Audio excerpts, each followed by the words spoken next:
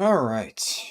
So there's going to be a little bit of setup where I actually get started here because I want to make sure that I do this right. I get all my preparation and stuff done. And stupid cracked rat next control gems. Okay. So as the title implies, it is going to be an Augmentation Evoker 60 to 70 speedrun. I did talk about this on stream yesterday for anyone who was here. But before I get all of that started, I do need to get everything prepped and ready to mail over, including heirlooms, crafted gear, all that fun stuff. And that's going to take me at least a little bit of time. Let's go ahead and grab all this stuff. I don't really know how many Radnex gems I'll need for 60 to 70. Probably not a lot. I think Radnex gem kind of falls off in value. It's not really the most impactful thing in the world. But I'll grab a few anyways, just in case. All of my crafted items. And there we go. So, what can I throw into storage? And once again, as people get in here, before I start the run, probably going to spend a little while just letting people trickle in, and I do need to get some prep done, right? So, I think people generally enjoy watching some of the prep stuff. Some people just want to watch the run, which, they can just come back when I'm ready. But for people who do like to see what it takes to get all this stuff set up, I think it's better to do it on stream, and also then I can kill two birds, one stone. And while I'm running around, gathering items, and setting up prep, I can respond to chat, answer questions, etc., which is generally more fun. Let me toss that in there. Actually, I should keep my heirlooms stored on one collective character just so it doesn't all get lost. But crafted gear can get stored away here. What else do I not need? Won't need this because I need mail gear for an evoker, not leather. And for actual consumables, I have to bust open my shopping list. Oh, there's actually people using my shopping list right now. That is pretty cool. I guess I did link it on the preparation video thingy. Alright, so let's get this set up. Shocking Disclosure, still going to be using that, even on an Evoker. Feral Hide Drums. Do I really need drums? Because, Evoker gets Bloodlust, so that's probably not super important. The setup. Buzzing Rune. I have a feeling that Crit is probably going to be just what I'm going to want while leveling up. Because I know Evoker wants Mastery, or Devastation wants Mastery, but I don't really think that's going to be the case, based on the little bit of reading that I've done on Augmentation Evoker. Hello, Vetro, good to see you. Alright, so I'll get this stuff prepped. Okay, crafted gear. Right, so for crafted gear that I need for profession things, that would be this, and I think just these items is all I would actually need. So that's all I need to set aside. I'll move them up here. I can move this back. Darkman Fair is, I believe, already over. Yeah, it's already over, so won't have that. Don't need to worry about it. I actually can probably keep, at the very least, some of the stuff that I prepped for my other speedrun. The cape and rings. That is pretty much identical. The crafted profession gear stuff, that is also basically the same. Don't need to worry too much about that. Necklace. Yeah, that is pretty much the same. It's mostly just any of the leather stuff that I'll need to replace with mail items when I do the evoker stuff. Okay, toss this over here. Gems. And then I have all of these heirlooms. So I'll take this. First armor kit, and I think that's it as far as heirlooms that I'm not going to use. Oh, the Grand Staff of Jordan. So I'll grab this and toss it back over to my banking alt, which is on a completely different server. So send mail, where is it? Coon Organis. It's not the character I wanted. Why did it autocorrect? Mail, Organis. Yes. Okay. Now, going through my shopping list, I will need regular male heirlooms with, let me scroll down. Regular male heirlooms with Dragonflight enchants. I think the only one that I'm not going to be replacing is Shoulders. That I'm still going to have the old enchant on. So I can go ahead and take that off my Shaman from yesterday's run, which I believe is still using it on this account. Ring I have. So I have Devotion of Haste. I have Cloak with Homebound Speed. I need a weapon with... does Frozen Devotion work on casters? I'll have to check that. And then crafted gear, I will need to get set up. So, what do I still need? Pants with Spell Thread, and...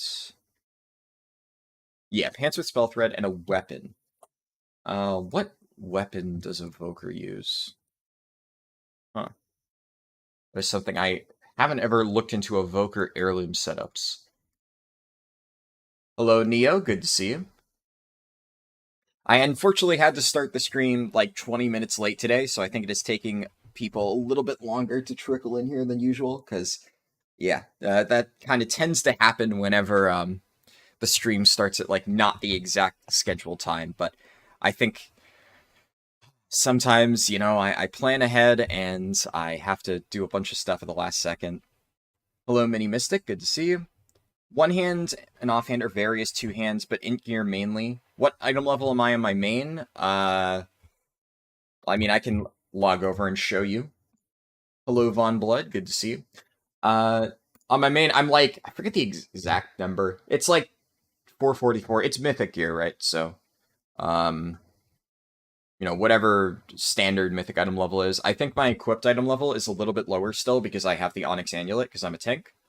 And I'm probably still going to be running it even after the nerfs. Hard to say. I might just swap to a secondary stat ring and call it a day, but I'm pretty sure for pure damage, even after the nerfs, it'll be better. So you can see here, yeah, 442 equipped, 444 in bags, and I guess whenever they add the myth upgrade track, I'll be able to get a bunch of this stuff boosted up. I also haven't really spent my last two Shadow Flame stuff.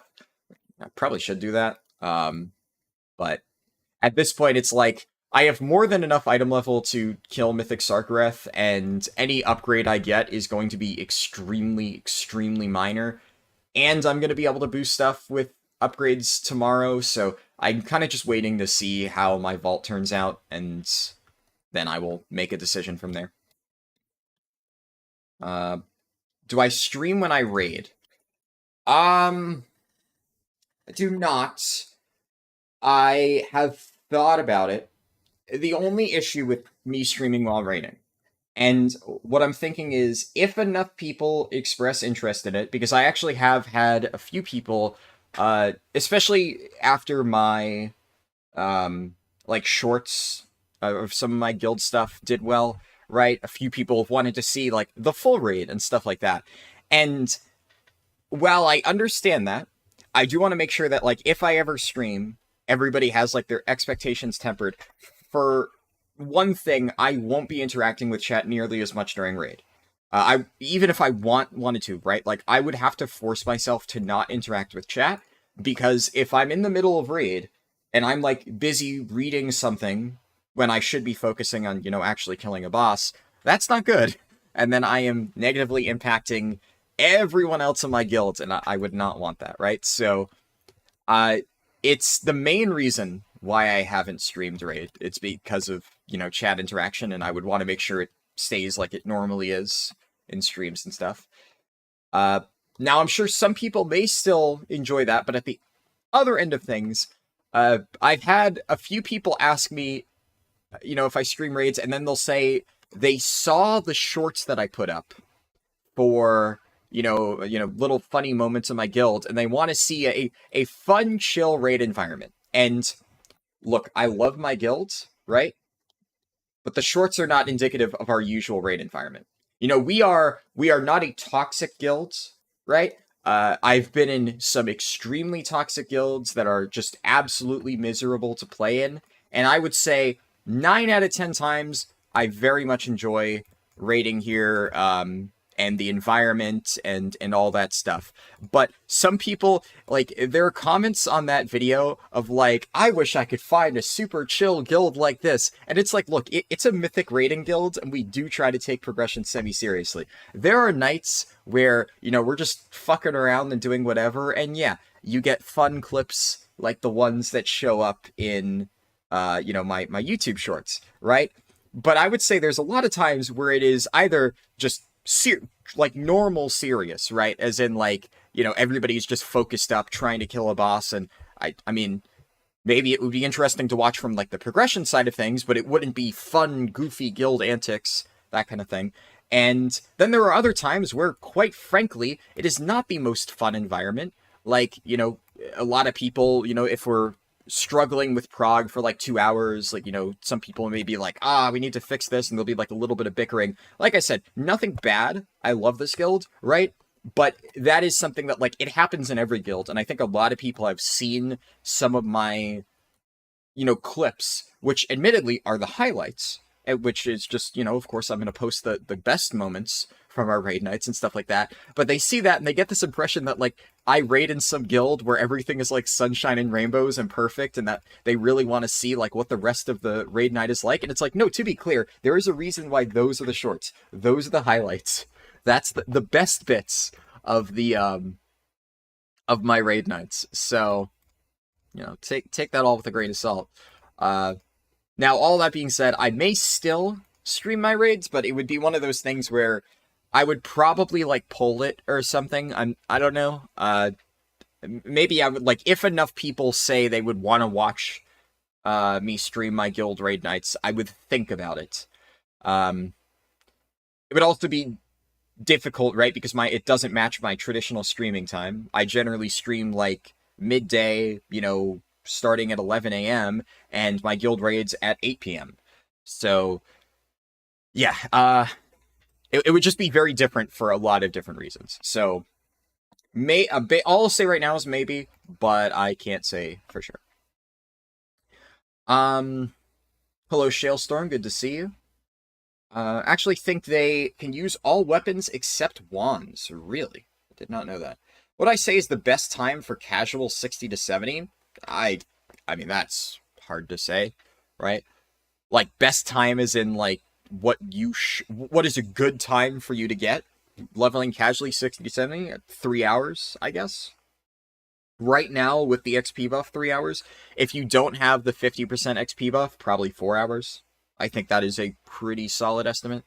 I have multiple friends who, without speed leveling, managed to get 4 hour times before the 50% XP buff, just playing normally. So I think that is like a pretty solid guesstimate there. Okay, take gun shoes. I don't need to move over my draft of 10 lands because it is a 60 to 70 run, so this is not relevant. What do I need to move over? I don't think, none of this is relevant for this particular speedrun. All I need to send is...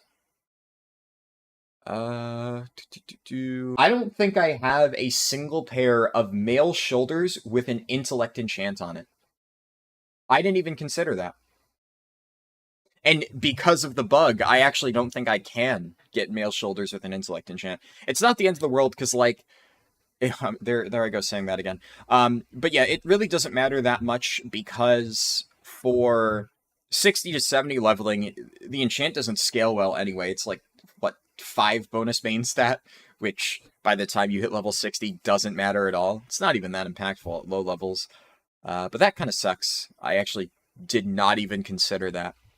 Yeah, I'll just get new ones then. Are there any shoulder? I don't think there's any new shoulder enchants I could apply. Maybe in theory then it would make it worth using like a crafted item or a BOE item for shoulder instead of heirlooms, but I'm gonna just stick with unenchanted heirloom shoulders for this run then. Doesn't really matter. Why is this in your recommended while I'm leveling your evoker? Well, I think that explains it, right? You know, it's the all-seeing eye of YouTube. It knows exactly what you're doing. And it's like, all right, this guy's leveling an evoker, better recommend him some similar content. That's generally how this stuff works. I've been scared sometimes with, like, how good modern day, what do you even call it? Like, I guess advertising software is. There are times where it's creepy. I'll be sitting there and I'm thinking about something. Like, I don't even Google search a thing, but I'll be thinking about, like, I don't know, a game that I played like 5 years ago or something like that. And just thinking like, oh, maybe one of these days I should check up on that game and see how it's doing. And then like I go and open YouTube or something, and there's like a little splash banner advertisement for that game, and I haven't seen advertisements for that game ever, and yet like literally all I did was think about it, not even type it anywhere. And I'm sure that, like, you know, this is just crazy conspiracy theory stuff. I don't think that my phone is actually reading my mind, right? But sometimes it makes you fucking wonder. And I'll see that shit and I'm like, how the fuck? Like, it's just the weirdest coincidence ever. So, yeah, but obviously then when you do type stuff into Google, yeah, there's obviously like people selling your data and shit like that. So if you ever search something remotely tangentially related to, you know, evoker speed runs, there's a good chance that YouTube automatically has something that picks up that data and is like, all right, so I'm going to recommend evoker leveling content to this person. I don't know exactly how it works, but I'm assuming. It is definitely wild how stuff like that works these days. Oh, I don't even need thermal anvil. Yeah, I don't need to worry about that because Darkmoon Faire stuff isn't active, which means I also don't need to worry about any of this. Coarse thread. These are the only materials that I'll need for this run. Keep up the great work. As a 2023 WoW player, it was a blessing to find your content. Thank you. Glad you're enjoying it. You're really hoping Helkali works for Og. I've like heard of Helkali. I'm guessing that's an add-on or something. I've never used it, so. But yeah. Augmentation is interesting. Hold on, let me read the last thing in chat. Just the thought, the game may have come up before, but you just noticed then, but were you subconsciously led to think about it by seeing some ads? And Matthias, you're probably right. Like, you know, I'm not, like I said, I'm not like a conspiracy theorist, like, oh, my phone read my mind. I'm sure that there is some logical explanation out there for why exactly that happened, but I guess at no point did I consciously notice that ad, but it is entirely possible that I saw it, then consciously thought about it, then saw another ad, and then thought, wait, what the fuck, how did it know? It's probably something like that. Yeah, I would imagine you're correct. But it is weird sometimes how that shit can kind of work. All right, let me set this up. So I probably don't need too many gun shoes, gliders, etc. I doubt I even need like more than 20 XA1000s. Our minds work in weird ways and algorithms too. Yeah, for sure. It's definitely like interesting to read into all that stuff. Okay, so I'm gonna get a bit of extra gun shoes. And I should note, as far as augmentation stuff, I did play around with it a little bit on the PTR. Like this morning, I did some of the new time rift features, that thing. Because I needed footage of that anyway, right? So I was like, all right, I need to get time rift footage. I could do it on one of my mains, or I could just play my evoker and get practice on augmentation while I get testing footage of that. And augmentation as a solo player is really weird. So this run it's going to be interesting for sure. Because there's a lot of stuff that Evoker or Augmentation has that's really good in groups, obviously. If you haven't looked into it already, it's likely going to be very, very overpowered by all measures from what people are saying at the moment, like Theory Crafter friends of mine. It looks really broken. But a lot of the stuff that makes it really broken is specifically like the group buffs that it provides.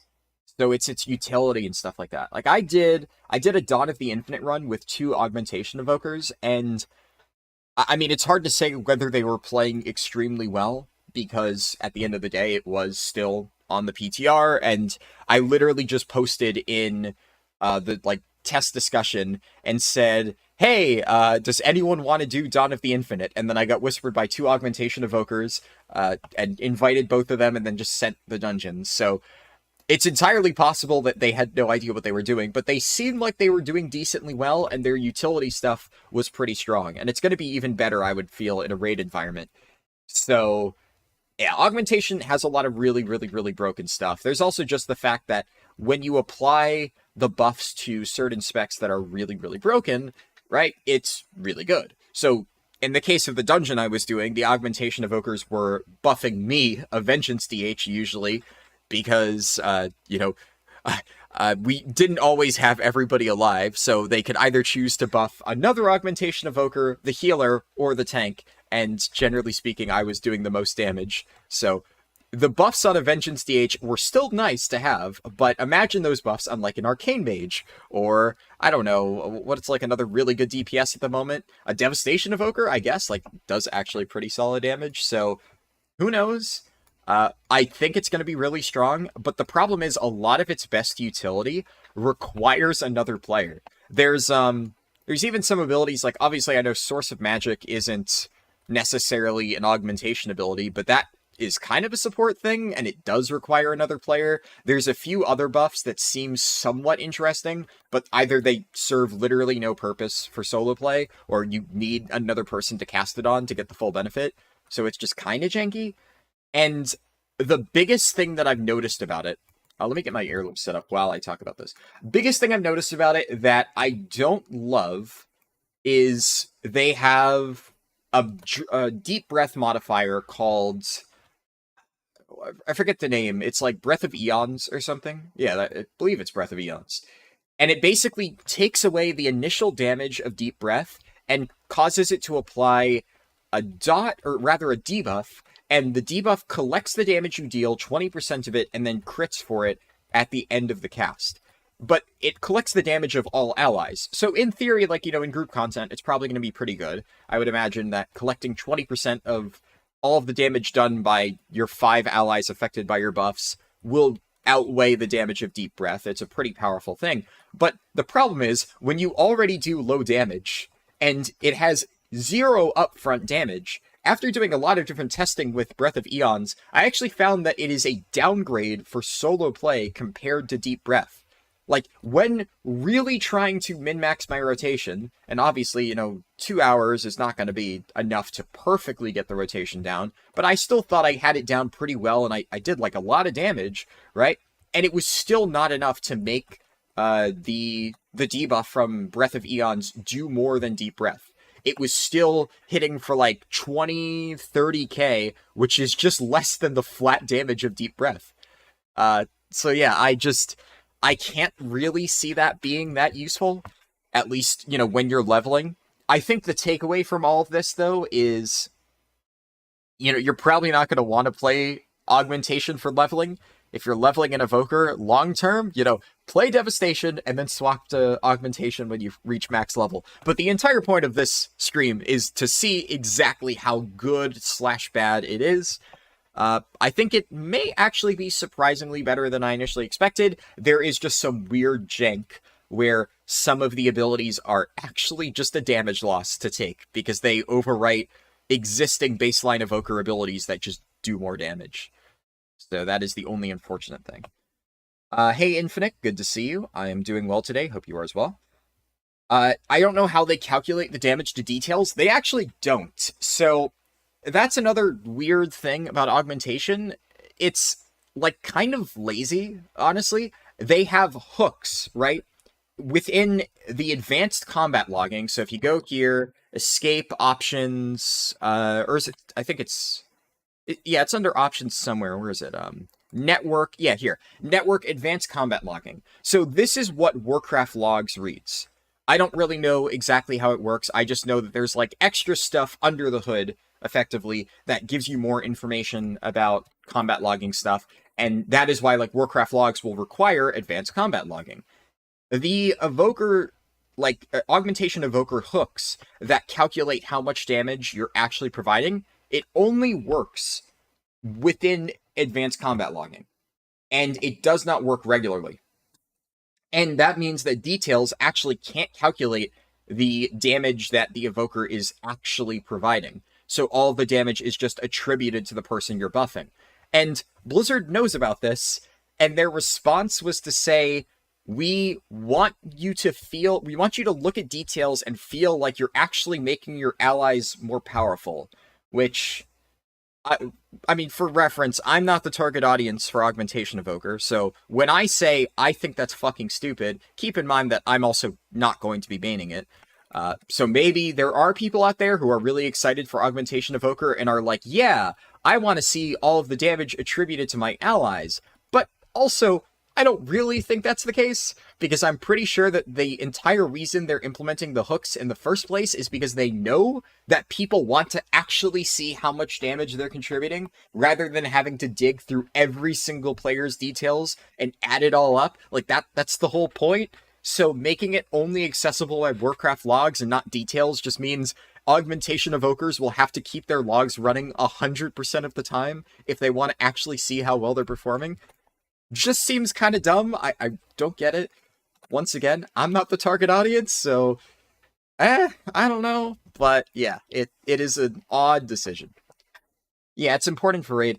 That's the thing. I guess, like, if you're doing raids, right, you're probably already logging, in which case, yeah, just check Warcraft logs instead of details anyways. But it's annoying for dungeons because I never log my dungeons, right? Whenever I go to look to see how much damage I did in a dungeon, I literally just use details. I check details. I'm like, how much damage did I do? Oh, I did whatever amount. Cool.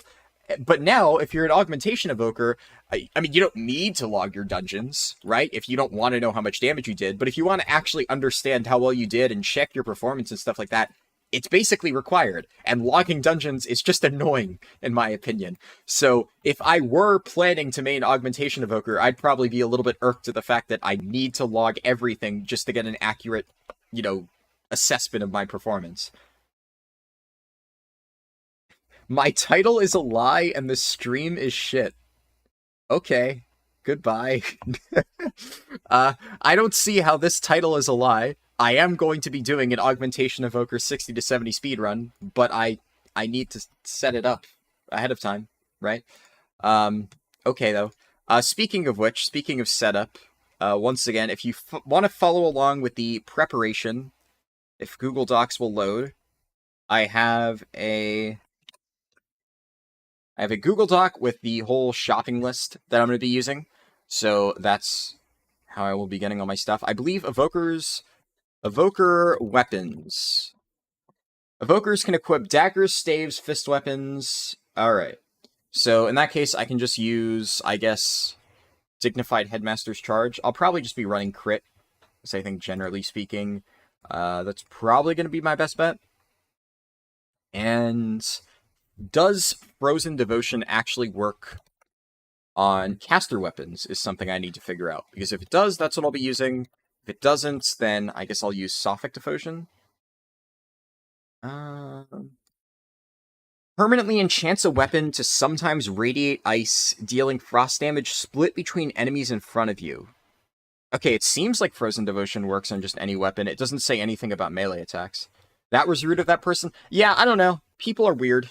So some people just decide they're going to click on a video and send hate for no fucking reason.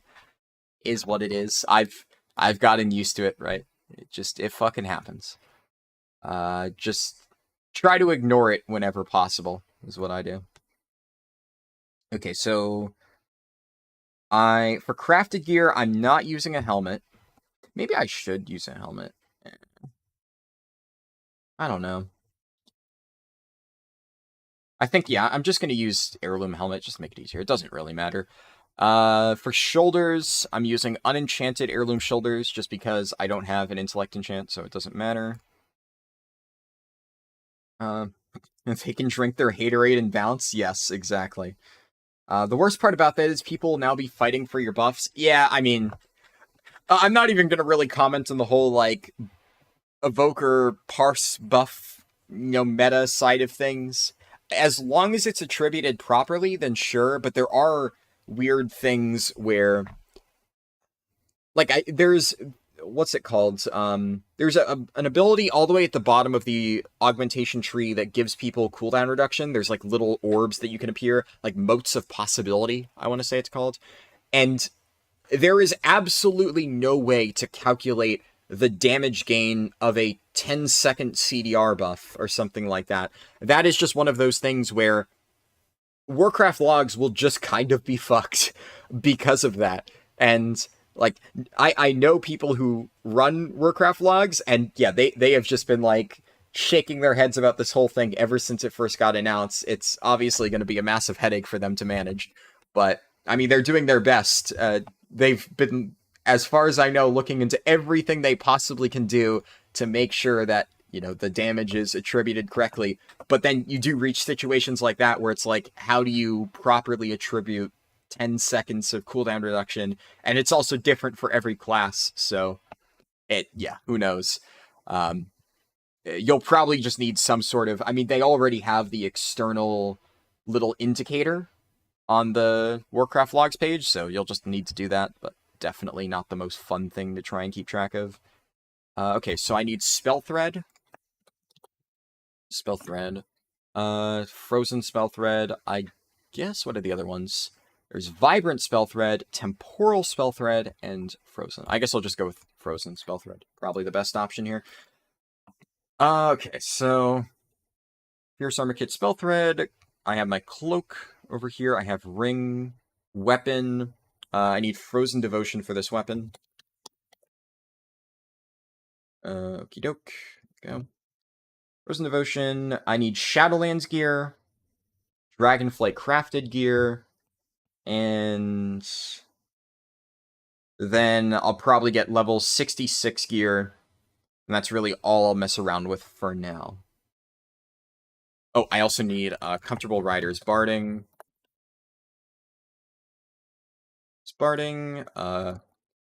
Azure Weave, Expedition Pack. Buy 4 of these. 1, 2, 3. Chrono Cloth, Reagent Bag. And what else? I think consumables I'm already set on, just because I did a lot of prep for the 60 to 70 runs, and all of those sections were already done on the PTR, so I never actually used any of those on live servers. Let me just check. Somebody pinged me in Discord, just, if you happen to be watching the stream as well, I will read it after the fact. That dude's the kind of guy to go into a raid and complain they didn't get a flask parade after they put a cauldron down last boss. Yeah, exactly. There's a mention for external buffs like Power Infusion or Innervate. Why not for Augmentation Evokers as well? Yeah, no, they probably will. It's just, obviously, it would be better if they didn't have to do that, and Blizzard did make it all just, like, trackable, actual number modifiers. It gets weird when you have things, like you said, Power Infusion, right? Where there is no good way to attribute that damage. You just need to do what Warcraft Logs does and throw a little indicator by the log saying this person got Power Infusion, etc. But motes of possibility are also weird because you can get multiple. So it's like, how do you measure that? Because like Warcraft Logs also has that thing where if you get 2 casts of Power Infusion within a certain time frame, it invalidates your log. So what are they going to do for motes of possibility is something I'm curious about, because, if you get 1 mode of possibility and you get a flag near your log, okay, sure. But then what if you grab 3 motes of possibility and get 30-second CDR on your main cooldown? Does that invalidate your log? I don't know. I have no idea how they're going to handle that. And it's like kind of a weird thing to try and figure out. So I am curious, but I guess they'll probably have to play it by ear if I had to guess. Hello, Feeks. Good to see you. Hello, Leap Year Kurt. Good luck on the run. Appreciate all the content. No problem. Glad you're enjoying it. Donka D's said, finally caught a Harlan stream. Awesome. Good to have you here. Good to see you, owner. You didn't miss the start. Yeah, I've just been doing preparation and stuff. I'll probably still be doing this for another, like, 15, 20 minutes. Just because I have a few things that I want to get set up in advance. But yes, you did not miss the start of the run. That's also one of the reasons why I like to delay it, because obviously, not the vast majority of people don't get here right on time, right? You know, they'll see the notification a little bit late and then tune into the stream, right? And I don't want to immediately jump into things and then people feel like they have to catch up. So it's good to at least start like around 30 minutes plus into the stream, I feel. Pizza on its way, Harlden on TV. What else can a man ask for? Awesome. Pizza's always nice.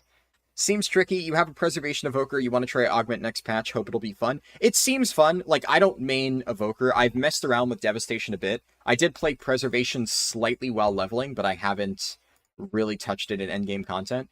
So I think Evoker is fun. Augmentation seems fine, right? And, you know, I've only really been playing it in solo content, and while I will say that some of it does feel janky, I can completely recognize that when you're in a raid group or a dungeon group, a lot of it will probably feel much better. And I've done a few dungeons with Augmentation Evokers now, and they seem pretty good. So, yeah, I'm sure if you already like Evoker, you'll probably like Augmentation. The only issue is, you know, there's the log stuff. But outside of that, it's really not a big deal. What do I think about the spec? I think it'll work? I think it'll work, yeah, oh, absolutely. I think it'll be overpowered, to be honest. What I am curious about is how it'll work while leveling. That I'm still not sure. I think it'll probably be slower than Devastation, but I will test it out and see. There's certainly going to be super weird logs the first days after Augmentation. Oh yeah, definitely. Laura said, this is a much more chill way to start my morning. Bless you for streaming. No problem. Glad you like it. Okay, so back to the shopping list. Which, if you missed the link to the shopping list, you can scroll up a little bit in the stream chat. You should be able to find it. Let me just make sure I have all the stuff I need. So I have healing potions, there, shocking disclosure, flasks, glacial fury. And glacial fury is, yeah, when you first attack a target, so it has nothing to do with melee attacks. It would still work on an evoker. Food, I have... Ooh, I'm missing food. There we go. Fried bonefish. There we go. I think I checked that. Fried, type friend bonefish. There we go. Fried bonefish times 20. And there we go. Got that. Feral hide drums I don't need because evokers already have lust. Goblin gliders, gun shoes, XA1000. Probably won't need these, but, you know, better safe than sorry. Don't need war scrolls because it's starting at level 60. I'll bring one cracked Radnax gem just in case I need it. Don't need Darkmoon items because Darkmoon Fair is already over. Profession stuff.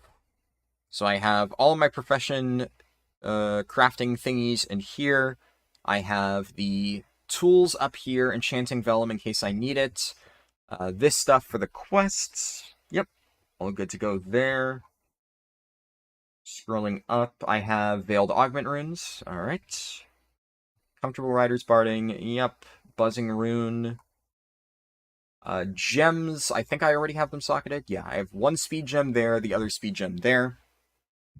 And I've already prepared 2 crafty Alexstrasite. What else? Yeah, so now it is, I think, just heirlooms and crafted gear that I need to get set up. So I already have my Frozen Devotion weapon, ring, cloak, and pants. So that section is checked off. Now, for crafted gear, I have necklace and ring already prepared. I need a chest piece, boots, and bracers. So let me just pop over here. Mail, chest, it would be this one, and I'll go Haste Mastery. Why not? I have a lot of crit already on my gear, so Haste Mastery is fine. Then I will take Waking Stats for it. Chest, Waking Stats. Yep, there we go. Boots with Plains Runner's Breeze. So, armor, mail, beat. Search in here. Trailblazers, scale boots. Let's go with... I'll go with Versatility Mastery, just because I also already don't have a lot of Versa massed, so this will kind of balance out my stats a little bit. But generally speaking, I don't want to have too much. I'm not playing Devastation, so honestly, I don't really think that for solo play, the Augmentation Mastery will be that good. It only increases the duration of buffs, not like the effectiveness of it. It gives you like some verse, which doesn't really seem that good. Obviously, if you're buffing your entire party, then Mastery may have greater value, but it's not like Devastation where Mastery is king even in solo content. So I'm not really going to be prioritizing that. Then I will get Plains Runner. There we go, Plains Runner's Breeze. And I finally just need bracers. So mail, wrist, search over here. Okay, crit haste, perfect. Just go with the stats that I want for that. And devotion of speed. Alright, so that's all of that stuff set up. Now I need 2 Shadowlands crafted pieces for gloves and belts. Let me just quickly catch up in chat real quick. Akos Bogar donated 10, I believe, is that euros? I think that's euros. Greetings from Hungary. Thank you. I very much appreciate that. And hello to you as well. Sorry, I was tabbed out on my shopping list here, which I will relink just for people who are joining now. If you want to follow along with the preparation process, and check that out here. So I'm just going down the list there and grabbing all of the items that I need and getting that all set up. So grab this. Go. And then I do have leatherworking already set up on one of my characters, so worst case scenario, I could probably craft my own Shadowlands BOEs, but I'll check the auction house just to see. Oh, cool, joining before starting? Yep, still got a little bit of setup left to do. There's certainly going to be super weird logs first days. Has there been any recent modification, or is Mastery still the most OP stat on Augment? I know they nerfed it a bit, but it's still the strongest for group content. I don't know for sure. Like, just by what I've seen, I would say it's probably the best, because the Augmentation Evoker Mastery buffs your entire party by, like, a significant amount, right? So the way that the spec functions, I would imagine that the fact that one of their secondaries gives all of the party members buffs, whereas the others are more like personally oriented, that just kind of makes Mastery really good. But then, you know, once again, like I said before, it's probably not what I'm going to be prioritizing, at least while leveling up.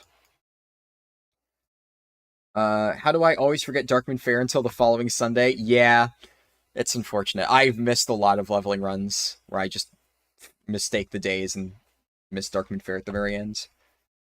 Augmentation Evoker will probably need a lot of communication when playing, since it's buffing.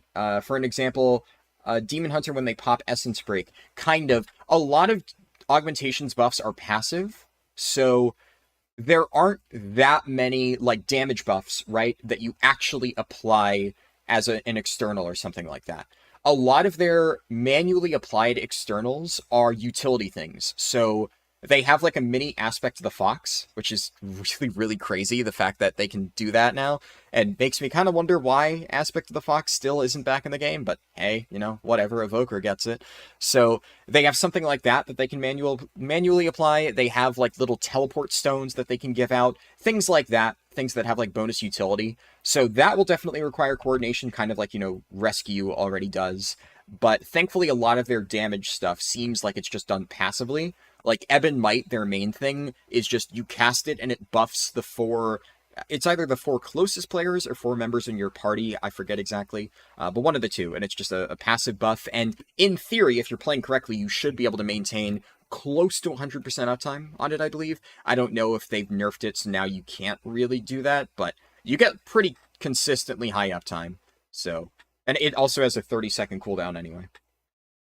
You know, there's a mod or weak aura where priests can use to see when they have to infusion. I imagine something would work similar. Kind of, yeah. But because of the way it works, right, where you're buffing 4 players, I think it's less so that you'll be using things on individual players outside of Source of Magic, right, where Source of Magic, you already apply it to an individual person, and Devastation has had that.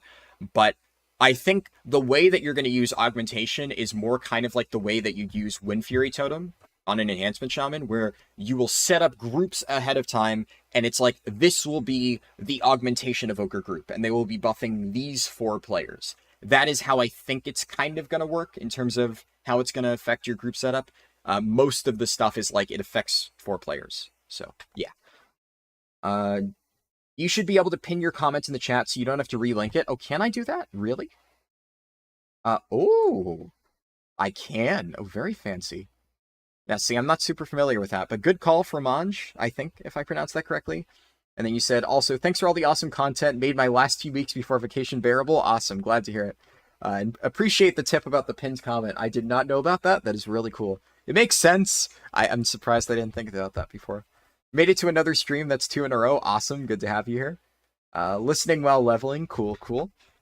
Okay, last few things that I need to set up. So I got this crafted gear. Good on that. Throw that over here. It's 4 closest, favoring DPS or the beacon targets. Don't remember the name, but it's kind of like beacon. Gotcha. Yeah, I haven't seen too much. And I've also only played around with other Augmentation Evokers in a dungeon setting where they're always buffing their dungeon party. So I haven't ever personally seen how they work in a raid, so I can't speak to that firsthand. You wish it was group-based and not closest. You really don't want people piling on you to try and get the buff? Yeah. Watch your world record video in the morning and just started a Guardian leveling run myself, and man, Guardian leveling is so fun. It really is. And it just gets better. The higher level you get, you start getting some really overpowered shit as Guardian, and it just takes off. Guardian feels amazing right now. First time catching the stream live. Greetings from Bulgaria. Hello, Shayoshi. Hope I pronounced that correctly. Good to see you. Hello, PvP Free. Okay, back to the leveling shopping list, which now it's in a pinned comment, so I don't need to relink it. So I need the Shadowland stuff. All right, that's next on the list. Mail. Let's look at hands. So the best ones that I'd be able to get are these Shadow Scale Gauntlets, but specifically I want ones that have the haste bonus on it. Or not haste, speed bonus. So that's one with speed. I'm going to quickly check. There's belt as well. Where is it? Waist. So if there's a better one for this, waist has a bunch. This one also has speed. I think the bigger question is, are there any 233 ones that have speed on it? And then I will buy that. And okay, there's no 233 speed for belt. Are there any 233 speed hands on the auction house? Like I said before, worst case scenario, I can craft this myself. I'm just trying to be lazy. Okay, there are no 233 speed hands. So in that case, let's just go with belts. So waist, 262 belts. Go down here. Get this one. Yep, I know. Buyout auction. And then I'll mail gold over to my... Send mail over to Alariel. That is my leatherworking crafter. I got that set up. 25,000 just in case I need it. And grab this. So now I still need gloves and trinkets. Ah, yes, trinkets. So what I need for an evoker, it would be Orb of Void Sight and Unstable Elemental Confluence. I would toss that in here. So I think now, outside of the gloves and then the level 66 green BOEs, that is all I still need to prepare, I believe. So I'll go and knock that out ahead of time.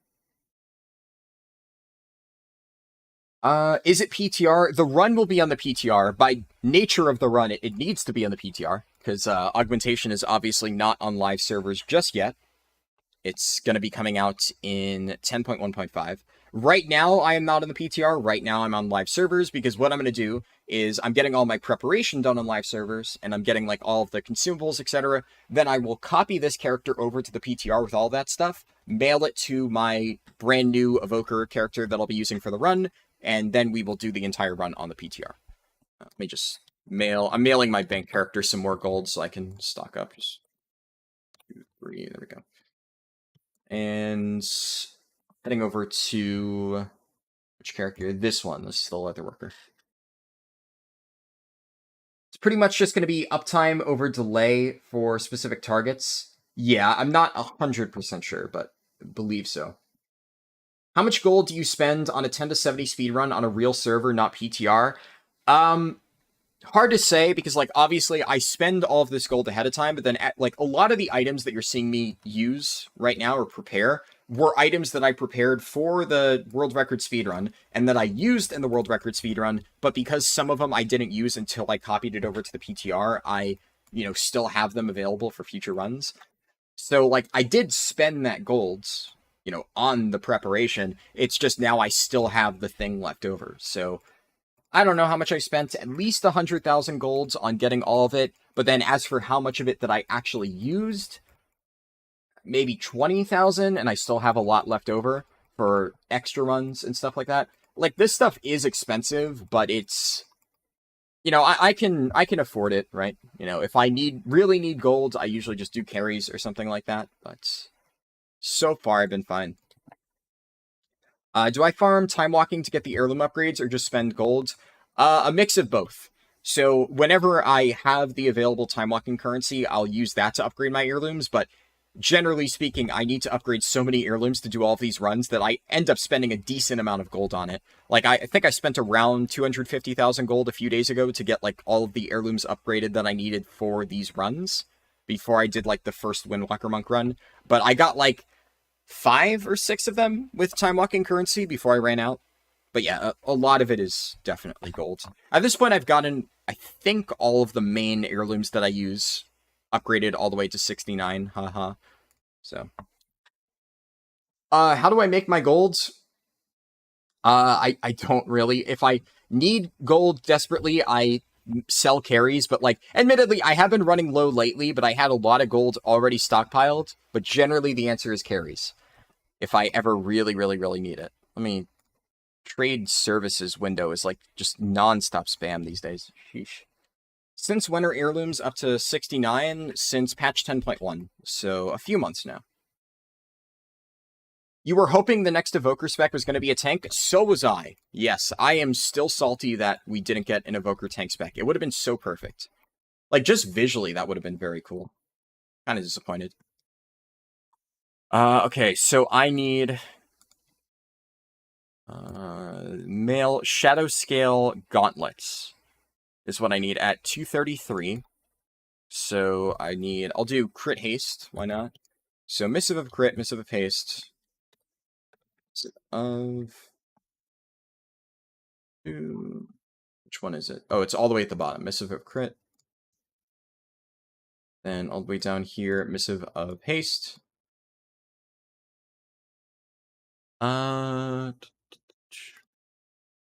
I have all the other materials already set to missives. I need to get Crafter's Mark 4. Do I... Oh, shit, do I need a special recipe for that? Actually, don't know. Can I buy a Crafter's Mark 4, or is that, like, BOP? Crafter's Mark... Oh, fuck, I actually do need to craft that.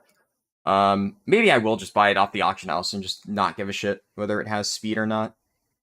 Unless Crafter's Mark 4 is easy to get. I think I might be able to just get it off the NPC in Zareth Mortis, and I think I already have the required rep, so if I can do that, then I just won't care about it.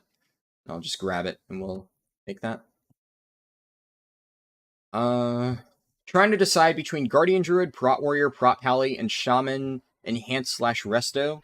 You have all of them on Horde, but you're working on ally tunes now. I mean, those are all really good options. I'm, of course, biased. I would say Guardian Druid or Prot Pally, just because I personally enjoy those two specs, but those are all good picks. You can't really go wrong with any of them. Hello, Saris. Good to see you. Hasn't started the run yet? Yes, I have not started yet. We're still in the first hour of the stream. I'm still getting prepped on... oh, yeah, okay. So Crafter's Mark 4, I can just buy off the Enlightened Quartermaster. And what does this require? Crafter's Mark 4 is Pallid Bone, Protogenic Pelt, and then Curing Salt. Alright.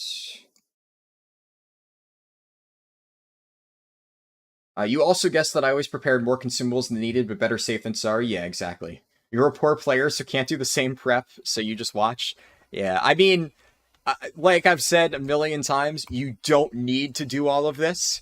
I do all of this just for fun, right? I think from, like you said, the viewing experience, I think is more enjoyable. If I am just leveling a character in my own free time, I almost never do all of this preparation. This is purely because I like to do as much preparation as I possibly can just to make sure I'm testing it like accurately. And because since I already do this for my world record runs, I want to make sure that there is that all of the specs that I test are on equal footing, so to speak. So if, like, let's say if Augmentation Evoker ends up performing really badly, I want it to be very clear that it is because the spec is weak, or maybe because I'm shit at the game or something like that, not because I didn't go ahead and prepare the right gear. So you need everything to be, like, standardized across different runs. I'll just buy 15 in case I need more.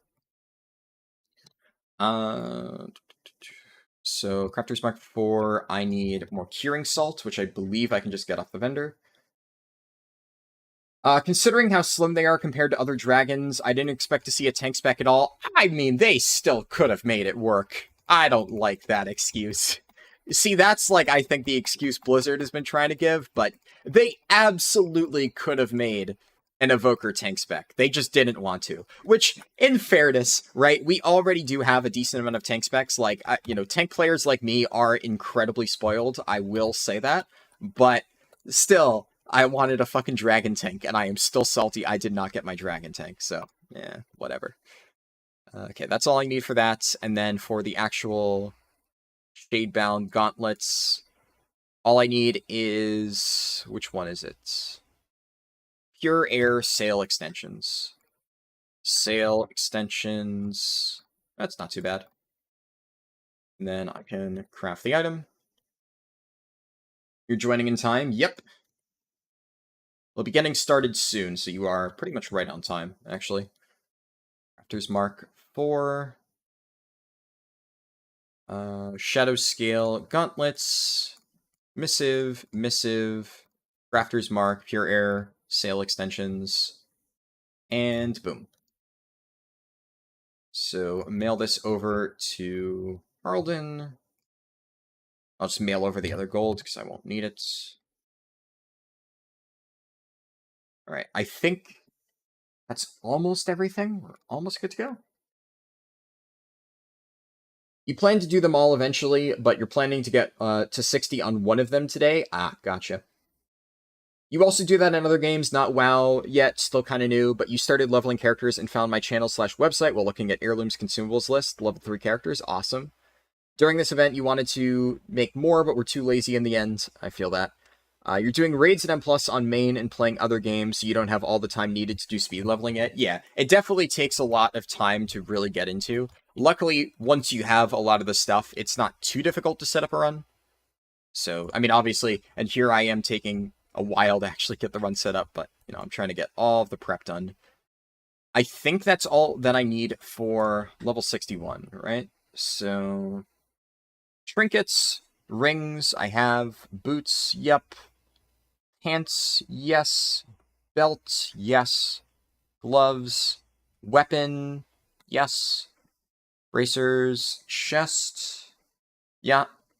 Cloak, yes. Shoulders, yes. Necklace, yes. And helmet, yeah. Alright, so we're all set there. Now, the last thing I need is specifically level 66 green items. So, mail, waste, and then what am I looking for? 232 pieces, so quickly, with a socket, let's go. That's what I like to see. Okay, so now I need gloves. Hands. 292. No socket. No sockets. None. I definitely don't want to spend 8,000 gold unless one of these items has a socket. Yeah, they don't have a socket. Okay. I can't win them all, but getting at least one socket is quite nice. What do I want between these three stats? I'll take crit mastery, I guess. Let's go, yeah, even distribution crit mastery. Alright, that's solid. Okie doke. Hello, Naomi. Good to see you. Have you seen no more here, tanks? Blood Elf ladies can tank. Drakthir don't need to be too thick to tank. Yeah, exactly. Definitely think Drakthir deserved a tank. You wish Evoker got a tank spec as much as you'd hate having to maintain an extra character. It could be so fun. Oh, absolutely. I mean, I already love the mobility options on Demon Hunter. I think Evoker has similar stuff, minus the double jump. So, would really just enjoy playing that. Because I like playing Evoker. You know, everything about just what Evoker does or what Drakthir does, I think it's fun. It's just that it's a caster and it's a healer, which is pretty much the only two things that I don't actually play for endgame rating or Mythic Plus. So that is just unfortunate. Here's to Drakthir coming to more classes. Would make a warrior for it one more day. Yeah, absolutely. We were already talking about Evokers being tank specs. You are definitely not the only one. So, a lot of other people agree with you there. Nice an Evoker run. Yep. Most pressing lizard issue is chosen identify rarely goes back to elf form. Yeah, I've noticed it kind of just doesn't work sometimes. And obviously, yeah, when you're in dragon form, you can't really cause it to work properly. Okay. The Drakthir classes you'd make are DK Paladin because of the mobility. Yeah. DK Drakthir. I feel like they probably wouldn't give it Death Knight, though. But that would be really cool. I mean, Death Knight with Glide would be kind of ridiculous. There are so many classes that if they had the ability to just, like, passively glide would honestly be a little bit broken, but I'd kind of be down for that because it sounds fun. Okay. Actually, wait, I don't need to mail anything over. At least not yet, because now we can copy over to the PTR. Yeah, I got everything set up. Copy over. So, exit game. And I have my updated little thing on OBS. It is now basically a dark mode version, so I am no longer flashbanging people whenever I switch to the PTR. You are welcome. You started doing rep shit like WoD and Legion missions. Dragonflight Season 1 was your first expansion to unlock things. It's really long. Yeah. There's a lot of old content that you kind of have to go through if you want to unlock everything. Definitely. Yeah, you can see what I swapped. Definitely. It's an improvement, I hope. Okay, so I have my Evoker over there, and I'm going to copy characters, copy account data. I made it eye-friendly. Yes. Alright, I'm glad multiple people like the dark mode change for the transition screen. Let me just make sure it's working. Okay, yeah, we've successfully swapped over. And which Haraldin am I copying? Area 52. That Haraldin. Okay, that's the one with all my stuff. Chocolate croissant. I'm not going to eat this. I already made food. But this is really good. I'm not, just, can you not? Thank you. I appreciate the thought, but I'm not going to eat that. Not right now, at least. No, that was yesterday. But, yeah. Can I know sometimes on the PTR, there's like a bit of a bug when you try to copy over a character that, oh, never mind, they fixed it. Yeah, for like a few days, there was an issue where if you tried to copy over a character and the name was already the same, it wouldn't let you rename it.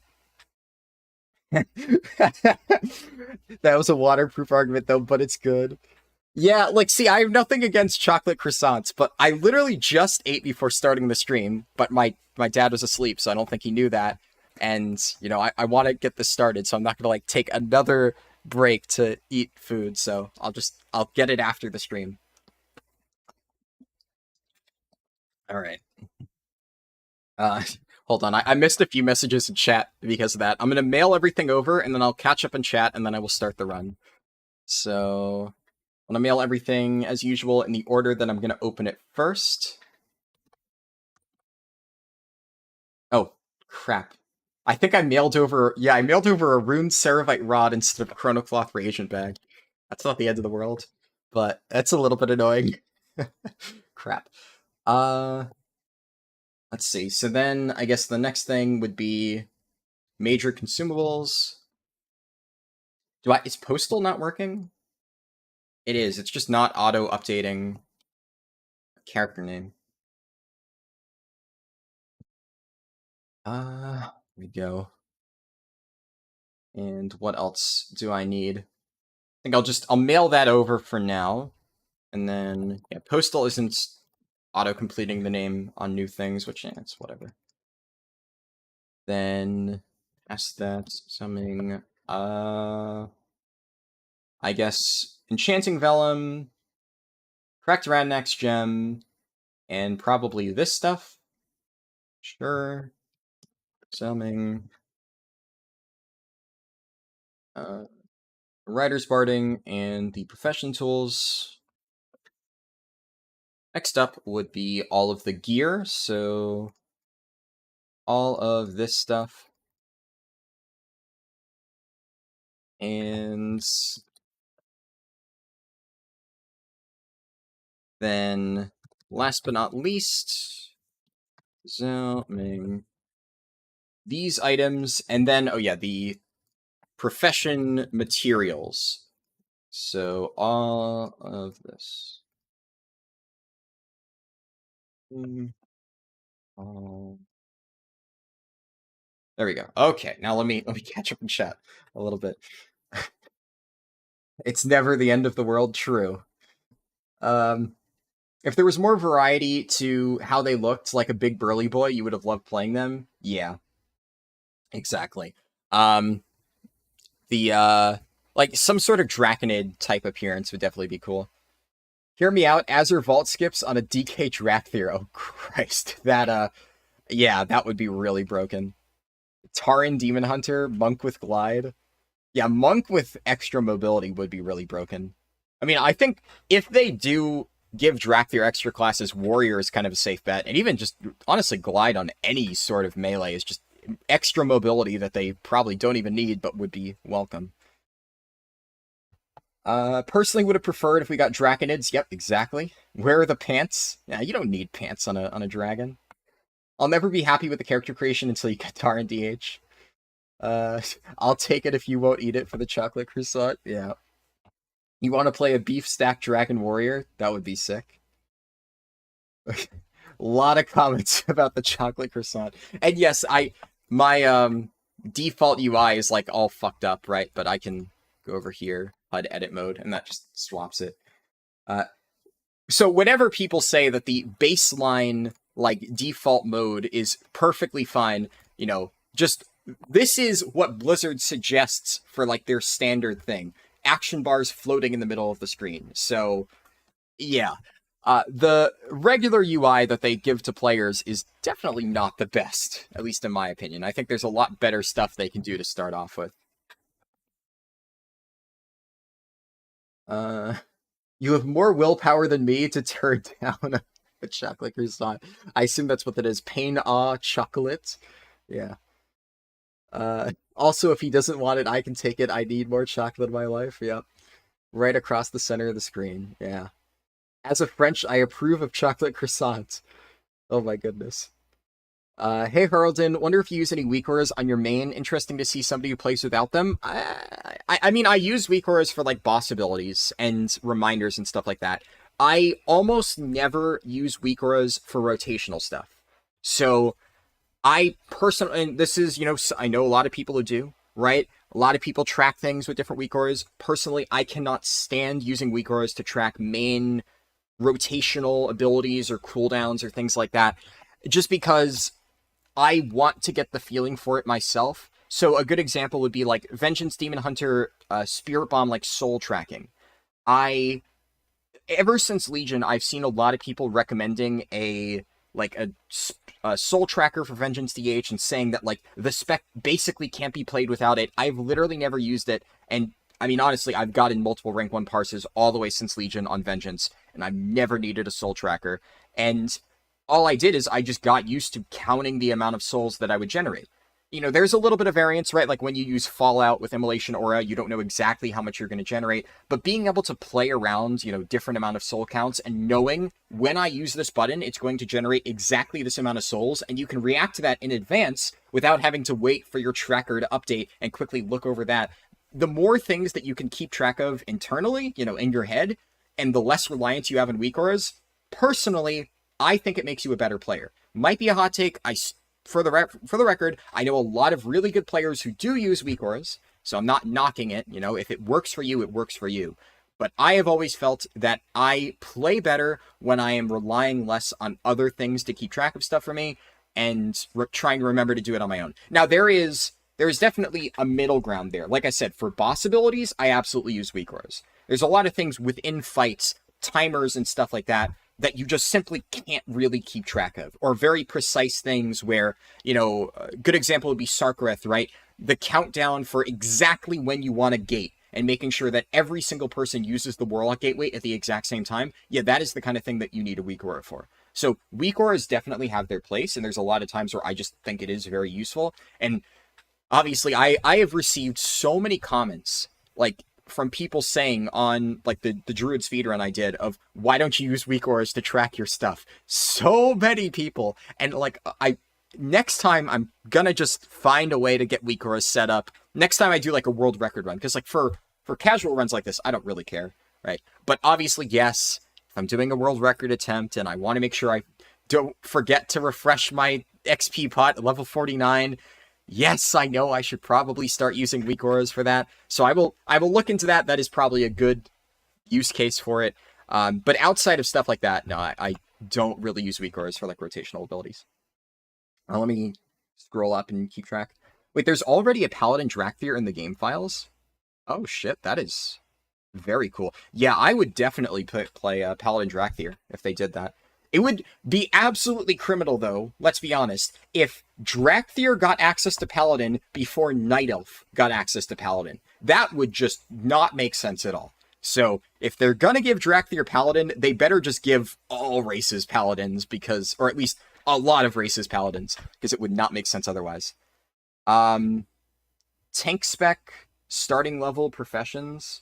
If you're asking me, I'm playing an Augmentation Evoker, and my starting level will be 58, because we're starting on a brand new fresh Evoker.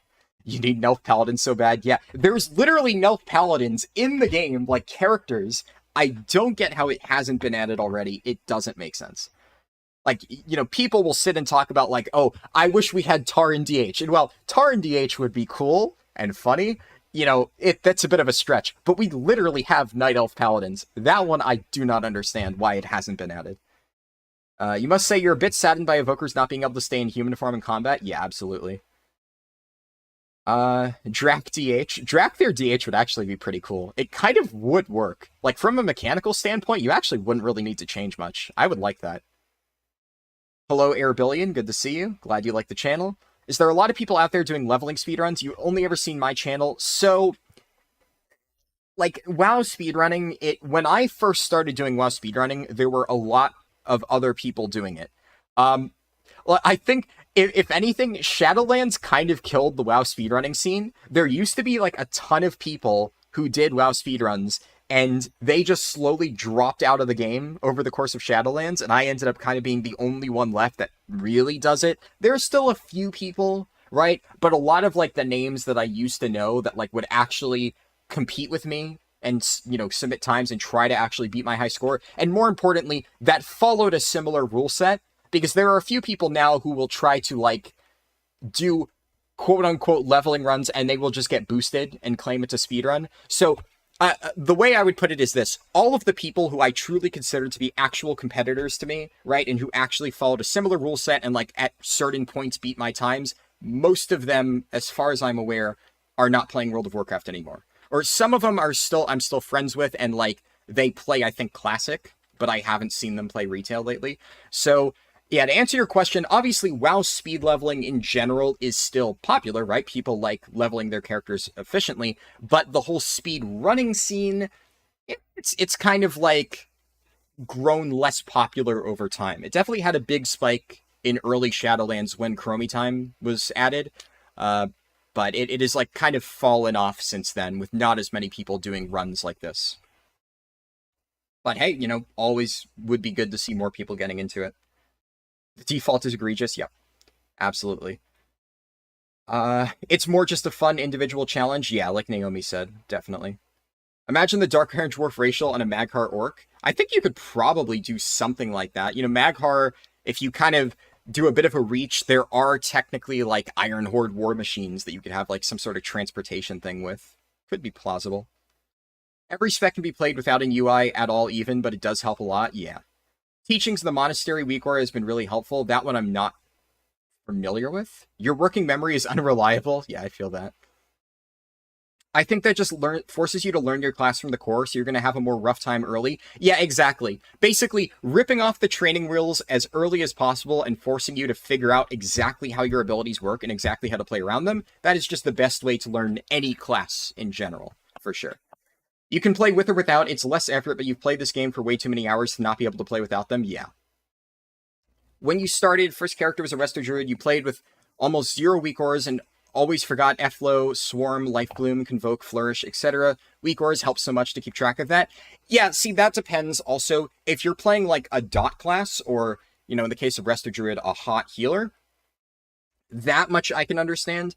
Personally, it's one of the reasons why I don't really like dot classes, because I hate when it's just, you know, your rotation is spinning a million different plates and you have to remember to refresh everything. I don't love that, which I guess if I did play a spec like that, I would need a bunch of weak auras, but we've already established that I don't like using weak auras, which is, I guess, you know, it's the whole chicken and the egg thing. Is it that I hate dot classes or that I hate that they would require weak auras? I don't know. But yeah, most of the classes I play, I wouldn't need to keep track of a million different things like that, but I can understand why you would need a weak aura for something like that. Too bad that nowadays encounters and mechanics are developed with keeping in mind that players use weak auras in DBM. I think it's fine to an extent, though. I did not get a chance to test the weak aura, Naomi. I was gonna do that, and then I ended up having to do prep for this run, and I passed out early, but I will check that out later today. But yeah, so I think on the topic of like fights being developed around weak auras, I think it's fine to an extent. I think as long as the mechanic is at least somewhat intuitive without weak auras, and the weak auras just help you, it's fine. I think like Echo of Neltharion is definitely one of those cases where there are some mechanics in Echo that just feel kind of impossible to do without weak auras, and in my opinion that's not great, especially because they put a lot of the stuff in Echo of Neltharion as a hidden aura, and the whole hidden aura system is just dog shit, right? Because it does nothing except it makes it so you have to get like more convoluted with your weak auras to actually solve the issue. Because people still solved all of the hidden aura mechanics on Echo of Neltharion with weak auras. It's just now, instead of just being able to say, you have this mechanic, go to X marker or something like that, you have to read the list presented on screen, find the order of your name on the list, and then go to the marker that corresponds with your number on the list, which is just way more effort for the exact same result, just because Blizzard wanted to be cute and hide their auras to combat weak auras, and it didn't work. So I hope they just at least accept the fact that people are going to use weak auras if they design mechanics like that, and just stop trying to fight it, or whatever. I want them to just make good fights first and foremost. If it ends up being cheesed by a weak aura, as long as the fight is still fun, who gives a shit? We need Orc Paladins. Orc Paladins would be cool. I suspect they're going to give Pally to everything soon. Blizzard, take my money. I will pay for a faction change. Just give me my Nelf Paladin. Yeah, exactly. Goblin Paladin, they're already fixated in gold stuff. What difference does it make if it's the money or light? Yep. Augmentation spec has damage more than tanking or heals. Yeah, Augmentation is a DPS spec. Like, mechanically, within the game, right, it is classified as a DPS. You're still waiting for Gnome Paladin. Gnome Paladin would be sick. You want your Worgen to fight in human form? That would be interesting. You have 8 toys perma-running, so you never have to see lizard form. Fair enough. You don't even have I think even old school Tally was doing them. Yeah. Way back in the day, for sure. Augmentation Evoker is more like maybe replace a DPS or healer in raids. For keys, it may be replacing a healer in a group designed not to run a healer. I feel like only really coordinated groups will be able to drop a healer in place of Augmentation, though. Like, it might be possible, but in pugs, God no. I would not trust a pug to use an Augmentation as a healer. I agree that I think it's like one of those things in regards to Naomi saying they're cancer. It's cool on paper, but I kind of agree that in practice, it's likely going to end up being kind of frustrating to build comps around them. And I have a feeling based on their current tuning that every raid will want like at least one of them, maybe 2. So yeah, it may end up feeling kind of bad. Teachings in the Monastery is the Mistweaver talent that makes you stack up charges. Ah, gotcha. Gnome should be able to play every class and no one can convince me otherwise. It's too funny. That's a good way to look at it. Isn't Brewmaster a Spin the Plates class spec? Yeah, so it absolutely is, which is one of the reasons why I'm playing Vengeance DH this tier. Brewmaster is... It didn't used to necessarily be. Brewmaster was always a more complicated tank, but they gave Brewmaster like 20 additional plates to spin in Dragonflight, and I have kind of been getting tired of it, which is why I haven't been playing it as much lately. I still enjoy it, but it definitely is not as fun to me right now as it used to be before. They're specifically designing fights around not needing weak auras or actively blocking weak auras. Yeah. Your retail guild goes into Nelth Mythic progress, and in Discord, the whole Nelth chat is filled with weak aura talks, zero mechanics and strat talks. Yep. Ancient Teachings. Oh, no problem. Yeah, I mean, I just thought it was like the name of a Mistweaver-specific weak aura, but now I got what you mean. Pretty much remove my action bars and just put the keybind number on the weak aura itself because you prefer the individual level of customization. Yeah, everything works for different people. Enjoyed the live stream yesterday and looking forward to this one as well. You're super entertaining. Thank you, Kriva. Appreciate it. Good to have you here. Brewmaster is honestly more about tracking 2 actual rotational ability CDs, keeping up a buff, and using cooldowns well. Yeah, but I will say Brewmaster definitely does have a lot more to track compared to some other tanks. Like, I still think Vengeance Demon Hunter is decently complex, but a lot of it is more like resource management, whereas Brewmaster has so many buttons that you need to keep track of, especially if you're running all of the abilities that you should be, like the active stuff. Like keeping up Rushing Jade Wind, also knowing when to use all of your cooldowns. It can be a lot, especially while managing boss abilities and stuff like that. Like, Razageth is what really broke me, because having to perfectly time all of my abilities in between, like, Razageth pushbacks and shit like that, and then having to quickly get back to the boss to refresh my, my Vault of the Incarnates 4-piece, and also make sure that I was not letting my Keg Smash charges overcap. Yeah, it's like, Brewmaster on a target dummy isn't too bad, but Brewmaster, when you actually need to like interact with a raid boss and do your entire rotation while also handling mechanics, it can be really overwhelming sometimes. I don't love doing that. It really depends on the fight for me. Like, Dathia is another one where trying to like get perfect positioning on Dathia and stay alive while also keeping my damage up and like doing my damage rotation while running against the Dathia pull-in during Cyclone, that fight was a fucking nightmare to play a Brewmaster on. Vault had a few kind of nightmarish Brewmaster fights, honestly. But yeah, easiest tank spec, I would definitely say, I'd probably Guardian Druid, Prot Warrior, pretty straightforward. And yeah, Prot Paladin is also a good one. Prot Paladin has a very high skill cap, but it has a fairly low skill floor. It's pretty easy to get into.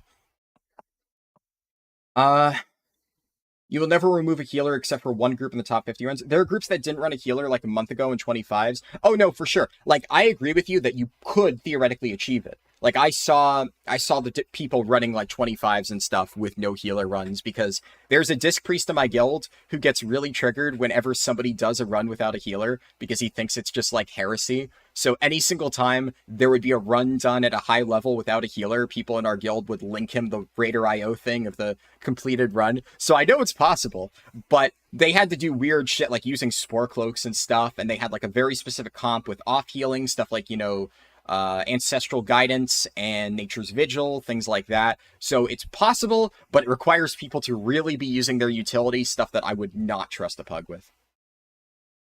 But I do agree that, like, yeah, Augmentation Evoker would be a great fit for a comp like that. It definitely could work, but it would require a lot of proper play.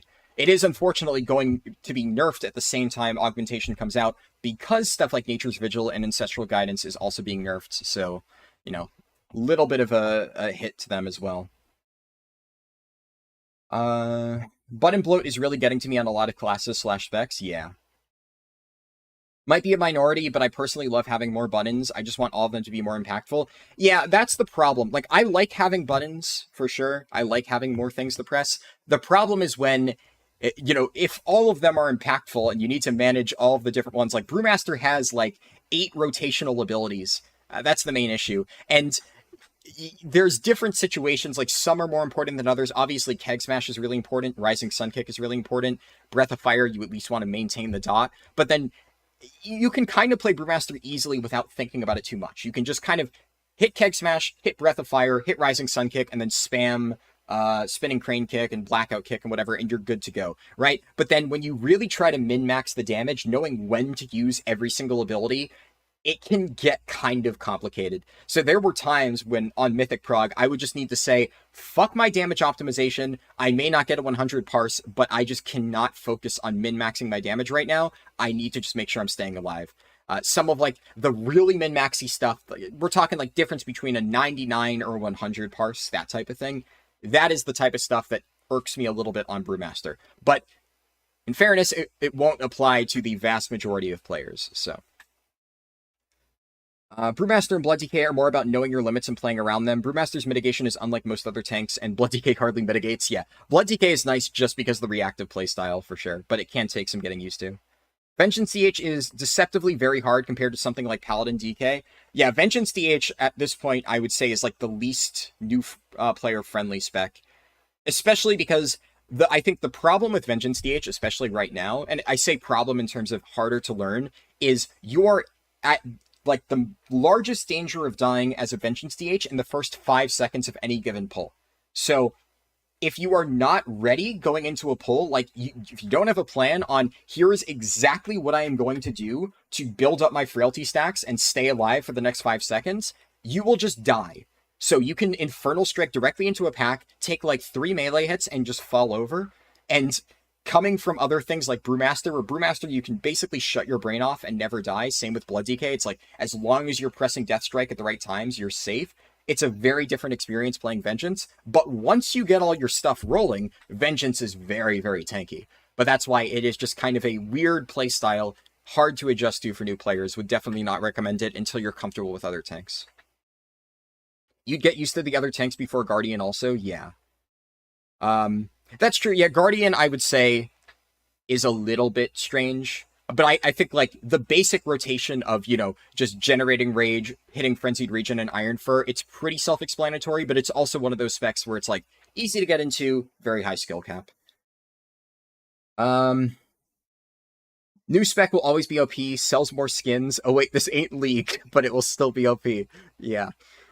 You love Frost DK. It doesn't have that many abilities, but at the same time, it's very rewarding to play right. Your only issue is Obliterate Cleave being tied to Death and Decay instead of Frost Scythe. Yeah, I don't know a ton about Frost DK, but one of my friends on my raid team, Deswind, is like one of the best Frost DKs in the world. That dude just puts out unrealistic numbers on Frost DK. It's insane how far he has pushed the spec, and he was like one of the only people playing it at the start of this tier. Everybody was calling him crazy for not switching to Unholy, and from day one, he was like, nope, Frost is good, I'm going to keep playing it. And then he just kept beating other Unholy DKs as Frost, being like the first person to kill a mythic boss with it, and then slowly more DKs started transitioning over. So all I know is that Frost seems simple on paper, but there are some like crazy things you could do, especially with like Breath of Syndragosa, to really push out its damage.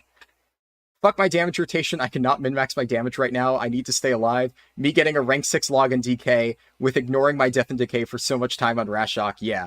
I mean, on Rashok, it's just an annoying fight, right? Because if you get really unlucky with the combo, sometimes you just need to sacrifice damage resources to stay alive. But sometimes you just get lucky and you get a rank 6 anyway, yeah. I'd feel guilty if I don't play Optimal with Brewmaster. I think it's the funniest spec to play, but too many keys, yeah. That was kind of my feeling as well. Like, I could continue playing Brewmaster in raids, but I just felt bad that on certain pulls, I wasn't able to min-max the damage. So I'd rather play a spec like Vengeance, which I also enjoy, and I can reliably get 100 parses on prog, so it feels better. I might be cooking, but I think that Beast Mastery Hunter is a good example of a few button spec that is really impactful. It makes the spec really rewarding to play. Yeah, Beast Mastery is definitely on the lower end of buttons, but there's still ways that you can optimize its damage. Guardian is easy to get into, high skill cap, but I think they're just at way more danger of dying to mechanics on raid fights. Yeah, definitely. I think they're like better in M+ right now, for sure. On AoE, they tend to have better survivability, but in raids, some of like the busters and some of the later bosses, they are definitely going to struggle with compared to others. And yeah, as a new player. Frost DK and Unholy DK are both amazing, but I think people kind of got blinded by the fact that the average Frost DK wasn't good at all. Yeah. You're on some massive copium on Frost DK, since the Frost DK will either be very good or extremely bad. Exactly. What is the most important spec for raids? I don't know if I would say there is a most important spec, right? There are a lot of specs that are important to have, but it kind of depends on your comp. I would say the most important specs, plural, are your raid buffs. Stuff like, whatchamacallit, Demon Hunter, Warrior, Mage, Priest, etc. But that's more like classes, I guess. So as long as you have all of your main raid buffs, those are the most important things to have for raids. Outside of that, I don't know. There's a lot of specs that are really good for raids for different reasons, so hard to say. Uh, BM Hunter is often one of those classes that is incredibly simple overall, but is super easy to get into due to the fact they can move while doing everything. So a lot of their complexity comes from what they can do apart from their rotation. Yeah, definitely. BM Hunter is usually the mechanics person. If you're playing that, get ready to be assigned to pretty much everything, like turtling traps, or turtling bombs onto Skarn and defusing traps and stuff like that. Okay. Now, finally caught up in chat, mailed all my stuff over. I'm going to start the run, but we're going to be doing the Evoker starting zone first. So, honestly, that'll be really chill, and I won't need to worry about too much. So, I'll still be able to pretty consistently read chat. So, I'll enter world here. Don't want the free gear update. Monk's the smoothest specs to play, so I changed to Windwalker Monk, and it's so good. Someday you'll play Brewmaster optimally. Yeah. I mean, they're all fun, for sure. That evoker looks like one of my uncles. Your uncle is scaly and has horns? And wings? And a tail? Is it important which plate heirlooms I use? Not really. I have my preferences just based on stats, but okay, here. I will start the timer. 3, 2, 1.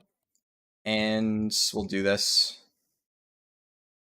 Technically, Evoker is weird. I also had to log into World and copy the character over in advance. So technically, this isn't my first time logging into the character, but it's literally like right when you enter World, so it's the same deal. And then the next one is over here. I'm gonna take this stuff off my bars and take Glide off my bars. And I already have edit mode set up. I just need to turn on auto loot and enable my action bars. What else? My interface stuff is fucked up. Okay, there we go. Breath of Sindragosa is such a hard ability to balance. So Frost is either the best or the worst in the season, yeah. It also definitely is one of those things where not everybody knows how to play Breath of Sindragosa correctly, for sure. If you're not going for world record or something, it doesn't matter which looms you use, as long as they have your main stat and the correct armor type. Yeah, exactly. Like, I will min-max it slightly, so if the spec likes using something like, I don't know, like haste or whatnot, I'll use whatever the heirloom is that gives haste. But, yeah, it doesn't really matter that much. Okay, I'm just gonna throw that there. I think, can I use Caddy Stamp Whistle in the Evoker starting zone? I actually have no idea. I will try it. So, Caddy Stamp Whistle. I can. If it works. Okay, it's not working. Okay, my postal is just not working correctly at all. I don't really understand why, but that is moderately annoying because now I'm going to need to apparently do all of my mail opening by hand, which is not really that great. Never fun to have to do that. And where's my reagent bag? Oh, right, I mailed it separately because I am dumb. Will open all work now? No. Okay, so this is just bugged, and I need to click all of this. Fun. Click, click, click, click, click. I am going to try to do this fast just because, you know, normally I can just hit open all and then fix my inventory as I go. Unfortunately, I cannot really do that right now.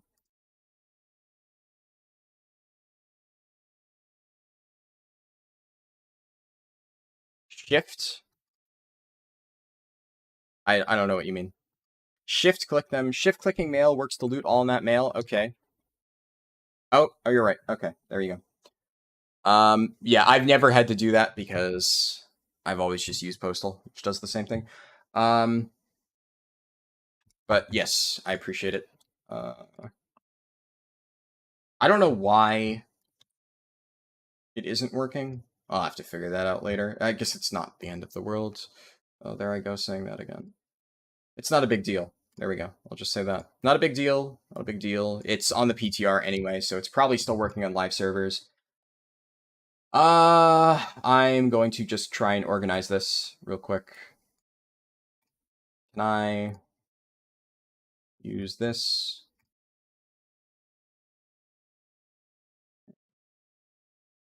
I can't equip this stuff just yet, but I can go ahead and at least get it all sorted.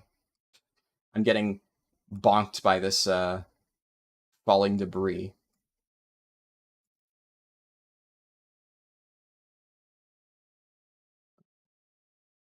Is that everything? I think that's everything. I might have some stuff in my other bags. No, that is... Yeah, and now I'm just going to equip... I think... Do heirlooms outscale this gear? Oh no, this gear's actually better than heirlooms. Actually, you know what? I'm going to equip the regular gear then, and I will ignore my heirlooms until I actually need them. That's interesting that Drakthir starting gear outscales heirlooms. Huh. Alright. Odd. And shoulders. I don't know where my shoulders went for Drakthir. Maybe I accidentally deleted them. Oh, I don't even start with a belt. I guess, yeah, maybe you just don't start with every slot as Drakthir or something? I don't know. I might have also just gotten rid of it. I don't fucking know. Okay. Alright. That was, unfortunately, a little bit of a time loss. Never fun, but whatever. Throw this here, throw that there.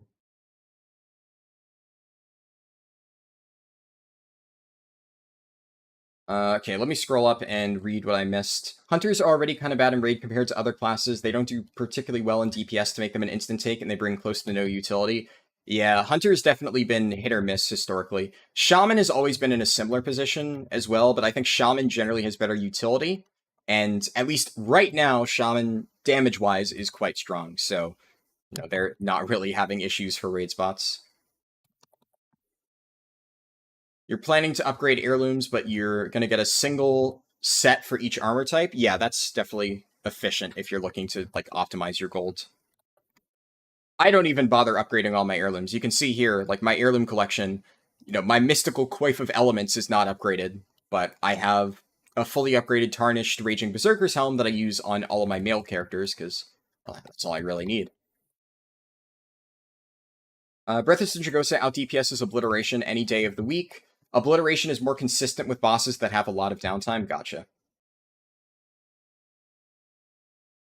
Okay. Get a neck or ring and then all the main stat cloaks and you'll be good if you're not looking to min-max. Yeah, those are definitely the first few heirlooms that you should pick up.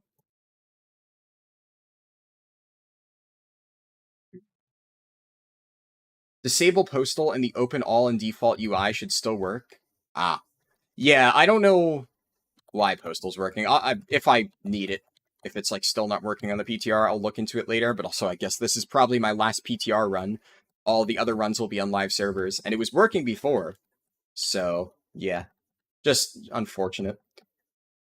Also, Postal, I don't know why, but Postal opens all of the mail in a different order. So the problem there is if I had just enabled the open all thing without like changing anything and just pressed open all, what would have ended up happening is, I can throw this here. What would have ended up happening there is I would have opened it from like finish to start in terms of like when I mailed it, and that is like the complete opposite order in where I want things in my bags, and then I would have had to like manually grab the bags out of the first mail, and it just, yeah, at that point it was already kind of scuffed. Do you think they could do anything to help Hunter gain a raid spot with the new Evoker specs? They just need to give Hunter utility. Like, if they give back Aspect of the Fox to Hunters or stuff like that, it doesn't need to be Aspect of the Fox. But any sort of pure DPS spec, if it doesn't have really powerful utility that sets it apart from other classes, it's just going to struggle compared to other pure DPS specs. So, yeah. I mean, Hunter, in the past, has had some nice class-specific utility, and a lot of times they've just taken it away, which is unfortunate. Increase their damage, have more mechanics next to you, require high mobility to maintain it. Like, yeah, that's also good for BM, but unfortunately that would also punish marksmanship. In reality, if you aren't pushing world ranks, Hunters are still going to be completely viable. Yeah, this is all, of course, at a top level. You don't have Minari Necklace. Is there a second recommended neck? I mean, any of the necks are fine. So you'll still get, like, the scaling stats on any generic neck, right? Like, if I look here, I guess you can't sort by item. So I have all of these. They're not bad. It's just, obviously, if you really want to get into speed leveling, like, I would recommend at least working towards Minari Training Amulet, just because it is a very, very, very useful heirloom to have. It's a necklace, so you can use it on literally every single character you level, and, you know, the stats are fine. You still get the exact same amount of stats as all of the other necklaces. Can't see here because obviously they're scaled differently. And it has basically an on-use speed potion, so very, very, very, very useful. The other ones are fine, like from a stat-wise perspective or stat priority thing, you get the exact same amount. But long-term, definitely Minari is significantly better purely because of its utility. Okay, I have to cast Fire Breath at different empowerments. It's been a few months since I've done the Evoker intro, so I forget exactly how all of it works. You suffer as to not waste the rest of the XP since they start with 150%. Oh, they do? I always forget that. It's also going to be weird coming out of the Evoker starting zone with, what the hell? Oh, I forgot that I have to manually enable click to, recast. How do I? I'll have to go into the settings. God damn it. Options. I'm guessing that's under combat. Empowered spell, press and tap. There we go. Okay, that. Yeah, unfortunately lost one cast of Fire Breath to that. I really don't understand why press and tap isn't the default. Like, Evoker players in chat, do any of you actually use hold and release? Like, I have played Evoker only a little bit, but I think after, like, a few minutes of playing Evoker, the very first time, I just could not play hold and release. I had to use press and tap. That was the only way I could do. Ryan does. Laura says press and tap. Testifiable said nope. Andrew uses hold and release. David Germanids said I do. Oh wait, do I have to cast a rank 3 Fire Breath at this? Okay, there we go. You'll probably change it. If it worked correctly and consistently, you wouldn't mind it. You do, but you don't play Evoker. You probably change it now. You've only done hold and release. What does press and tap do different? So hold and release means you have to literally hold down the button to get it to empower. Press and tap is, I can show it the next time I'm doing it. But press and tap is basically, you press it once to start the cast, and then when you want to finish the cast, like whenever it reaches your desired empower rank, you just press the button again. And then if you double tap the button really quickly, then it auto casts the moment you get to rank 1. Personally, I found it more useful. Okay, so this is the soaring tutorial. Fun fact about hold release, with macros, it straight up bugs and doesn't work. Really? Yikes. That is unfortunate.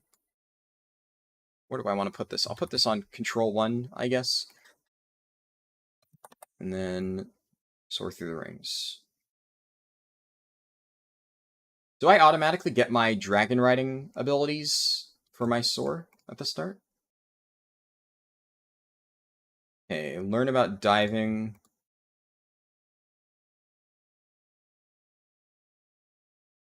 Did I miss a ring? Oh, I did miss a ring. Oh, shit. I did not realize. I think I'm still fine. Okay.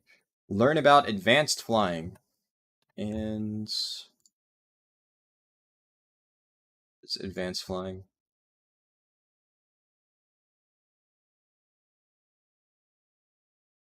Alright, that's apparently advanced flying.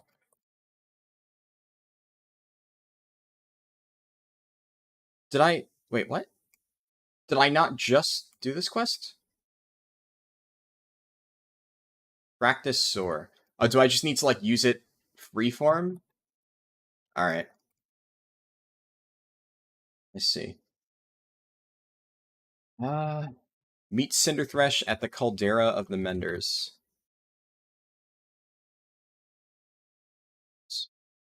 Once I get there, I'll quickly catch up with chat a little bit. Because since I said the thing about hold and release, I missed a few messages, so let me just scroll up again. Hunter only brings damage, and Turtle isn't that great as a standalone addition to the raid. Yeah, unfortunately. I can Goblin Glider here. It saves a little bit of time. If you don't have the Minari neck, either go get it or upgrade the ring if you plan on being a bit more gold efficient. It's kind of good to use the neck loom after 61 anyways. Yeah, or not use the neck loom. Yep. Do I not get hover yet? And it feels weird playing Evoker without hover. And I guess the cooldown on Soar just constantly refreshes. That's nice. Maybe it's like whenever I complete certain quests, it gives me a refresh. Let's see. They used to have B-Res. Yeah, well, Hunter used to have B-Res pets. Was Hunter B-Res only on exotic pets? Or... I forget exactly. I think for this quest, I need to get stunned, right? And then after I get stunned, it takes me out, and yeah, takes you out, and then it teaches you how to use, like, the poison defense thing. Reporting stream for graphical content, showing Forbidden Reach on screen, triggering viewer PTSD from farming keys for Amulet. Yeah. Forbidden Reach, I don't know. I think it was, like... I like the idea of adding additional content in between patches, but I don't know. I think Forbidden Reach could have been a lot better. Especially, like, the whole Onyx Amulet, I still think was ill-conceived from the start. Okay, you use hold and release, but you also don't play them much, and you probably only use it because of how you play League. Gotcha. Yeah, so there, right, I used Fire Breath, and I just double-tapped it, and then it immediately used at rank 1. You didn't even know you could change it? That's fair. I guess the game doesn't really communicate that super well. But personally, I much prefer the press and tap, or whatever it's called. So I think at this point I'm just going to be spamming Azure Strike until I get more abilities. I should also note, obviously, I will be switching to Augmentation the moment I can, but at low levels, while you're doing the intro, you start off, like, I don't even have a spec at the moment, because you have to, like, learn all the different abilities and whatnot, so... Before anyone joins the stream and is like, why do you have Disintegrate? I thought it was an augmentation stream. It's like, well, you know, that's why. Okay, so I need to kill these beetles. I'm also kind of in danger, so... I'm gonna just Wing Blast them away, and then Living Flame myself. And then Kite a little bit. Oh, does Azure Strike... I guess Azure Strike only slows with a talent. I'm used to using it to kite. I forgot that baseline, it doesn't actually do that. Alright. Looted all those. Didn't know you could change it? Yeah, a lot of people didn't know, apparently. Interesting. Well, I'm glad I brought it up, then. Yeah, I would say at least try it out, because personally, I have a feeling that you will much prefer the, like, tap and then tap again version, rather than having to do it multiple times. What is this? I have never done this quest before. I must have missed this the first, like, 2 times I did the Evoker intro. How the fuck does this work? Has this always been here?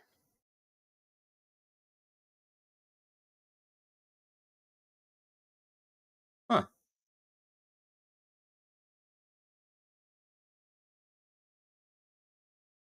It has always been there. Wait, wow.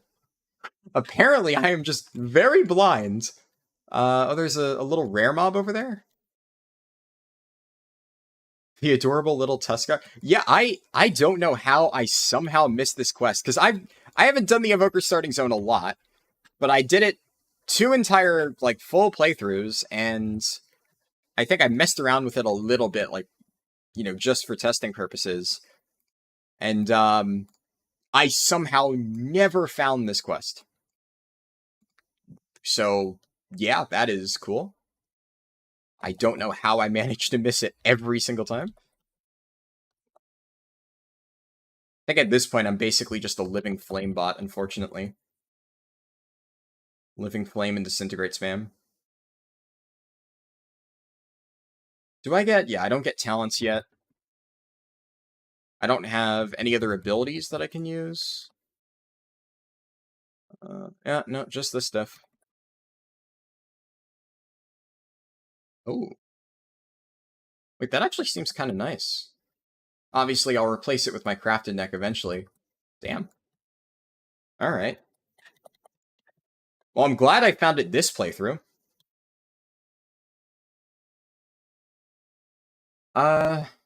When flying was first introduced, it was a topic for new players if Space Key really makes the character fly. Hunter used to be the original pulling class in Raid, yeah. Okay, so I think, yeah, that's all the quests. Now I can head over here.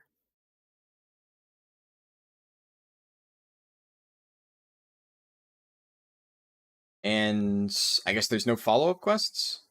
Alright, cool. Evoker using the boots is a cursed sight, yeah. Bring back aspects of the fox. Definitely, that would be awesome. Here, we get to see Evoker using the boots again. Whee! I'm curious to see what it'll look like when my Evoker uses Cracked Radnack's control gem. That's gonna be fun. Oh yeah, I have to do the healing thing. Okay, I need to cancel my gun shoes.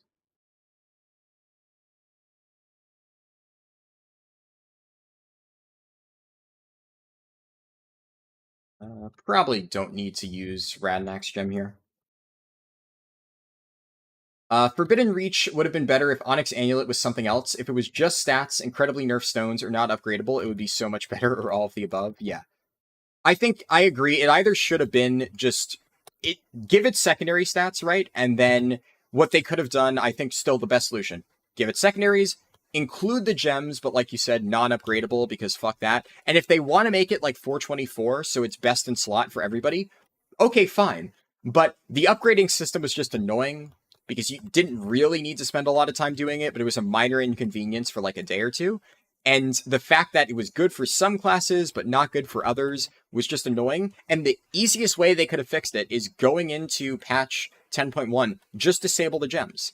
But they couldn't do that, because if they disable the gems, and the entire power of it is in the gems, then it just ends up in a really awkward spot, where it's just dead, and then a lot of classes need to get a brand new ring. But if it had secondaries, at least, then it would have been a fine transition piece into 10.1.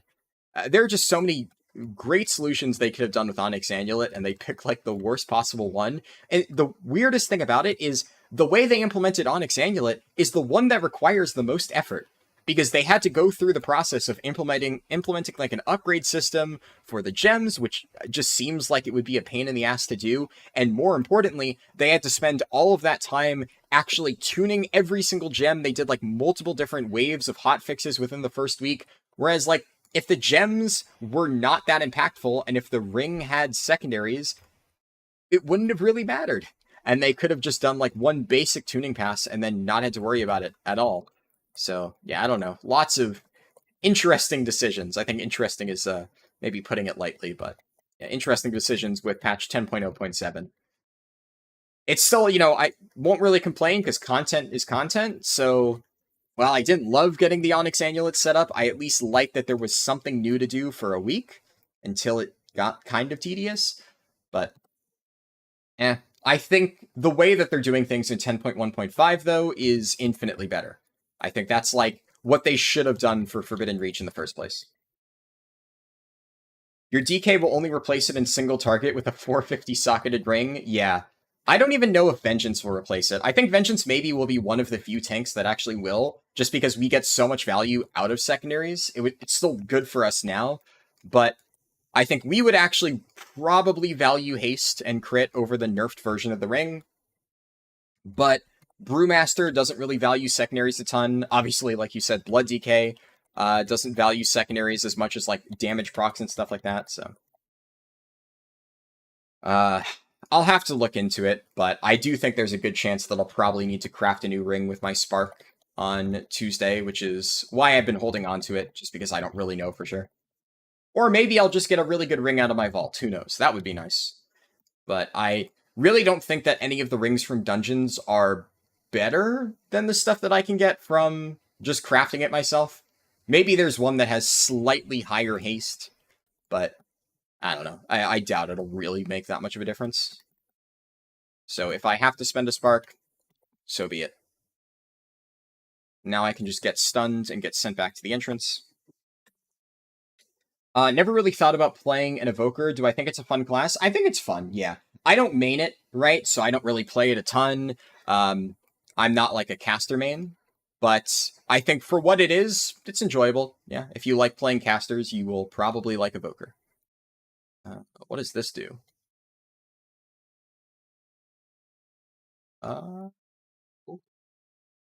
Ride the Soar Enhancer. Oh, is this just autoflight? Okay.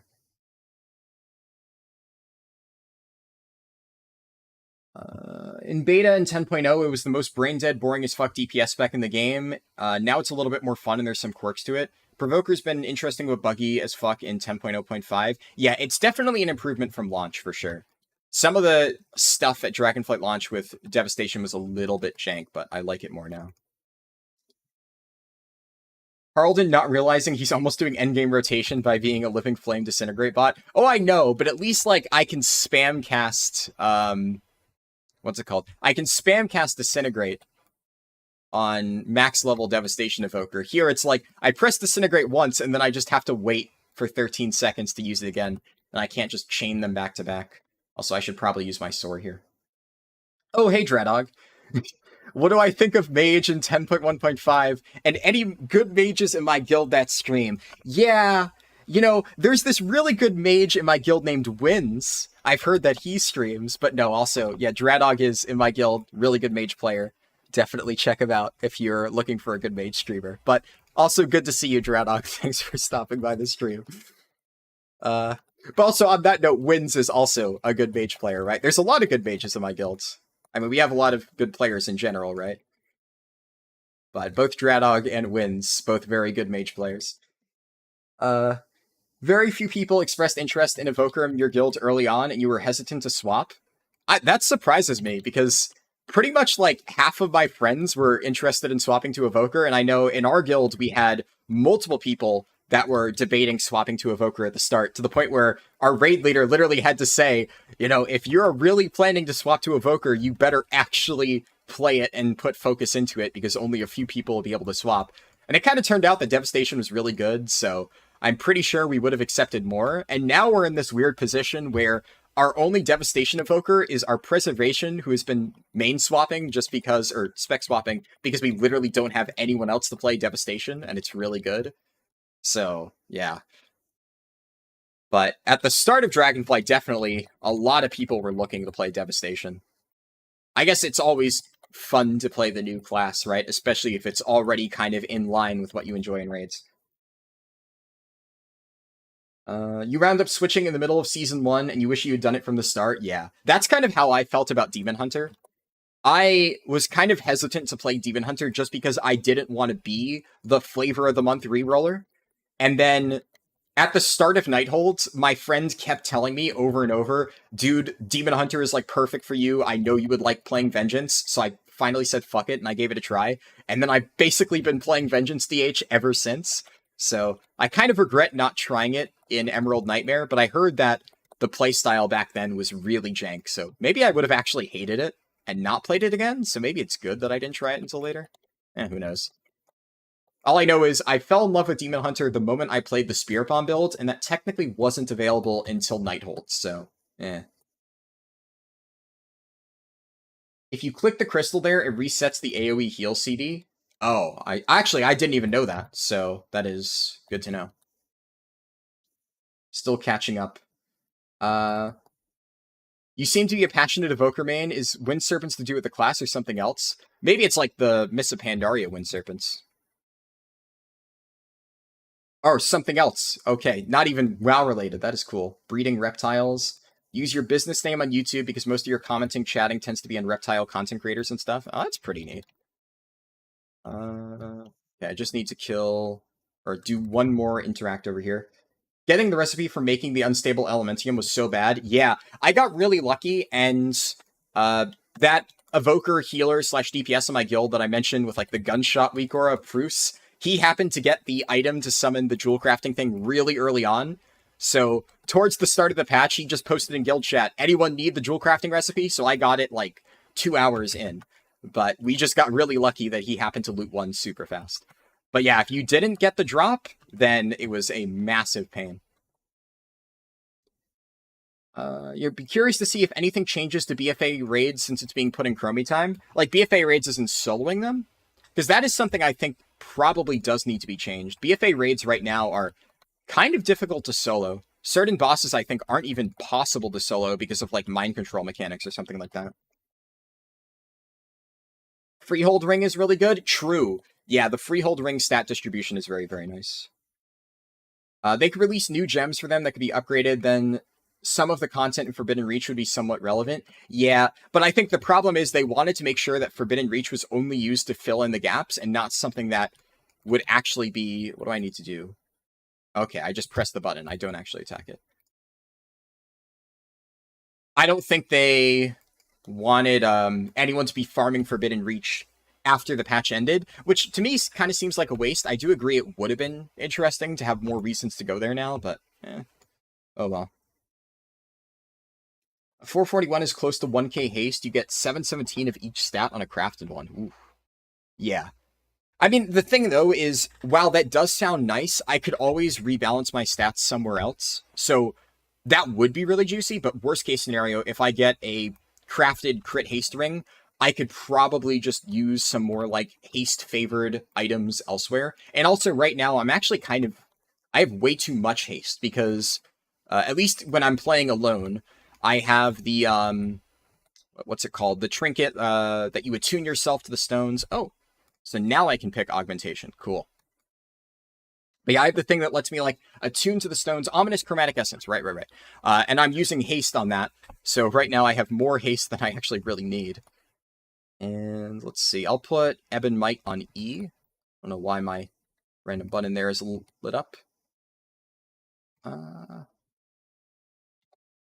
Okay, how well are the heirlooms scaling now at level 60? Now they're 187. Okay, so I guess until I get that bump up to 61, it probably won't be worth using them. I guess I'll use this trinket. Can't hurt. Lizards are giga fun. Big damage, burst is fun, good mobility, yeah. You hate that your fairly decent monk swapped to being a god-awful Evoker this patch? Oh, damn. Well, hopefully he doesn't read that. But, yeah. What genius decided that required quests for Lore Master should only drop as a very low chance from relatively uncommon mobs? Oh, that sounds rough. I don't know about that quest, though. If you have 2 Evoker specs, then 2 people get buffs. For 3 people, it's 90% extra damage. I don't think it stacks. So I think the augmentation buffs can only be applied to, like, you know, how do I put it?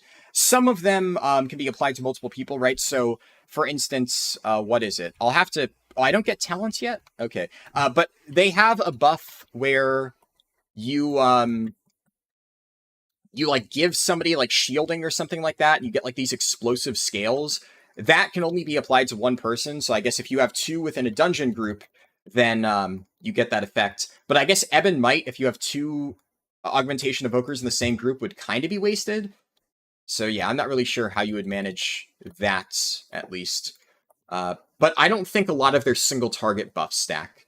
The main advantage to bringing multiple in raid would be that you can affect more parts of the raid at once. So you would have one evoker affect a group of 5 players, and then another evoker affect a group of 5 players, or something like that. That would be the main benefit. Okay, while I wait for these mobs to catch up, I'm going to try to catch up in chat a little bit. Your dad gave you his Demon Hunter since you don't have your own account? Oh, nice. Yeah, when I first started playing WoW back when I was 5 years old, I technically inherited my stepmom's account way back in the day because my dad like got her a WoW account for Christmas or something at one point. So I was playing on her account, and then she ended up playing WoW a grand total of like 5 minutes. I don't know, not a lot. Never really stuck on. So eventually that just became my account, and I've been playing it ever since. That was a long time ago. We're talking like that was back in 2005, right? Very, very, very long time ago. But technically, I suppose back in 2005, I was account sharing. So, ooh. Though I think there are like policies allowing like count sharing if it is like within your family, I think. So I'm probably safe from the Blizzard banhammer. Some dumb wind elemental quest in TBC Nagrand. Huh. When do you get to play Augmentation? Augmentation comes out on Tuesday, or I guess Wednesday for Europe, I think. So it comes out with patch 10.1.5. We did wind up with 2 people starting out as one of each spec, which also made you hesitant to change, but your Provoker quit to focus on game dev stuff, and the other mage went for the butt. What am I doing? Where do I turn this in? Oh. I'm just sitting here running against the wall, reading chat. Okay, grab this necklace. Wow, the Evoker starting gear, actually not terrible. 252. I forgot how high the item level was. It's not as good as, like, endgame Shadowland stuff, but it could definitely be worse. Outrun the Avatar of the Storm. Yeah, I just keep running to Rathian, right? Kill Dust Howler, significantly increased drop chance compared to the others. You can solo Mythic Uldir up to Cahoon. Yeah, I remember... I think it was Gahoon. Wasn't there, like, something on Mithrax that also made him really difficult to solo? I forget exactly, but I remember reading about that. At some point, I've thought about going through all the BFA raids and trying to see... Jesus Christ. They still haven't fixed this? I don't know why there's, like, random sound clips in the Evoker starting zone that just don't respect your volume settings and will just play at maximum volume and destroy your eardrums for absolutely no reason. I could probably just keep running. Yeah, especially now that I have hover.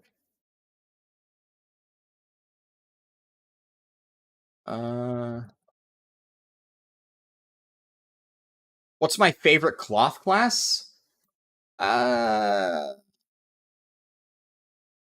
That's a tough question, because, like, I would say not, like, none. Really, I don't really play cloth casters and stuff. It's just because none of them can tank, right? So I don't... It's not like I hate playing clothies, but, like, I kind of enjoy all of them the same, I suppose.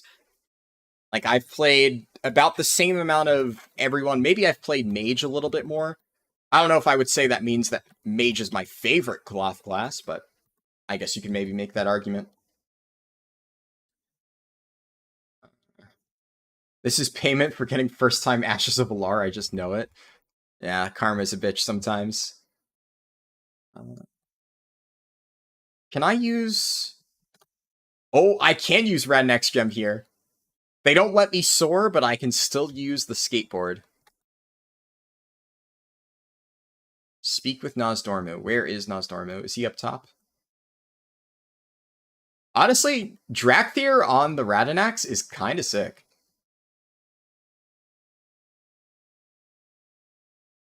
All right, there we go. Chromatic Essence, ideally you want around 5,600 haste with stat weapons, then swapping down to around 5,100 with Krog Tusks. Yeah. I have 441 Krog Tusks in my offhand, but I have yet to be lucky enough to get one out of my vault, unfortunately. I also haven't been maxing out my vaults maybe as much as I should be.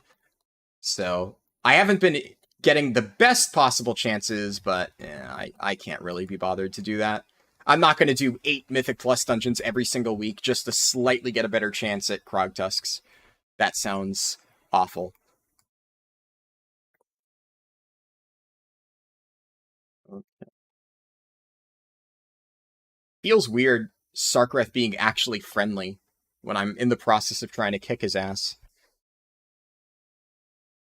Augmentation buffs apply to groups within raids and will not stack. Certain ones stack with diminishing returns. Oh, okay, I did not know that. That is interesting.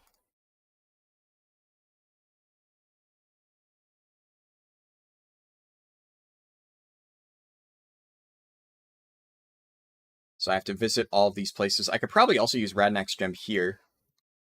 Just zip around. I think it's going to dismount me because this counts as being indoors. Does it not? Ooh. I was expecting my Radnax Gem to be cancelled. Visit the bank. It's stuck on the wall briefly. Visit the auction house. And fuck it, I'll use my last charge here. Why not? I feel like this is as good a place as any to use Radnax Gem, because it's not going to be faster than Dragon Riding or Soar, so... Where do I go to turn this in? All the way over there? Alright. And then... Make sure I don't want to bonk my head. And we're good to go. I think this is the start of the Dragonflight campaign, right? Listen to Ebonhorn. Oh yeah, you have to do the choosing a visage quest. Okay, let me catch up in chat real quick. Oh wow, I missed a lot of messages. Okay. Honey, I got you a WoW account for our anniversary. What? Jewelry? They're gonna get you with account sharing 17 years later. Yep. Hope you guys are having a lovely weekend. You as well, Senator. You leveled your 9th character to 70 today. Very nice. Is it Horde or Alliance? I guess this answers the question, right? This is Horde. Okay, I'm going to click Chosen Identity. Hopefully it actually works. And I'll put that there as well. Emboldened Drakthir's Tabard. Okay, so now that I'm 61, I think my heirlooms should outscale it. Yeah, okay, heirlooms outscale the starting stuff after you hit level 61. That checks out. Now I can equip all this stuff. I can equip the crafted gear.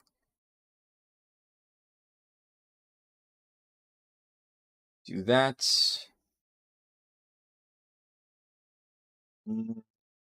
That. And then, oh, I just realized I never actually bothered getting a gem to socket into the belt over here. So, okay. A bit of a waste there, unfortunately. But it's still a good belt. I just won't have the bonus of a socket. So, just toss Highland Drake over there. And... Oh, did I unequipped my shoulders there. Whoops. And just vendor all of this.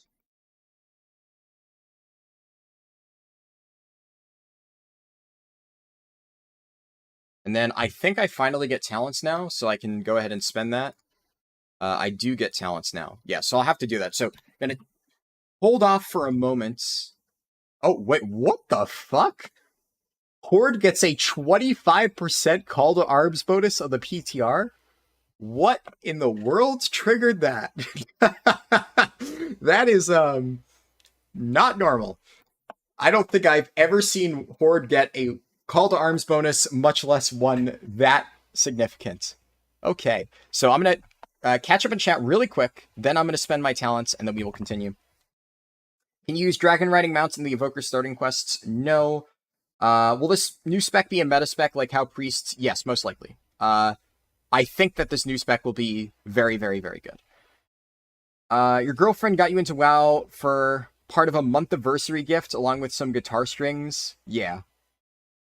Definitely a good gift to give. Blizzard made WoW for the Horde and made Alliance later as nice people. Yep. Nobody knows yet. They may even introduce more tuning. Will seem like something you'll want at least one of in Raid. Mythic Plus arguable. As you said before, probably Bis and Zero Healer comps. Yep. Started in Kata and played on your uncle's account. Could only play at night because you were somewhat addicted to the game. Yeah. You can't only have the Evoker Soar. Your DH and Monk are both yet to see a single Krogtusk either dropped from End of Dungeon or Vault. Yikes. That is unfortunate. I had to grind a lot to get my first one, so... You've been playing since WoD, first started on your dad's account and played there till BFA, then you got your own account and still have some of your characters there and sometimes check up on them. Nice. How can you do a zero healer comp? I think, yeah, Naomi explained it. DH wants 2 for single target, Monk wants 1. You don't technically need 2. I think it's a slight damage increase at equal item levels, but it's not worth dropping like weapon damage for. You wonder if augmentation will be viable in PvP? Yeah, hard to say for sure. Let's see. Can see it being good in Arena with certain comp builds? Probably, yeah. Horde WoW is the best MMORPG experience. Yep. For 20 to 25 keys, you would need a good coordinated group using specific items, class comps, etc. Now that Siege of Orgrimmar has a skip, hopefully you can get the Tusks of Manaroth with 26 tries per week. That is a lot of attempts. Would love more Visage options, like being a Tauren. That would definitely be nice. I'm surprised you can not pick other races. That's a bit of a downside. Huge power difference at level 61. Absolutely. Don't mean to sound R-word. Where's the Dragonflight heirloom upgrade vendor? Depends on your faction. For Alliance, it's in Ironforge and the library. And for Horde, it is sold by an undead NPC on top of the Orgrimmar gate. You want to be a tiny fluffy fox thing in Visage, then you would actually use Chosen Identity? Yeah. You want to be Nelf in Visage form? You love the fact that you have Tauren telling us we can choose how we look, and you get body type 1 or body type 2. Yeah. How do you get a PTR? It's just an account setting thing. You can go into your WoW account on the website, and I think you have to click create a PTR account or something like that.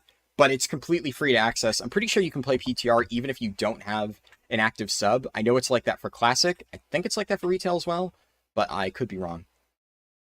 At least Estelle isn't hidden away in the Undercity anymore. You hate Undercity so much, yeah. Curious about the long term. Is this a test for something to replace the healing role? I doubt it. I don't really think it's anything that big. Alright. So, talent points. Let's see. Okay, so this is the build that I was looking at earlier that I think would be good. So for regular Evoker stuff, pretty straightforward. Damaging blue spells here. You take all the damage options, more Living Flame damage, Obsidian Scales additional charge, Eruption's cast time is reduced by 20%, and Interrupt. And then obviously you take Tip the Scales, this stuff, Fire Breath improvement, 4% magic damage done. Then for healing options, you go down here, take Hover. Obviously that's pretty nice to have. Now I have 3 points to spend, so I'm going to go over here, take healing stuff, and get Scarlet Adaptation. Then you go down damage options, Leaping Flames. I think Terror of the Skies is kind of nice to have, just for leveling. It's pretty good. And Renewing Blaze is very good while leveling, and Fire Within, I feel. So now, the last point, I think this one's pretty flexible. I don't really know. There's a few different things that I could put. Like, Unravel has, like, some niche uses. Ancient Flame is maybe kind of nice. Personally, I think I'm going to be putting it in Tailwinds. Tailwinds, just for the mobility boost while leveling, is kind of nice. And then, eventually, I'm going to try to go down to Aerial Mastery to get a second Hover Charge. Such lizard hate, as some people maybe aren't fans. For PvP talents, this one honestly seems pretty straightforward to me. You get free casts of Burnout, which is like, I think, instant cast Living Flame. And then you get Obsidian Scales and whatchamacallit. Other ones, like, the last talent isn't super important. I would say Scouring Flame, Unburdened Flight are both solid. Yeah, probably Unburdened Flight. And then for these talents. So there's something weird with the way that augmentation abilities work. I kind of talked about this earlier, but let me just quickly catch them in chat, make sure I haven't missed anything. You love buffing your friends. You hope Aug is popular so they make more supports. Ancient Flame is surprisingly more effective for Aug because of the dramatic boost to Emerald Blossom. What do you mean, the dramatic boost to Emerald Blossom? If there is some interaction between, like, these healing talents and your damage, that is something I actually wasn't aware of.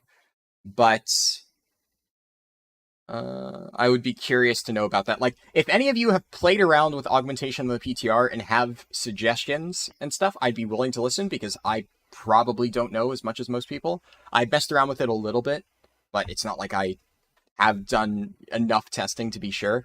The only thing that I am fairly confident about is for solo play, right? Specifically, if you are not doing groups, if you're just leveling or doing world content, skip this thing.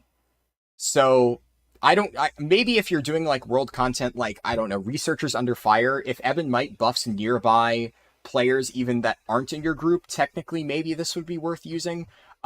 Solo leveling, Breath of Eons is actually terrible. I was playing around earlier with this, and it does, like, basically no damage, because it only affects your damage, because there's nobody else to contribute to it. It does 0 upfront damage, so basically you have to work extra hard to get the 21% damage stored in that window, and then it still hits for less than, Deep Breath does. So there's no point. And the funny thing about Deep Breath is it still gets the bonus, right? So this thing says, applies Ebon Might for 5 seconds. Well, that still works on Deep Breath.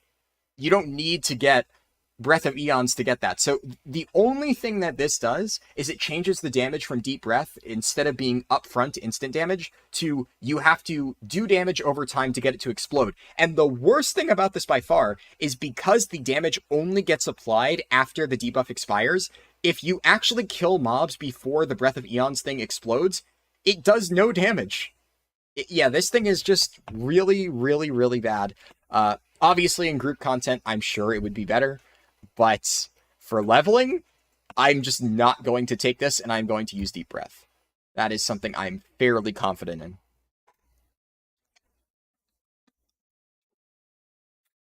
Hope so too. Crosses fingers and toes for a future Bard class. Yeah.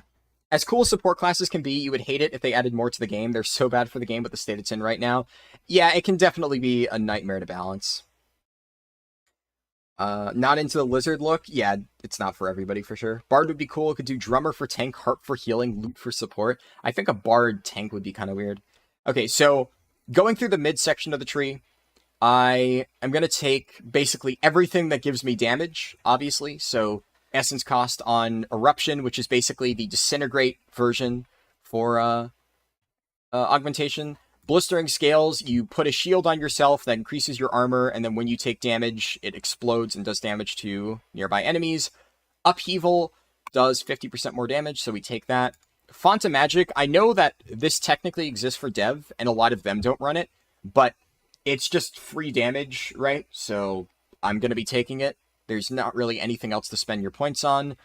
I really like Regenerative Chitin. This means you basically get infinite uptime as long as you're not being constantly attacked. You get really high uptime on Blistering Scales. Half the time, I don't even need to refresh it when I was testing this. Power Nexus, I definitely take.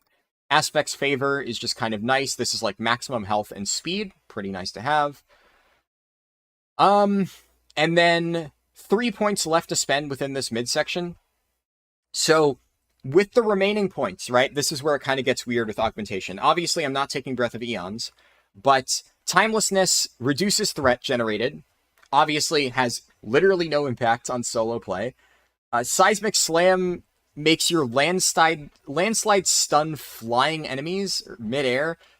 That seems like way too niche to be used in most cases. The only combo I can think is you can knock enemies up with tail swipe and then immediately landslide them for a 2-second stun, which I guess that's kind of cool, but this seems fairly mediocre.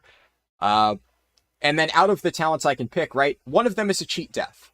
So I don't really think Defy Fate is necessary, but out of all of the options, why not? So I'm going to be taking that. Now I have 2 points left to spend. Azure Strike reducing the cooldown on Landslide seems pretty not important, because half the time I only need to use Landslide once per combat. Maybe in Mythic Plus this will be like kind of good for kiting, I don't know. Bestow Wernstone, I'm going to call it Wernstone, I don't know if I butchered that pronunciation.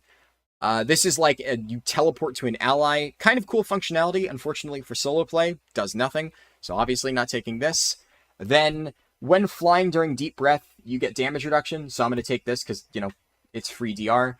And for the final point, Spatial Paradox seems fine for solo stuff. I guess if you're only affecting yourself, it would increase the range of your spells by 100%. And I guess it allows casting while moving, which, like, Hover also does.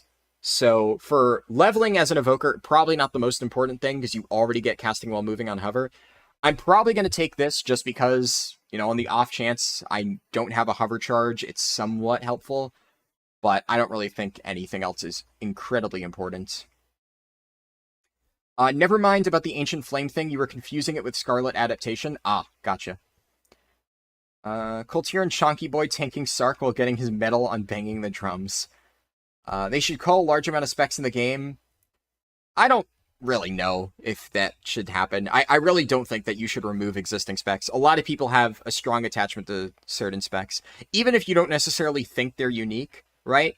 Like, some of them have unique intricacies with their playstyle that a lot of people really enjoy, so I don't know if that would necessarily be a great idea. Upheaval also sends... Oh yeah, that's right, Upheaval does knock mobs up, so that is kind of a mini combo that you can do. You are correct. Upheaval, it sends mobs flying into the air. Yes, sends them hurtling upwards. So yeah, no, Braxmus, you're correct about Upheaval. I mean, even then, that's a neat combo, right? But I think this definitely is one of those things where, I don't know. Because, like, using Landslide, I guess, like, this does kind of allow you to use Landslide as a mini stun, which is cool. But I just feel like, especially, you know, we're already tight, or using talent points here to get all, like, the damage options, and we're still tight on talent points. I still can't really afford to take Seismic Slam. Imagine when you're also going to be running this for M+, and dropping it on, like, I don't know, some big bursty DPS class, and in M+, you will be running Breath of Eons and probably, like, Chrono Ward, or maybe you're running Bestow Wernstone for, like, the utility or something like that. This talent just seems like it's really hard to justify running it, just for, like, a mini slam that requires a setup, and precise timing to really use, so... Not the worst, but I feel like there's just better options, honestly. You said open to suggestions, took a bit to find, but the solo play spec tree I made when talking about Evoker with a friend the other day, I'll take a peek.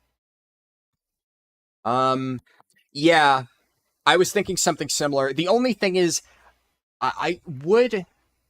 I don't know how much damage Reactive Hide would do. I haven't played enough with Blistering Scales to, like, see exactly how much it would do in terms of damage.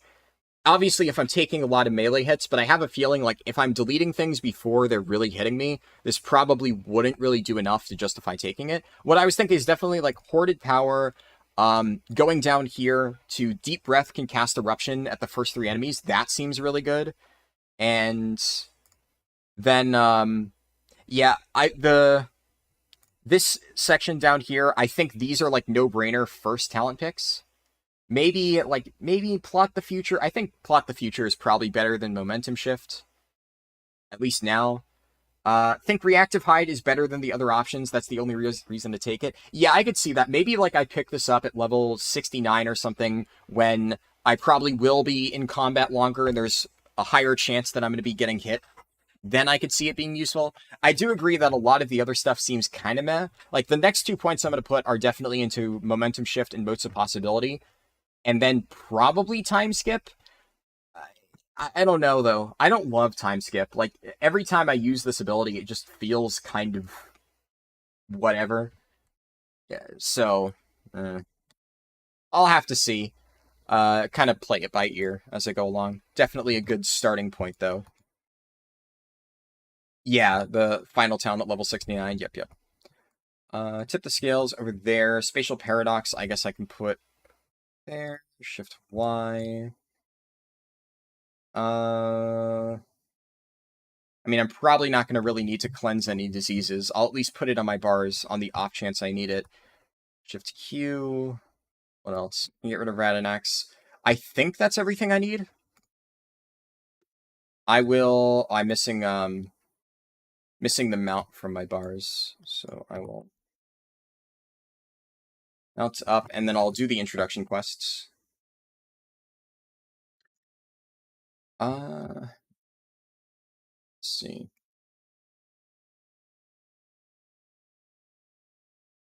Wish they did this DPS support thing to Shaman. Yeah, that would be pretty cool.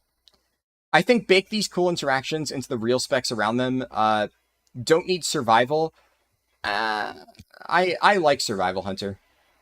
I really think that the problem with survival is just that it has never been properly balanced. So it has either been very, very weak or obviously in Sepulchre ridiculously broken. But I disagree that we don't need survival. I have always liked the idea of a melee hunter, and I think that it played really well whenever it wasn't using the like kind of degen bomb build. And I think that if survival actually got attention put into it, it could be a very fun spec. And I know a lot of people who really like survival. I also just think there's no reason to remove survival from the game, right? Like, why would you take that away? There are people who enjoy playing it, so sure, they could maybe give some of the... I mean, what does survival do that's really that unique, though, if we're being honest?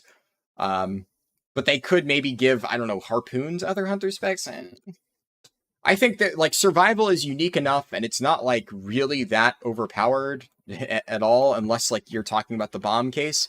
But it has enough of a following and enough of, like, there's enough people who really enjoy playing it, and it's, like, their favorite spec that I don't really see any reason why specs like that should be removed.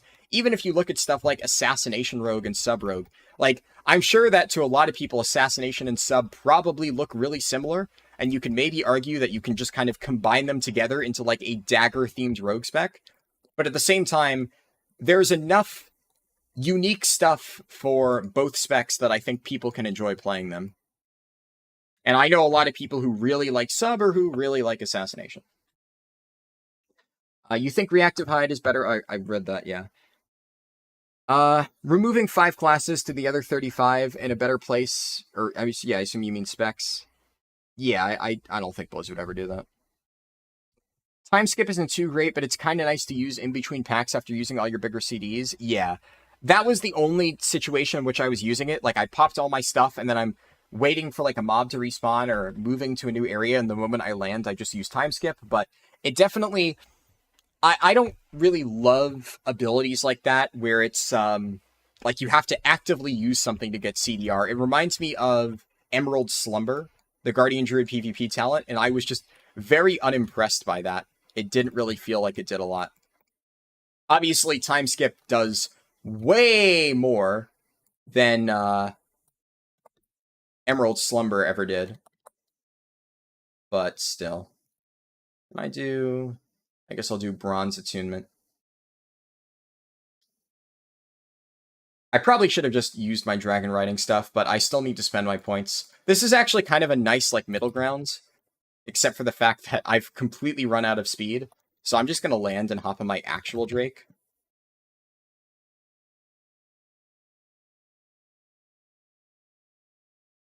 So there we go. I just need to spend the rest of my points when I land.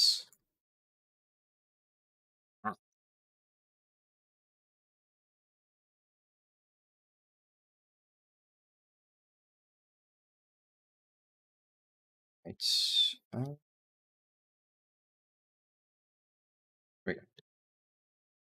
and okay, now we can start the quest line. Survival is a fun spec to play when BM gets boring. Yeah, I know a lot of people who really like survival. For sure, for sure.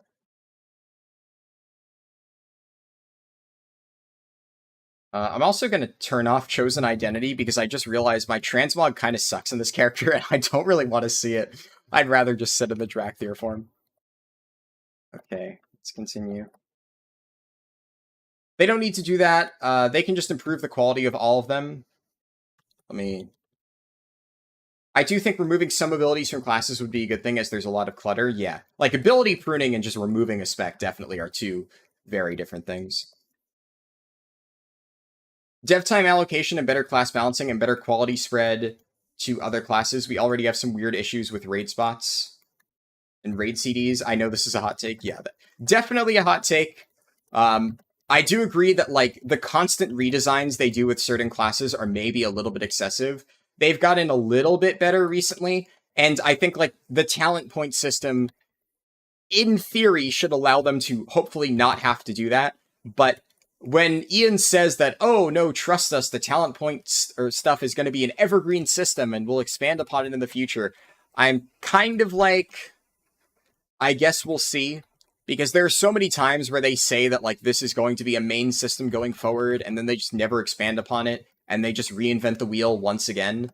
So I would love if Blizzard could actually settle on what they want to do, or what they want something to be. But we'll see. Alright, so that feels pretty good. The instant cast Living Flames. And is it, I think whenever I cast an Empower ability, I get that from my PvP talent, so I guess that's not a main augmentation thing. But that felt like pretty good single target, all things considered. You hate pruning? I think there are some times where pruning is okay. I hate pruning for the sake of pruning, but there definitely are some specs that could stand to lose a few buttons. So,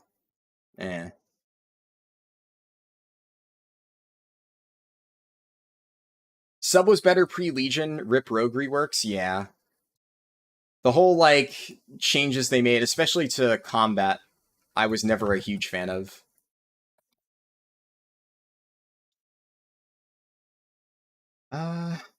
Okay. I think issues with WoW are way deeper than a lot of specs or classes, yeah. I need to wait for the Sendrax RP. While I wait for this little bit of RP, I can start learning Herbalism, do this, here, unlearn, and skinning.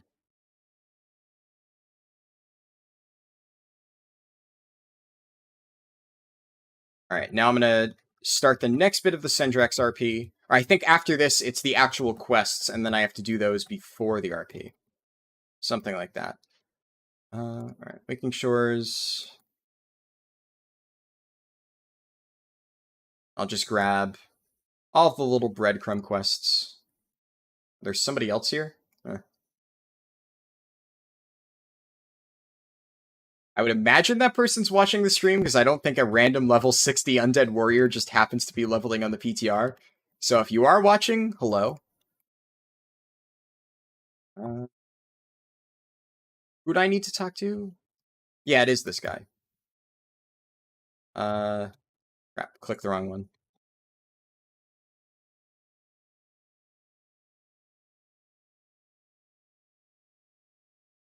And I will over here.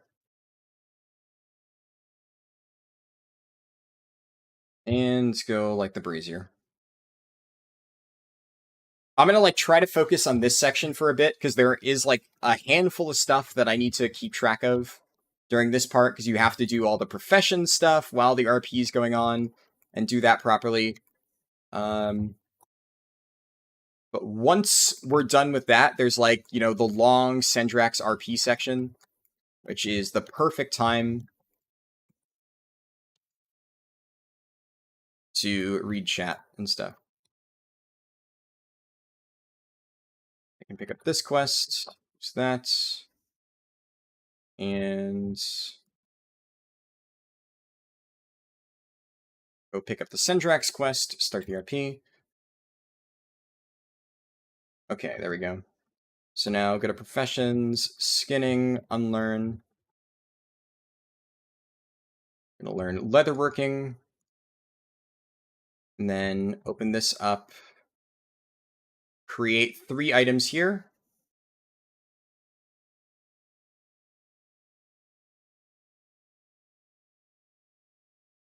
Okay, it's not letting me pick up the quest. There we go. Professions, leatherworking, unlearn. Then I'm going to go over here. I'm going to learn mining, pick up that quest.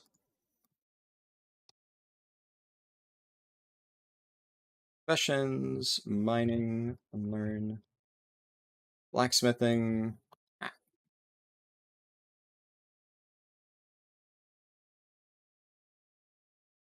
Okay, and then I can take blacksmithing, go over here. First craft bonus, Dragon Isles, and I think I'm going to need to go start the next bit of RP shortly. I want to say.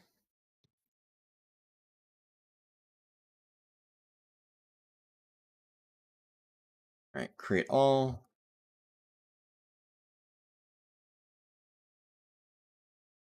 I'll try to keep an eye on the experience. The moment I stop gaining experience from crafts, then I don't need to worry about this. All right, train me. There's a bit more RP. So talk to Rathian, do this. Talk to Major Domus Illustra, then I can go back here. Create that.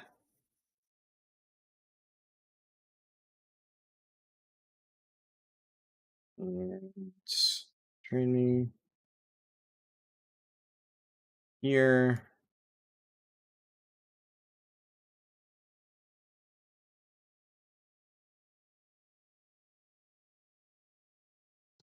Okay. I'm still getting credit, so I'll keep going.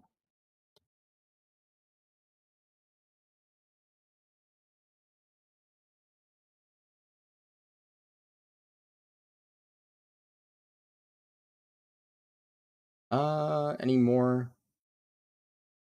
Okay, no, we're good to go. I didn't get any experience from that craft, so that means I've gotten the maximum amount of experience. I'm going to go over here, do this quest, and then it auto skips. And then there's quests in this area.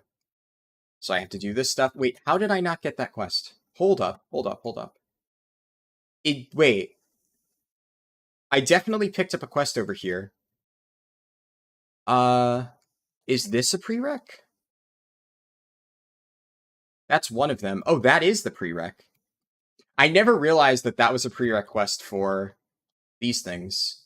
I'm missing another one. Where is it? Okay. That is interesting. Oh boy.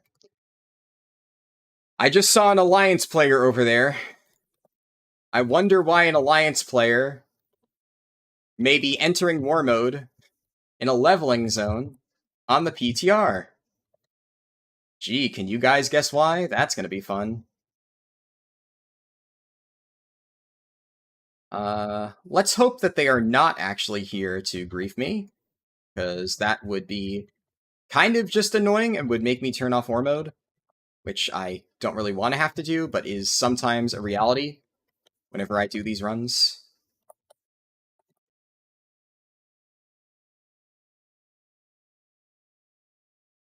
But, you know, maybe there is just a random Alliance player who decided to turn on war mode and go to a level 60 questing hub on the PTR. Who knows? Who knows?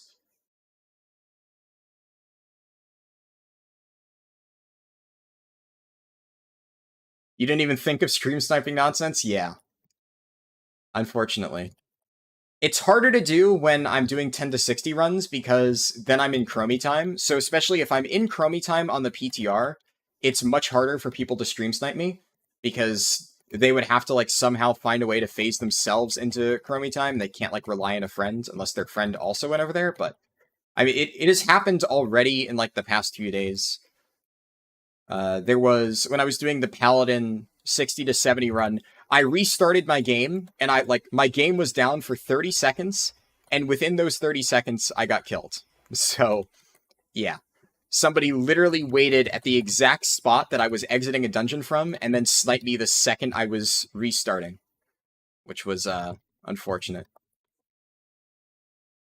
Some people just, I don't know, think that's funny or whatever.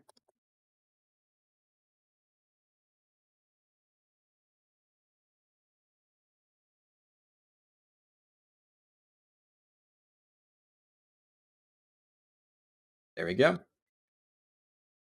Don't forget the details. Yes, there was also a flag of ownership planted in my corpse. That is very true, Naomi.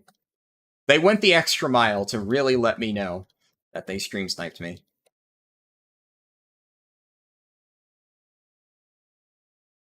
They didn't even stick around after the fact, though. I figure, like, most of the time, if you're going to stream snipe somebody, you probably want to stick around just so, you know, you can gloat or whatever. But they were already gone by the time I logged back in.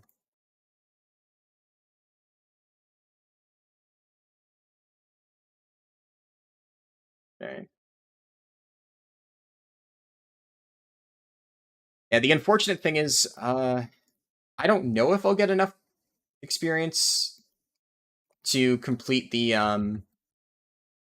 Yeah, I think I missed one quest earlier. I can probably turn in aiding the Accord when I stop at Valdrakken, though, so it's not really that bad. Okay, let me try and catch up in chat. I know I missed a lot. Make sub the good funnel and huge AoE spec. Outlaw be the good cleave spec. Ass be the good single target spec. Yeah. Only Shaman and maybe Druid with Form Weaving really have too many abilities. Yeah. Monk is definitely up there at the moment. The hard cap feels really bad. Only reason you switch to sub, for sure. You have small hands and cannot reasonably remember the excessive keybinds of some specs. Yep. On the training dummies, you were sitting at about 112k, 5 targets on your AUG, and under 100k on single target dummy. Yeah, I haven't tested it on a geared evoker because my evoker is really crap gear, like basically fresh level 70 stuff, so hard for me to say for sure. That seems decent. Also, assuming without the buffs, right?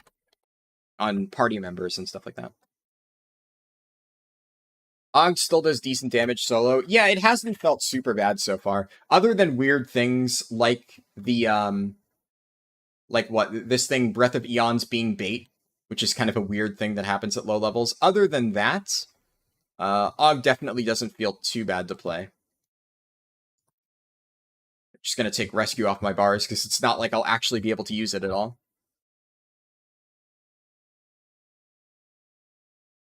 Alright, I'm also gonna put this on Control R, because that's my usual keybind.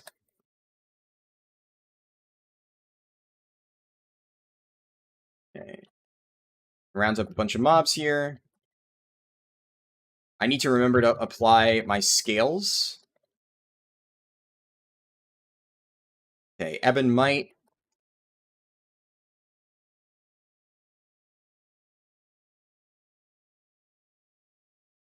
That's, like, actually pretty fucking good burst AoE right there. That is not bad at all. Obviously, that was a lot of, like, burst cooldowns. Like, I used Ebon Might, Deep Breath, Tip the Scales, and Fire Breath, but that still felt pretty solid. Huh. I'm also not using any of my consumables. Oh, fuck. I knew I was forgetting something. There we go. That means it'll probably be even better when I'm actually using this stuff. Shift 1, there. I think that's all of them. I also need to use fried bonefish. Okay, just do that. Buzzing rune. You love enhance for all your options? Yeah. A huge issue in the game currently is the difference in skill floor responsibility between the different roles. Imagine trying to get into PvP as a healer right now versus the DPS. Imagine trying to do anything as a healer right now, especially Mythic Plus with all the affixes they've added. I do not envy healer mains at the moment. Cannot imagine it is very fun.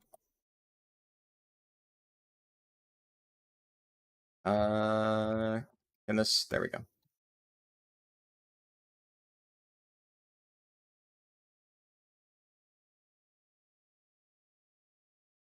Yeah, this one, unfortunately, you need to kind of like keep clicking it a few times to actually get it to work. You gave up on PvP for now. There was a massive difficulty spike in healing compared to prior expansions. You went from 1800, where am I going? 1800, 2100 every season on alts to getting clapped at 600 CR on your alt healers. Yeah. I would imagine healing in PvP is also very dependent on like people you're actually playing with.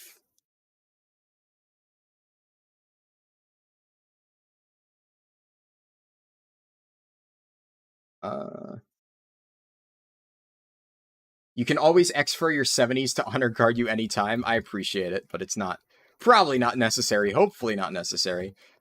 I'd hope there just aren't that many people actually stream sniping. You never use war mode. You don't even want the chance of somebody bothering you because PvP isn't fun. Yeah, I agree. I mean, I use war mode because, like, it's just a massive XP bonus, right? Especially right now, where for whatever reason, on the PTR, I'm getting a 25% bonus in war mode, which is kind of wild. Don't really know why it's so high, but war mode is kind of, like, really necessary in some cases. Yeah, is it still 25%? Yeah, fucking 25% call to arms bonus. Must be some weird stuff on the PTR where there's just a lot more copied over Alliance characters than Horde, or something like that. I don't fully understand.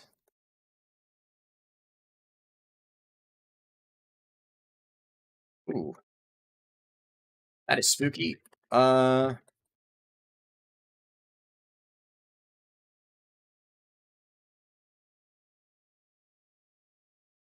I'm good. Never mind, we're fine. Yeah, large pulls as an evoker can be a little bit spooky, but like generally speaking, I think you have enough tools to kind of handle them. It would be nice when I get a second charge of hover, though. I feel naked sometimes not having it, because I'm so used to being able to kite whenever I play my evoker. I'm gonna landslide here.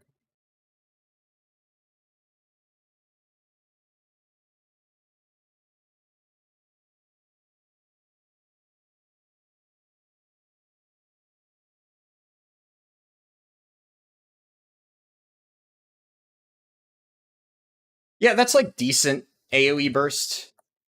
Obviously, Devastation would be better for something like that, especially with like Eternity Surge, right?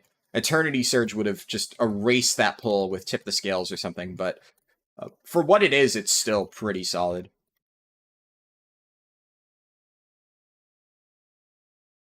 Okay.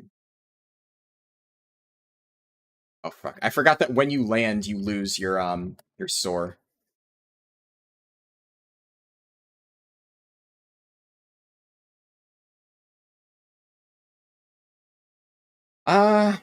Let's see.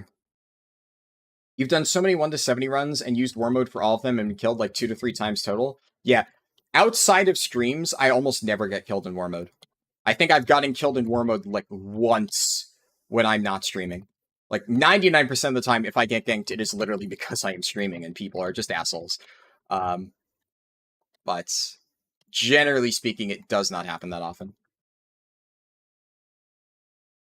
Talk to you.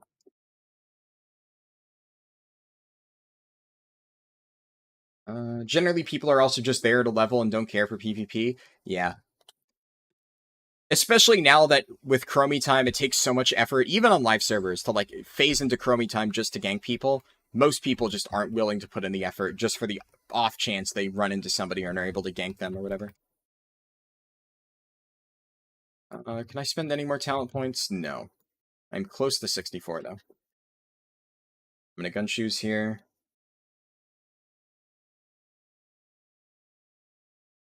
If you're leveling with a friend, you don't mind war mode because safety in numbers. Let me pick up this quest.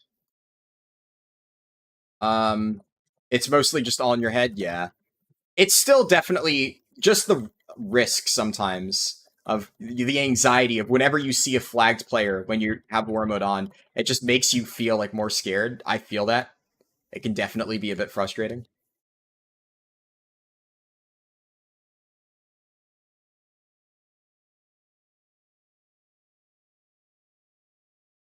This is pretty good. Do I need to refresh my scales? Yeah, my scales just got, like, erased in this cave because there's so many mobs attacking me, but generally speaking, they tend to stay up. How much damage did it do? Yeah, so Eruption is still most of my damage. Living Flame is up there. Yeah, I don't think the scales do a ton, but it's probably, like, probably better than, like, the cooldown thing.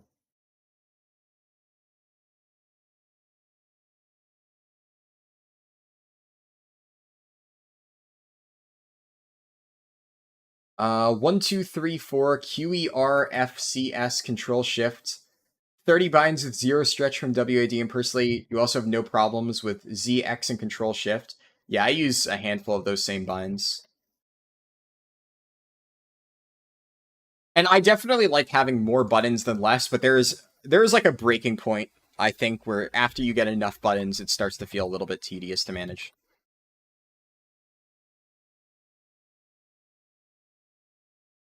Okay. I still will never understand why they spent so much time setting up Sendrax in, like, the first 30 minutes of The Waking Shores, only to kill her off and act like it was, like, a heroic sacrifice that everybody should be sad about. Like, they spent just enough time building up Sendrax that you would think that they were going to do more with their character, but not enough time that you actually give a shit that she died. It's just such a weird decision. I know, like, a lot of people have expressed that they absolutely hate Sendrax, and I I don't know. I don't really mind it that much, but it is definitely one of those things where WoW quest writing has always been very hit or miss. Like, outside of specific examples like WoD, I don't know. Just the general flow of the story in the Dragonflight zones feels not great. I don't hate it. I don't love it. It just is what it is.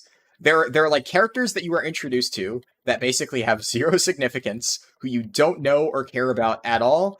Uh, and then there's, like, bad guys that you just kind of beat up a few quests after meeting them, and it's like, okay, cool.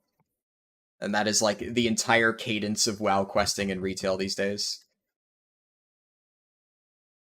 Let me hold on. I still missed a few chat messages. You always show your own name, so you're well aware when you're flagged. Oh, true, yeah. I guess if you want to make sure that you don't accidentally flag without thinking, knowing whether your name is green or not is a good way to tell. Yeah, I'm going to use my heal. War mode scales with the amount of Alliance Horde players in War mode within a given region, so it'll probably just be due to that on the PTR. Yeah, I'm just surprised whatever caused, like, the massive gap. Like, I wouldn't be super surprised if, oh, maybe there's, like, one other person who happened to enable war mode on Alliance, and that's why the Horde got the advantage. But the fact that there is apparently so many more right now on the PTR that they literally have a 25% bonus, that is what very much surprises me. Because it has to be a pretty significant disparity, I think, to reach 25%. I don't even remember the last time I've seen 25% on live servers. Okay, so I need to go up here. There's, like, books in this building that I need to grab. And I think maybe I can not pull the other mobs. Ooh. What was that crit? Oh, that was Glacial Fury, of course. Glacial Fury and randomly one-shotting mobs. Name a better combo. Found a great way to deal with PvPers in war mode. As soon as you get attacked, let go of the keyboard and lean back and wait on them to kill you. Yeah. I mean, unless I'm playing a paladin or something where I can just bubble and run away, and regardless of my level, they basically can't kill me, I usually just let a max level kill me. If they try to kill me, I don't fight it. Not really much I can do about it. It is what it is. So I agree. Okay, I'm just going to use Soar to get over here, and then I need to do this last bit of Whelps. And then turn in the Sendrax quests over here, where you have to start the next part.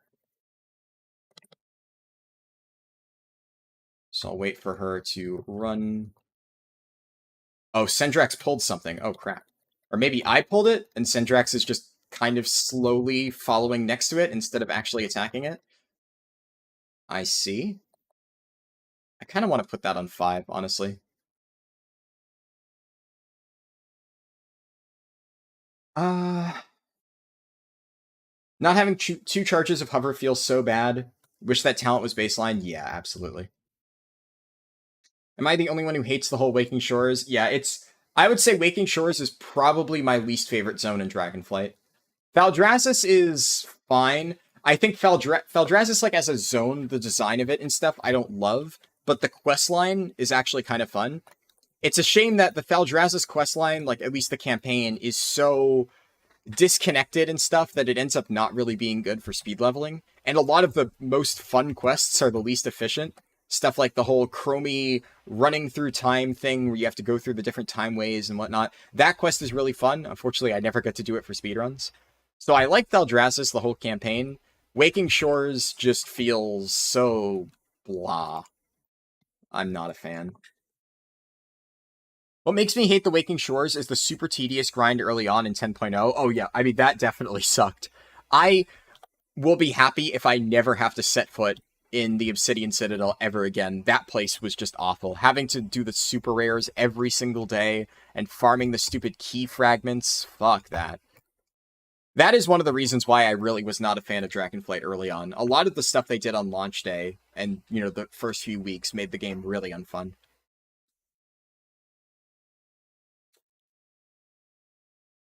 Only time war mode has been an issue for me is when I'm in a neutral zone like WAD and an ally... I'm ally and a horde player with war mode is also there, so we end up accidentally hitting each other with AoE stuff. Yeah. Safety in numbers is a thing, but only if everyone is the same level, but Mr. Sniper's probably going to be on a geared level 70. Yeah, exactly. Okay, now I get 2 hover charges. That's nice. I also need to go over here, professions, unlearn. Everyone's so happy that Sendrax died. That or they don't even notice she died, yeah. Sendrax felt like a missed opportunity. I don't know. I think just because the character has voice acting doesn't mean it has potential. Like, I don't really mind Sendrax because she dies. Maybe that's a mean way to put it, but Sendrax is kind of an annoying character, and I remember the first time I ever did the Dragonflight campaign, like on Dragonflight beta or whatever, I remember distinctly feeling, oh god, I'm gonna hate this character. Just the whole, like, I can't wait to impress Alex Straza-chan. I'm gonna be the biggest dragonkin ever. Like, that whole attitude of, like, you know, I'm gonna be, like, this great up-and-coming dragonkin, and, like, the little quirky nature and the way she talks. Like, whenever Blizzard writes characters like that, they just end up being unbearably annoying, and I just can't fucking stand it. So, I was prepared to hate her, and then they killed her off before it ever got really annoying. So...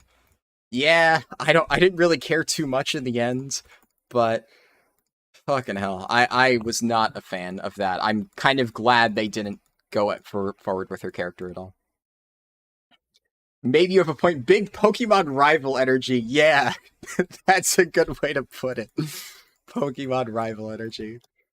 Yeah, that exact, like, quirky banter where you're supposed to actually, you know, be interested in their character, but they just kind of get on your nerves.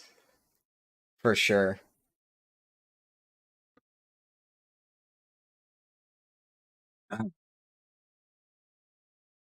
Nazgrim was a perfect example of a side character done well. Yeah, for sure. Nazgrim was an amazing side character. Loved him. I mean, writing for individual characters and stories, like the zone questlines and stuff in WAD, Mists, even Kata, honestly, were infinitely better. Like, Wrath questing, I would say, was kind of hit or miss. There were some good questlines. But overall, I think, like, the endgame Kata zones, like 80 to 85, were pretty good. And then both Mop and Wad and Legion. Yeah, I would say Mop, Wad, Legion had a lot of really good writing in their, like, leveling zone quests. And then we don't talk about the other expansions after that. Dragonflight is, like, a little bit better. At least that Dragonflight doesn't make me audibly groan when I hear some of the voice lines and look at what they're doing with the story. But Ooh, Shadowlands and BFA were tough to stomach sometimes. I will say I did not hate the Zandalar questlines. I actually thought some of the Zandalar leveling stuff was fine. Like, Vol'dun was pretty good. I could not stand the Kultiran zones, though. Like, oh, I remember before I did it, a bunch of my friends... Oh, didn't mean to check bug. A bunch of my friends told me that I would really like the Kultiran campaign, and that it was, like, really fun and really interesting. And, like, aside from Drustvar, which, sure, Drustvar was fine, but Tiragard Sound and Stormsong Valley were some of the most boring questing experiences I've ever experienced. Tiragard Sound especially. I actually had to, like, literally walk away because I got so frustrated at whatever that one quest is where Flynn Fairweather is, like, just wandering around drunk. And it's, like, it's funny for the first 2 minutes. And then after 2 minutes of just constantly waiting for this NPC to slowly patrol around and make jokes about, ha ha, I'm drunk, isn't that funny? I was just like, what the fuck is this quest? Who the fuck designed this? It is like the worst thing ever made. So, yeah, BFA quests were, some of them were really, really, really bad. But, you know, Vol'dun is fine, right? Drustvar is fine. Yeah, Nazmir was also pretty good. Nazmir had a few quests that, like, maybe not necessarily the quest story, but, like, the mechanics that I wasn't a huge fan of. But Nazmir overall was a fairly good zone, all things considered. But Tiragard Sound takes the cake for... It has some of the most annoying quests I've ever experienced in, like, a modern WoW expansion. I just don't know who thought that, like, that Finn Fairweather quest was remotely funny or okay to put in. Just like, he NPC drunk is just so fucking stupid. Oh wow, that was nice. Let me scroll up. I missed a handful of messages during that. Let's see. People testing augmentation evokers for PvP. For PvP, PvE players are mostly not caring. Oh, yeah, that's fair. I guess it's strange that so many of them are Alliance, though. You would think that it would be like a more even spread. Why do Blood Elf eyebrows still clip through the helm? Yeah, that definitely does seem like it should have been fixed a while ago, huh? You really liked killing those rares? I don't know. I have to say, if you enjoyed killing Obsidian Citadel rares, I have to wonder if you're a Mythic Raider. Like, no offense, but the farm for having to kill the same 5 rares every single day and then praying that you got the perfect Titan Forge, that is like one of the most miserable gearing systems ever implemented into this game. And like, I guess if you don't really care much about min-maxing your gear, right? Like if you're just doing it for fun, okay, sure. Like, you know, if you don't get the perfect Titan Forge, it doesn't matter. And if you miss like 1 or 2 rares per day, sure. But having to hunt down every single one and having to hope that not only does the specific item you want drop, but it also Titan Forges up to its maximum possible level, that fucking sucked. And honestly, I don't know a single person who genuinely enjoyed the super rare farming, because it was just kind of miserable when you were trying to gear from it. And the amount of like disparity between item levels in that first week was really annoying. In the end, of course, it didn't matter a ton. Obviously, the moment Season 1 came out, everyone replaced that gear, but it was still frustrating, you know, knowing that you were a bunch of item levels behind just because complete RNG, you could do exactly the same stuff as everybody else and you would still just have worse gear. Oh my god. I just got slapped there for a second. Good thing Refreshing Healing Potion is very good. Imagine if they wrote Sendrax into Aranog and told people why folks... that would have been... See, that is how you fucking tell a story. That would have been fucking cool. If Sendrax actually evolved into, like, Aranog instead, and you see the whole journey throughout the Dragonflight zones, that would have been really fucking cool. Jesus, Blizzard should hire you. I like that idea. How is Augmentation Evoker spec? So far, it feels pretty fun. Like, I'm not a huge Evoker player, but, like, this feels nice. It's, like, I'm kind of, like, only playing half of it, right? Because I'm not really interacting with all of the buff allies things because, well, it's a solo speedrun, right? Which is kind of the point. I'm trying to see how it feels when you don't actually have anyone to buff. But yeah, it feels good.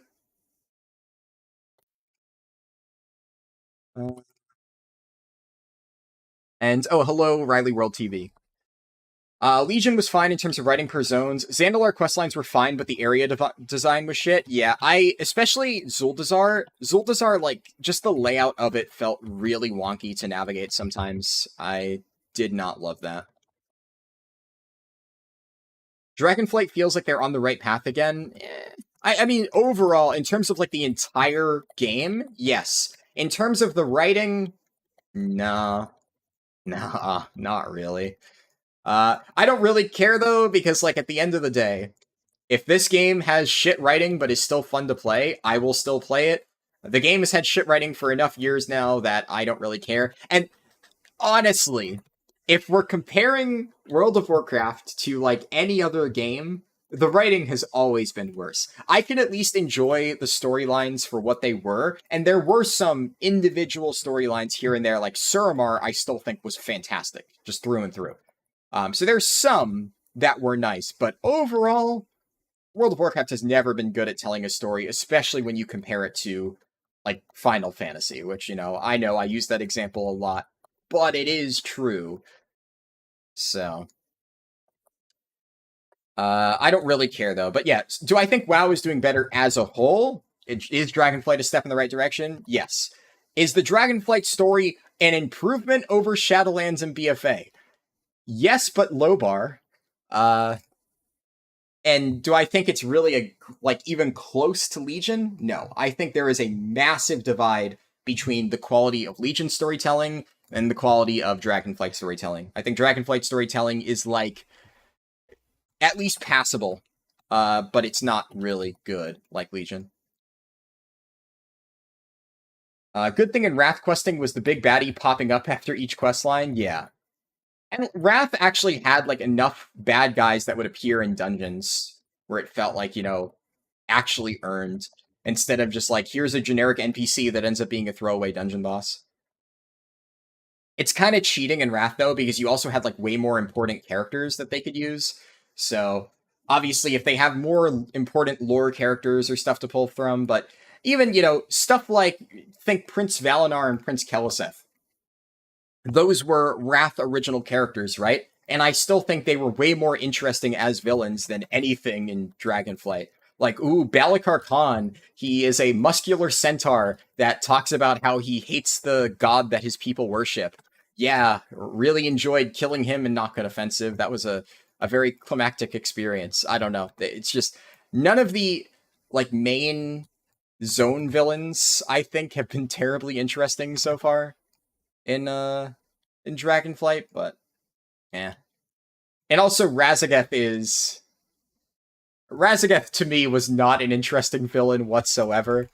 And the best thing to come out of Razageth was, the quotes that she would spit out during the boss fights, like, "You think the Titans brought order to this world? No!" That's literally the only thing I like about Razageth, is her voice lines.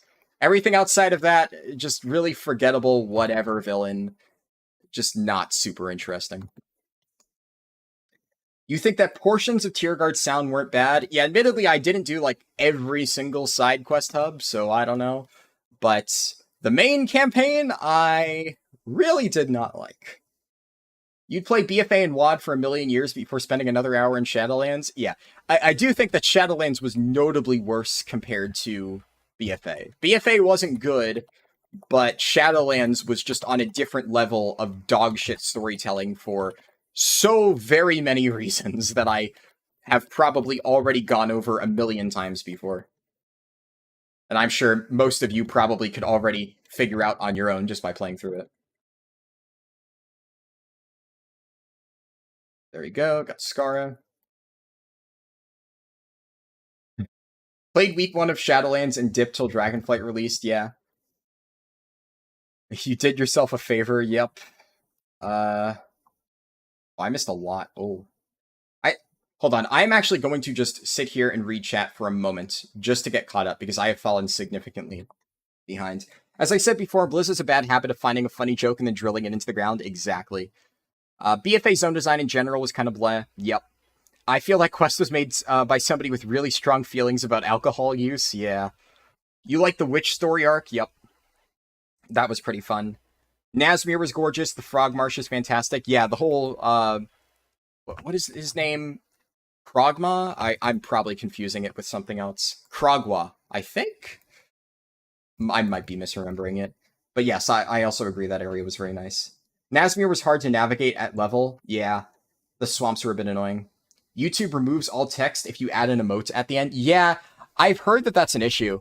I think it's recent, because I don't remember it happening before, but definitely kind of annoying. Zandalar was better than Kulturas.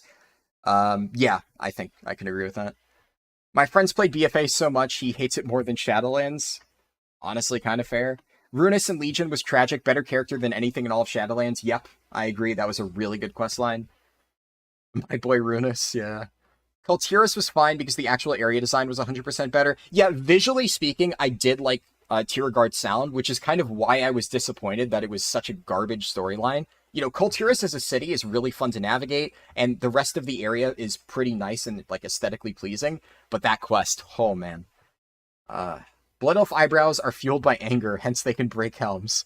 Obsidian Citadel rares were absolutely aids when you're maintaining multiple characters and basically required to do it because you're a Mythic Raider. Yep. Wish there was a way to turn off Militia's continual zone shout spam. Yeah, that one can get pretty tedious. Enjoyed the one day where all of your characters you got 385 gear for another character. Oof. Yeah, that is... Whenever... Like, I got so much plate gear on my monk and leather gear on my warrior. That is the most tilting feeling ever. DK getting an in-staff, full cloth leather, yeah. Oh, yeah, exactly. Monk full plate gear and a fucking gun. I got... specifically on my monk, I got the maximum item level, whatever it was, 385. I got the crossbow off the Brackenhide rares 3 days in a row, and it was the one, I think, like whatever the one at the top was, and it dropped a one-handed sword that I actually really wanted, and I got multiple Titan Forged crossbows off the thing, never got the sword, and then week 1 of Vault of the Incarnates, I was helping a friend kill that, and I got the sword. And by that point, I already had something from Mythic Plus. It was like rubbing salt in the wound. Like, oh yeah, we never gave you the sword when you actually wanted it. Here's the sword right after you've already gotten a replacement. Also, fuck you. So, I hated the rares. That was just not fun whatsoever. It's not even a difference of, oh, I got a 380 instead of 385. Yeah, I definitely think the worst part was the fact that you could get gear you couldn't even use. Like, if it was just something not ideal or not Titan Forged, it would still feel really bad, but it wouldn't feel quite as bad as literally not being able to equip the gear. You want a buffer option for Evokers, more Kulturan-style body shape? Yeah. Hello, Phoenix, good to see you. Dragonflight story was great. The Mole Stink arc showed us it's still Blizzard. Yeah. Blizzard storytelling is like comics, not great in terms of quality, but can be fun for what it is. Yeah, Blizzard storytelling is only fun if you, like, completely shut your brain off and just go, like, hee-hee, big bads, I get to, like, blow stuff up. I don't know, it's not my type of storytelling, for sure. Arthas popping up and doing nothing every 4 quests was a direct response to the complaint in BC that you never saw Illidan, Kael, and Vash. Yeah, they definitely overused Arthas in Wrath leveling, but I guess it is technically better than TBC, where you only get to see them if you go into a raid. So many people want beefy dragons or chonky lizards. Yep. Have you seen them trying to make cinematics like Final Fantasy, where they use in-game character models and animations, but didn't update the animations so it just looks bad? Yeah, I don't know. They do some good cinematics. I will give Blizzard that. Some of them are good, but they really miss with a lot of their cinematics. See, important lore characters help story. Don't tempt Blizz or they'll revive Deathwalker as an end boss for Dragonflight. Yeah. The best thing we got from Razageth was the LFR fight. Yes, true. How many seasons are they going to do in Dragonflight? I would guess 5, but I think 4 is a pretty safe bet regardless.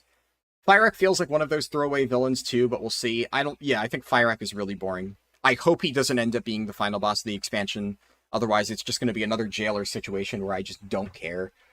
Started playing Shadowlands in 9.2, thought that expec was okay, so glad you missed Korthia. Yeah, Shadowlands was, like, passable if you started all the way at the very end when they did away with all of their bullshit. But even then, it still wasn't amazing. Need to get a shower lurk mode activated. Nice. Like Maldraxxus and Shadowlands, and you don't know why. Really, the story and zone feel edgy. Yeah, Maldraxxus is okay. I think out of all of the zones in Shadowlands, Revendreth is maybe my favorite, but it's kind of hard to pick because I just wasn't really a fan of all of them. Ardenweald is fine. Like, maybe Ardenweald is my favorite for what it is, but the problem I have with Ardenweald is there's just so much missed potential. I think it actually could have been an interesting zone, and they just made it so boring in many ways.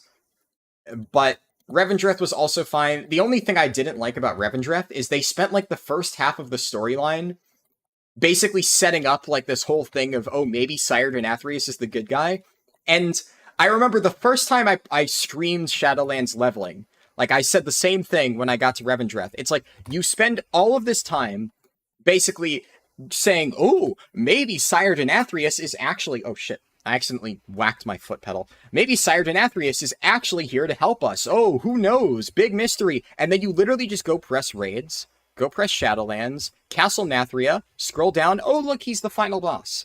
So Blizzard completely undermines their ability to set up like a potential interesting narrative of, oh, maybe he's actually good and there's some conspiracy going on. And it's like, no, he's obviously the bad guy. Why do we need like an entire like long extended quest line of, you know, Sire Denathrius trying to convince you that he's a perfectly reasonable dude? You just know that he's going to turn on you. And like Blizzard obviously has never been good at like foreshadowing stuff like that. It's always just so obvious. But that one is especially egregious because he's literally the boss of the first raid. Like, obviously he is not a good guy. You can literally open the journal. And Final Fantasy gets around that by whenever they announce like a new boss or something like that, they literally censor it out. Unless you actively look for spoilers, the game won't spoil the end bosses for you to like specifically avoid situations like that. So I remember like playing through Final Fantasy patch 5.3. I kind of had suspicions on who the final boss of that patch was going to be, but in the patch notes, they just had a big question mark for what the trial was going to be. And I was like, okay, we all know it's going to be, I'm not going to give spoilers, right? It's going to be X character. And, you know, I talked to my friends and they all agreed, yeah, X character is probably going to be the boss fight for this patch. And it was kind of the character that we were thinking, but there was actually like a really cool twist with the boss fight that none of us expected that made it like 100 times better. And because they actually kept that hidden until you finally get to that quest, the reveal of it was like, oh, that's really cool. And it made that experience much better because there was no fucking dungeon journal to just spoil the ending immediately. So I don't know. Like, I think it's kind of hard to do that in WoW, right? Like, you can't really get around the fact that everyone already knows who the boss fight is, because it's pretty standard that, you know, Blizzard's going to say, this is what the next raid is. So I'm not saying that Blizzard should do this, that Blizzard should do what Final Fantasy does and like hide info about the boss fights. But what they shouldn't do is play to their weaknesses and try to act like they're setting up, you know, a potential twist where Denathrius is actually a good guy when it's obviously not going to work just by nature of the game design. That was like one of the silliest things I saw in the Revendreth campaign. And also there's like similar, oh yeah, the other classic example, right, is, you know, they try to, actually, I would say even worse than that, more egregious, is them trying to set it up as a mystery of like who's leading the Forsworn. And like you can literally go and see in Spires of Ascension that the final boss is this character who is pretending to be friends with the Arbiter, and, or not the Arbiter, but the, whatever the name is of the Kyrian, Carestia, blah, blah, blah. It just completely fell flat as like a mystery. So they did that actually twice in Shadowlands, come to think of it. So I don't know what they were thinking with that writing. Tyr is the real villain. Yeah, I could see Tyr ending up being like an interesting boss fight or something like that. We technically already get an infinite version of Tyr in the new Mega Dungeon, which is pretty cool. I'm gonna use Ebon Might here. Then I'm just going to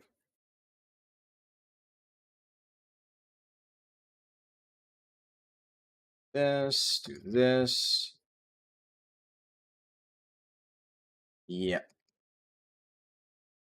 Shadowlands was your first and only time raiding since you started in Legion. You hate World Quest and you don't know why, so gearing makes you sad. Uh, yeah, I mean, raids in Shadowlands, I don't think were the worst. Sanctum of Domination was kind of meh, but overall, it was fine. But I kind of agree. World Quests just aren't like the most engaging content in the world. I've also never been a huge fan of it. I don't hate them, but definitely not like a content or form of content that I actively enjoy. Shit, can I get this? Right, I'm barely able to get that then. I'm gonna Goblin Glider here just for like a little bit of extra speed. Dragon riding Goblin Glider definitely feels jank. Alright, let me do this. Didn't Legion also have one legendary that nobody ever wanted and almost got as their first? Kind of. Legion had Pridaz and Cephus, which Pridaz and Cephus were both completely worthless at the start of the expansion. And, you know, if you got that early on, you were very sad. Ironically, Pridaz and Cephus ended up being some of the better legendaries towards the end, not because they were actually really good and nobody realized, but because in response to them being so horrendously awful, Blizzard buffed them really, really, really heavily, and they ended up being really good, kind of because Blizzard overbuffed them in a snap reaction to them being completely worthless. But like launch Cephus and Pridaz, it was kind of like Legion legendary design in general was just baffling in some cases. Pridaz was whenever you don't take damage for like a certain amount of time, I think that's how it was, you get like shield. And in raid environments, like you're almost always taking damage, so it was just completely useless. And later on, they just made it consistently give you an absorb shield every 30 seconds, regardless of your damage taken.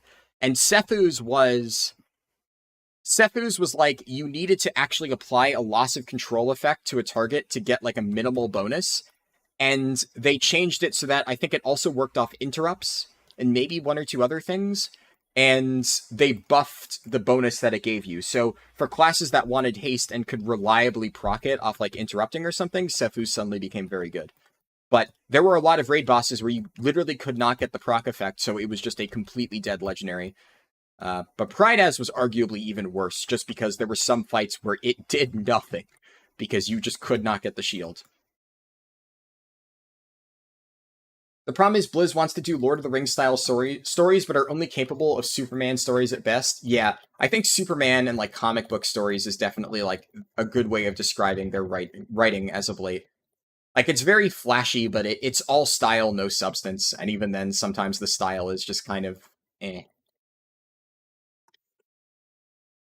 Okay, Evan might. I'm gonna try to do.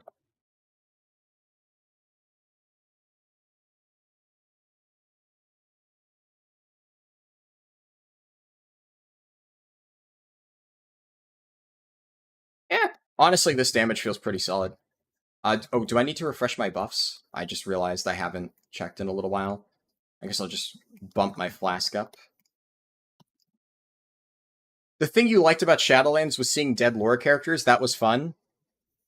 Yeah, so I get why it's fun, right? I think the problem is, while it can feel fun, whenever you just shoehorn in dead lore characters, it does kind of take away from the story a little bit, and you can only do it sparingly. Like, so a good example of, you know, a game that I say a lot, right, that I love the story for, Final Fantasy XIV, I always say, has an amazing story.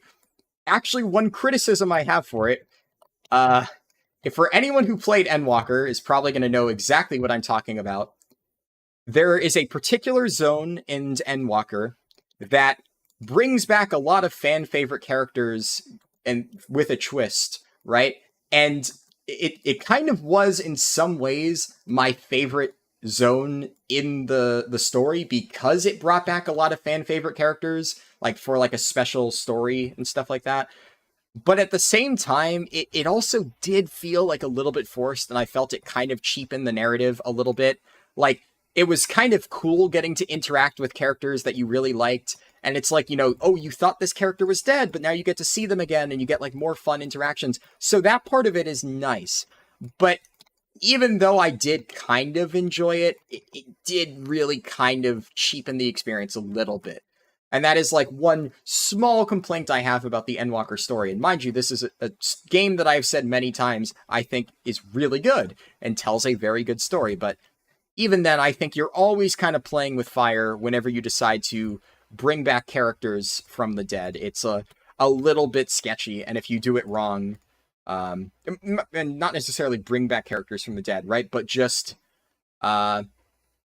make where's the gear that I was gonna equip? Oh, right up here. Right. Whenever you like take characters that are dead and put them in the narrative, either as like an undead character, or you get to talk to their ghost or something. Yeah, I don't know. It's just kind of hard to do without it feeling a little bit forced, I think, personally.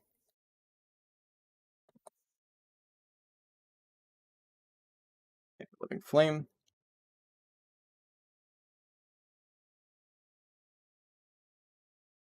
Let me scroll up a little bit while this RP is going on, and then after this quest, I'm going to quickly try to catch up on chat a little bit, because I've slowly been falling behind once again. You have to applaud Blizz on the zone design in Dragonflight. Yeah, the actual visual elements of Dragonflight, like the zone design, I agree. It's very pretty. Final boss of Dragonflight looks like it'll be a Ridicron. Maybe. I really don't think it's going to be, though, because the thing is, a Ridicron is a boss in... this is why I'll say it is possible, but I don't think so. A Ridicron is a boss in Dawn of the Infinite, the new Mega Dungeon. He doesn't die, though. So the way the Ridicron fight works is you fight him and you defeat him, but then you have to basically go back in time and undo the fact that you killed him, because killing a Ridicron causes Murozond to rise. And that's like the entire story of the dungeon. It's like, you have to go defeat a Ridicron, but then whoops, a Ridicron actually caused the entire timeline to change, and then you have to fight the Infinite guys and save Murozond at the cost of letting a Ridicron escape. So, on one hand, he technically doesn't die, he technically still could be the final boss, but I feel like they kind of already do him as a boss fight, right? So, like, mechanically, we've already fought a Ridicron, and it's a good fight, I like it. So I kind of feel like the fact that you fight a Ridicron in a dungeon and he doesn't die means he is the perfect candidate for a killed off in the cutscene, or sacrifices himself in a cutscene to summon a big bad Void Lord thing or whatever, or summon another powerful guy. I don't think we'll fight a Ridicron. I think we fight him here, get it out of the way, and they're going to kill him off in a cutscene. I think Fyrak is going to be a boss, but not the final boss, because if Fyrak is the final boss, that would be super lame. And I have no idea who the final boss is going to be. Probably Galakron's, because Galakron is also present kind of in the Mega Dungeon, and they're basically setting up the fact that he's probably going to come back. So that's kind of what I think is going to happen. A Ridicron resurrects Galakron, and then Galakron is the big bad, and then we have to defeat Fyrak as like a penultimate boss or something, and then Galakron is the final boss. That is my guess, but who knows? Okay, quickly speedrun the other stuff in chat, and then I will continue with the questing. Vampires are able to be cool even with fairly bad writers, hence why it worked with Shadowlands, true. Shadowlands was great if you played Blood DK in Season 3 and 4, yeah. Blizz does the DC storytelling, like when DC says Joker helps Batman, is he good now? Yeah. Blizz could have hidden Denathrius by naming the fight different, like naming it after Renathal or focusing on Remornia. Something like that, yeah. I still think the whole thing would have fallen flat. It would have been really easy to see through, but it makes it even more laughable when you can just open the journal, right? Dungeon journal boss info should be unlocked after a player does the dungeon once. I agree. I think that's probably pretty fine. Which Final Fantasy boss were you talking about? Which expansion patch? Patch 5.3. Specifically the one where he gets like a fancy suit of armor that's reminiscent of an earlier game and summons a bunch of people, right? I'm trying to be generic because I don't want to give anything that could remotely be spoilery, but like, it was the climax of Shadowbringers, that fight, and it's like, you kind of could know which character it was going to be, but the setup for the fight ended up being way different than I expected, and I really liked how they did that. So I was expecting a generic fight with X character, but instead it was a very cool fight with X characters. Still one of my favorite Final Fantasy fights to this day. Really like that. Even worse than the Jailer Sylvanas stuff was the existence of The Shadowlands meaning that any death... Yeah, the whole, like, lore implications of the Shadowlands was absolutely the worst part of the story, for sure. You missed the Shadowlands Mega Dungeon and you were sad. Hopefully you can get your gear up for this one. Yeah, Tazavesh was pretty good. This one seems pretty fun as well. Those were your first 2 legendaries on Rogue. Oh, that is tragic. Yeah. Shadowlands plot in a nutshell. Angry elf tries to destroy universe because sad people die. Yep. You skipped the whole Legion Fall part and Argus just made you sad. Yeah. That was... I think the end of Legion was pretty good. I liked what they did with Argus. It was a pretty fun zone. They overstated Prydaz as a buff. Well, yeah, they obviously overstated the legendaries for sure. Like, Prydaz had 3 stats, but they also changed the way the absorb worked. The main reason why people were running Prydaz towards the end was not because it was overstated. It was because they were running it in high M+ to benefit from the absorb shield. That's why people were running Prydaz. For the most part, at least. I don't know. Maybe some other people were running Prydaz because they really wanted the extra stats, but I don't really think so. I almost always saw it used for the absorb shield changes. What class/spec does it feel similar to? Devastation Evoker. I mean, yeah. Honestly, Augmentation, it's like, it doesn't really feel that different, like, from Devastation. It's a DPS spec, and it's Evoker. There's some minor differences, like, it's not as flashy as Devastation, it's less bursty compared to Devastation, right? Like, you don't have Dragon Rage and Pyre and all that stuff, but it still has a lot of the core fundamental stuff. It has the buffs. So I would say the parts of Evoker that are similar to something are similar to Devastation. And then everything else, it's like you can't even really compare Augmentation to anything. Like, Augmentation is closest to both Devastation Evoker and a healer. Which, yeah. It's, let me see, about the Azure Span. It's not something that you can really compare one-to-one. I mean, the entire spec as a whole, right? It is meant to be very unique. There have not been any true support specs made yet. So, can't really do, like, a one-to-one comparison. Also, I am in Valdrakken, so just a heads up, there is a chance that I get a memory leak soon. If I get a memory leak, I will need to restart my game just to fix it. Now, lately, it has not been happening. I've had pretty good luck with that. Seems to be behaving somewhat better, but I am just going to warn ahead of time, if my audio cuts out, do expect me to have to restart the game really quick. There's a memory leak in Valdrakken? Yes. There has been a memory leak in Valdrakken since the start of the expansion.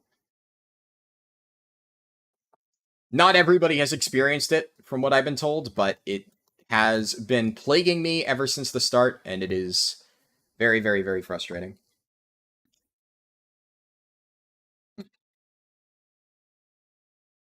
As you said, Blizzard would do better if they embraced the fact they do comic-style fiction. The problem is they try to tackle every genre and only really succeed at action. Yeah, exactly. You keep trying to get into FF14, but A Realm Reborn is so bleh. You think your highest level character is a 30 bard or something, and you find it so hard to keep going. Yeah, it definitely takes some getting into. You do need to suffer through A Realm Reborn, and I'm not going to be one of those people who tells you that, actually, A Realm Reborn is really good. No, A Realm Reborn sucks. And anyone who tries to defend A Realm Reborn is just smoking the hardest copium ever. It is objectively just not a very fun experience, having played many different MMOs. It's not the worst MMO experience I've ever played, and there are, like, some fun and redeeming aspects to it, but A Realm Reborn is just a fucking slog. The only good thing about it, which, if you've already played WoW, probably won't really matter to you much, is A Realm Reborn does a very good job of introducing new players to the game, because it goes so slow through everything. So, for instance, my sister, when she was getting into Final Fantasy, she actually really liked A Realm Reborn because it held her hand the entire way through, and she was able to actually learn about the game and be taught everything without having to do, like, a shit ton of research into all this different stuff. So if you are new to MMOs, then yeah, you'll probably end up liking A Realm Reborn, just because, you know, it spends a lot of time teaching you MMO fundamentals. But unfortunately, for anyone that literally already has played any other MMO in the past, it ends up just being really fucking long. And to be frank, speaking as someone who loves Final Fantasy story, the story in A Realm Reborn is boring as sin. There's just no way to make it interesting. Like, even if you gave somebody the Spark Notes version of it, it would still sound just boring and not very interesting. Heaven's Ward, in my opinion, is also a little bit overrated. I think Heaven's Ward is a fine experience, and I think it's fun to play through. But also, I think, like, in hindsight, it wasn't one of my favorite experiences ever. I think one of the reasons why a lot of people really enjoy Heaven's Ward is because it comes off the back of A Realm Reborn, and it is admittedly, like, 500% better than A Realm Reborn. It's a massive step up, both in terms of, like, the mechanics and the general story and stuff like that. And also, you get flying. So, yeah, it's infinitely better, right? And Stormblood is like, okay. So the main issue with Final Fantasy XIV is the story doesn't really get good until Shadowbringers. But Shadowbringers is amazing. So if you get through all of the boring stuff and you get to Shadowbringers, you get to play through one of the best stories ever told in a video game, in my opinion. One of the best stories I've just ever seen, period. It is that good. But it is a tough ask to tell somebody that they need to spend like hundreds of hours going through before they can get there. So, yeah, I can completely understand not really wanting to get into it. I would still recommend, really giving it an honest try, because I think when you get there, it is worth it. But I have a lot of friends who I've tried to get into Final Fantasy, and they could not. I don't think I've managed to get a single friend, like, seriously into Final Fantasy who was not already considering playing it themselves. Like, one of my friends back in BFA, when I played with him, like, he was already considering trying it, and then he asked me, like, oh, how is it? And I was like, yeah, it's good. But he was already, like, the type of player who I knew would enjoy it, and he got all the way to endgame. But all of my other friends who, like, maybe I only ever played WoW with and stuff, and I wasn't 100% sure, I was like, oh yeah, you should try it. They never got farther. I think it is really telling when, out of all of the people who I have recommended Final Fantasy to, the farthest anyone has gotten is my sister. And it is her first MMO ever. She tried World of Warcraft a little bit, when I was helping her, but she is not like an MMO player whatsoever. And she has been enjoying it. And she has gotten farther than anyone else I have gotten into the game. So I think that kind of says a lot about, like, the type of player who the experience is, designed for. I wouldn't necessarily say that makes it bad, but it definitely means it's not for everybody. Okay, it seems like I dodged a memory leak, so I haven't really been looking at chat much because I've been, sitting here with my OBS open, just waiting to see if my voice starts cutting out, but looks like it is actually better now. That is nice. Let me scroll up a little bit, because like I said, I missed a few things. You cheat. Oh yeah, I read that. What gives life meaning is it has an end, from Buffy. Yeah. Buffy the Vampire Slayer is a very good show, for sure. I think, like, Buffy is a good example of, at the start, it seems like a typical, I wouldn't say cheesy, but, like, standard action show, but it actually has, like, really good characters, really well written. Yeah, I really enjoyed watching it, and it's, like, one of my dad's favorite shows of all time. So that, plus, like, Battlestar Galactica, are shows that my dad has been, like, for years always trying to get me to watch, and finally watch them after, like, many times of him trying to convince me. I was at the BlizzCon when they announced Shadowlands, and it looked like it was going to be good. You had more faith than I did.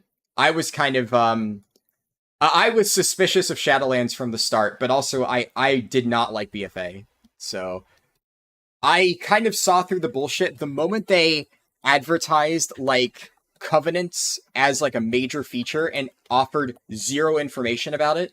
And they did the same thing with Warfronts. Like, they basically announced Warfronts in the BFA BlizzCon words, and then didn't show any actual gameplay for Warfronts for the longest time. and then they ended up being complete dog shit, surprise, surprise. So the moment I saw them announce Covenants, which sounded exactly like the type of borrowed power garbage everyone was saying they didn't want in the next expansion, and then refused to actually show how it worked and just gave vague, generic descriptions, I already, without seeing a single bit of footage, said, this is going to suck.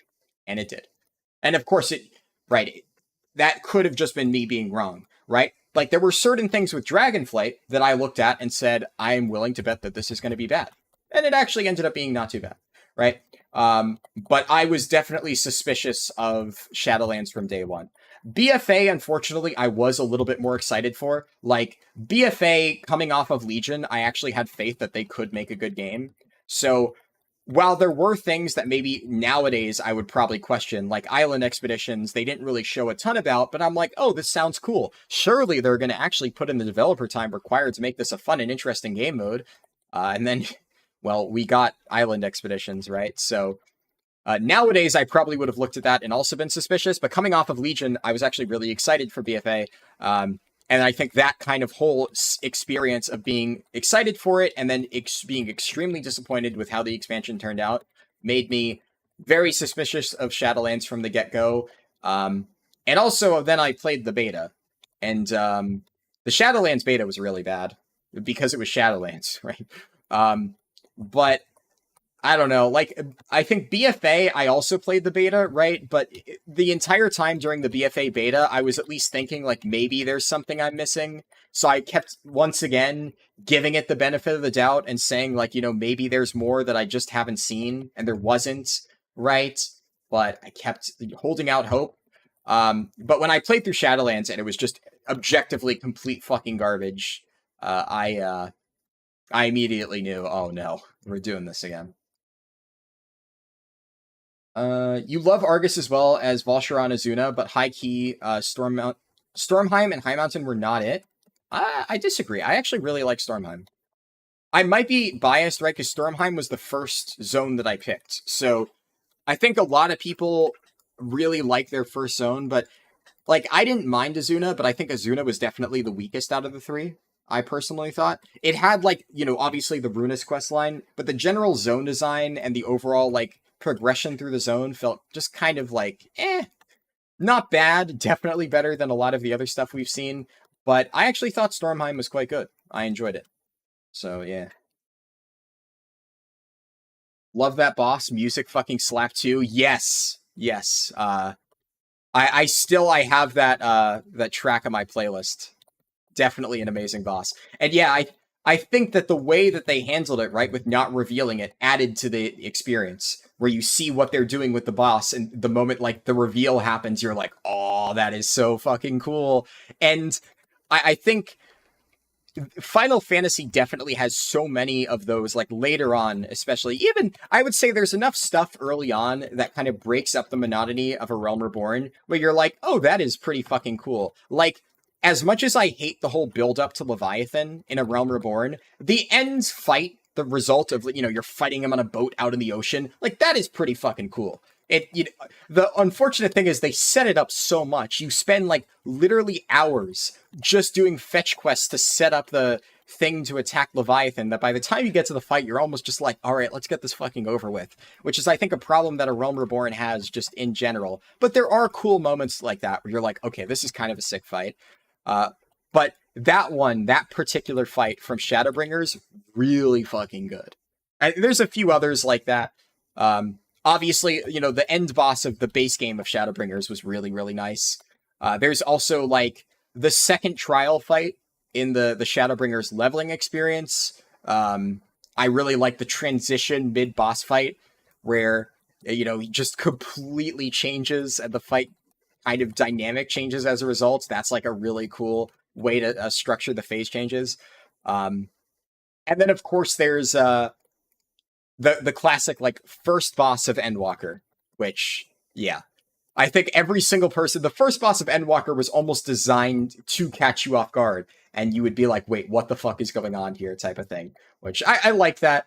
It did feel, I don't love how they kind of used that character in the end. I think there were certain things that I was not a huge fan of in Endwalker, but I still think that was, like, a cool experience.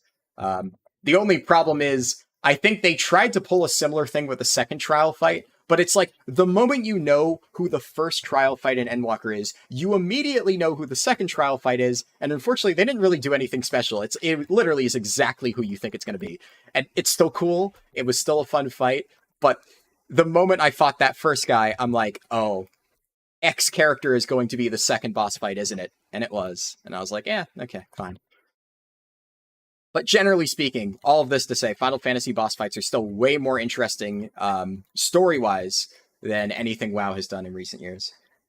Nothing escapes the maw, escapes in... Oh, my thing snapped down. Nothing escapes the maw, we escape in under an hour. Yeah, exactly. This spec seems really fun. Yep.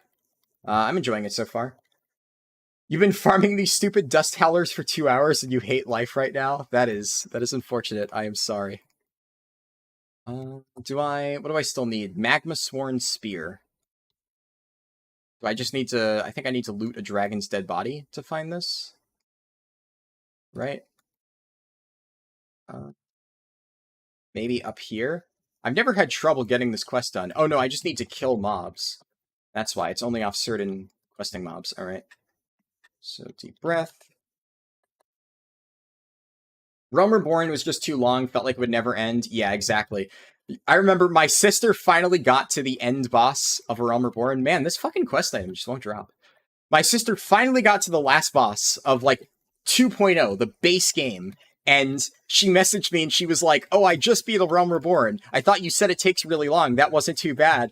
And I was like, wait, which boss did you fight? And she said, oh, I fought Ultima Weapon, right? Which, you know, I don't give a shit. A Realm Reborn spoilers, whatever. Just play the game, right? But she's like, yeah, I fought Ultima Weapon. I'm like, oh, about that, you still have all of the patch content to do. Now get to it, right? So, credit to my sister, once again. She got through a Realm Reborn, which is more than I can say about, like, all of my friends that I have gotten into the game, so...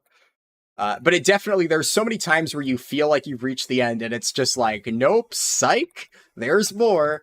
And the fact that it used to be even longer, like when I did a Realm Reborn, you know, back in my day, shakes fist at Sky, they had even more quests. And then they pruned that down a little bit in that, like, big update they did towards the end of Shadowbringers. So, yeah, it could have been a whole lot worse. Now it's somewhat streamlined.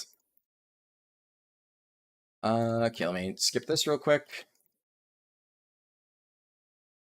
Think of Realm Reborn in Final Fantasy XIV as the TV pilot. It brings some important story building blocks. Yeah, that's also the other problem with it. Like, I maybe problem is the wrong word to use, but if a Realm Reborn was just complete filler content and could be skipped, then I could reliably tell my friends, oh yeah, just completely ignore Realm Reborn.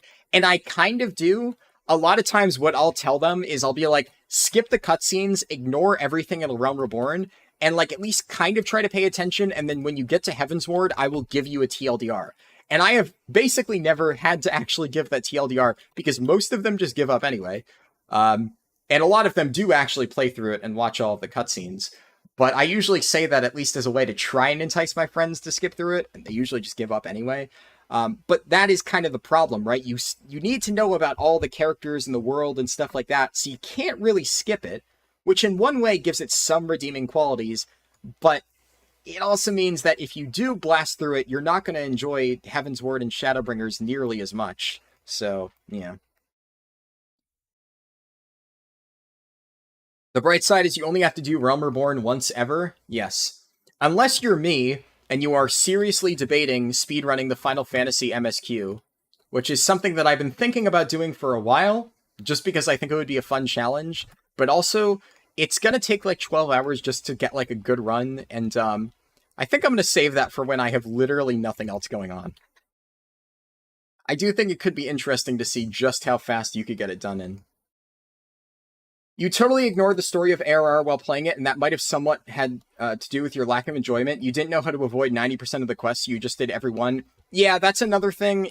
It's kind of unclear unless you have, like, a friend to ask what you can safely ignore. Eventually, you start to figure out, like, okay, I can kind of skip anything that isn't part of the MSQ, but even then, in Realm Reborn, that's not even 100% true, because there's some, like, side quests that are mandatory and whatnot, so... yeah. second. Let me just... I'm actually kind of getting claps here, so... I just want to make sure I fight this guy reasonably well. Lust and Pot. Oh! Barely dodged that.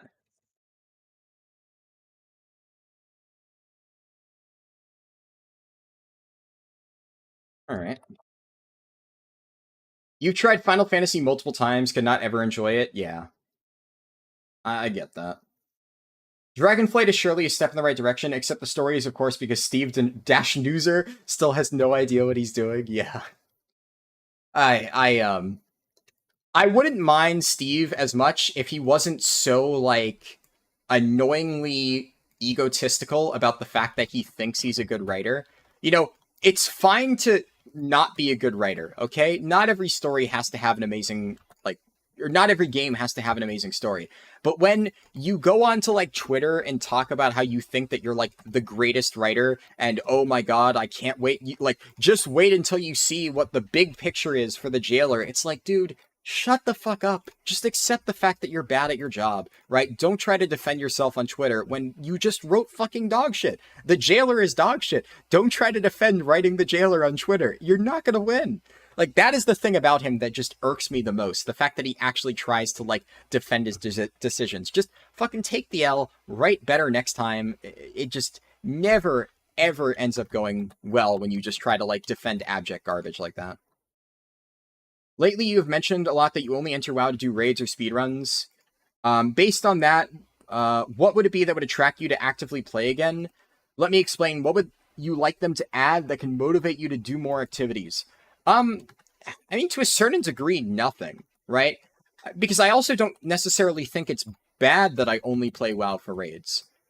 Because, like, obviously, if Blizzard was able to make infinite content, right?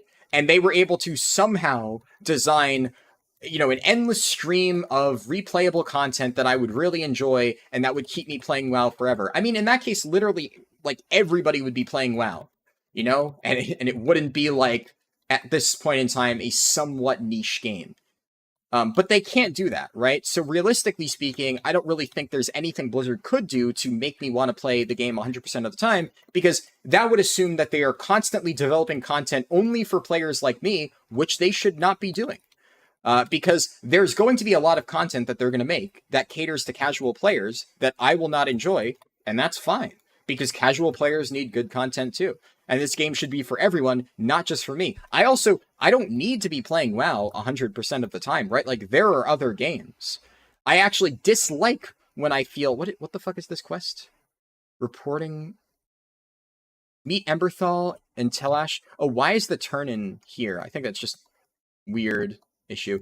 But yeah, like, what I hate is when World of Warcraft actually does exactly that and tries to, like, make you feel like you need to play the game 100% of the time. That's miserable. I want to be able to just play the parts of the game that I enjoy, and then 100% of the other time, right, when I'm not doing the stuff I enjoy, I just have free time to do other shit, to play other games and play the stuff in those games that I enjoy, right? Instead of feeling like, oh, I need to do all of these little side things in World of Warcraft. Because realistically speaking, right, if Blizzard tries to do that, they will probably do a situation like Torghast, where they do side content that they're like, oh, we think players will like this. But then they're never confident enough, so what they end up doing is, to justify those developer resources, they pull a Torghast, and they force all players into it.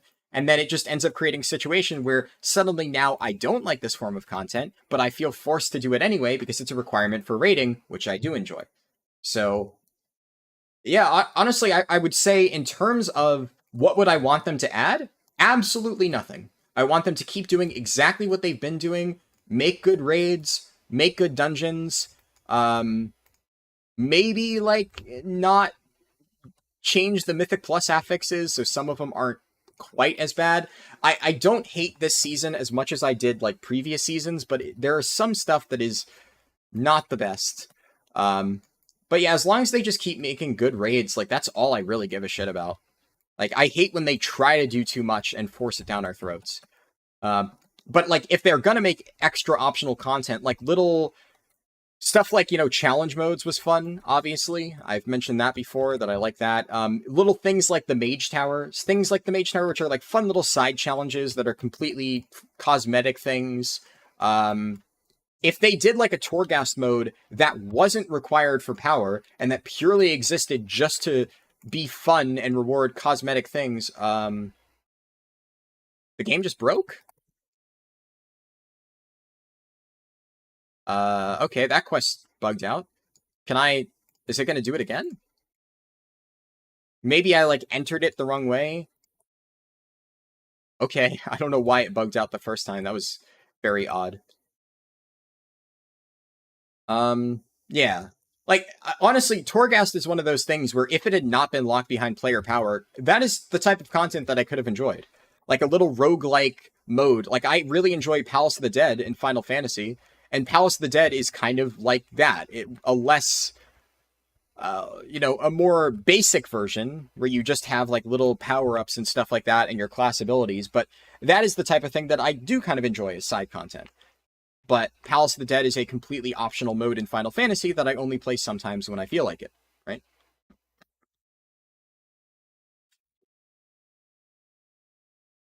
Uh, Here are my Final Fantasy XIV expansion rankings: Endwalker, Shadowbringers, Heavensward, Stormblood, or Realm Reborn.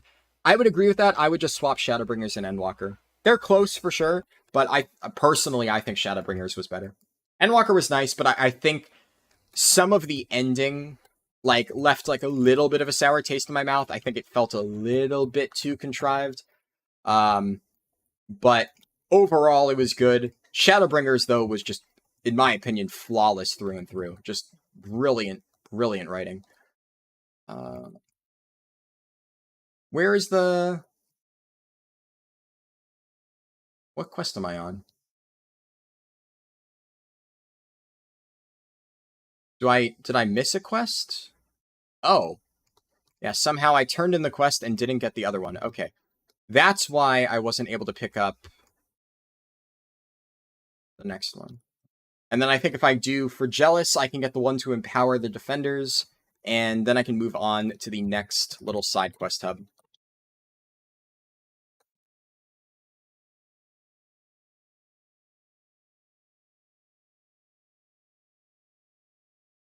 You have a hard time finding a job you enjoy in Final Fantasy? Yeah, it definitely takes, some getting used to, like, playing a bunch of different ones, seeing what really sticks.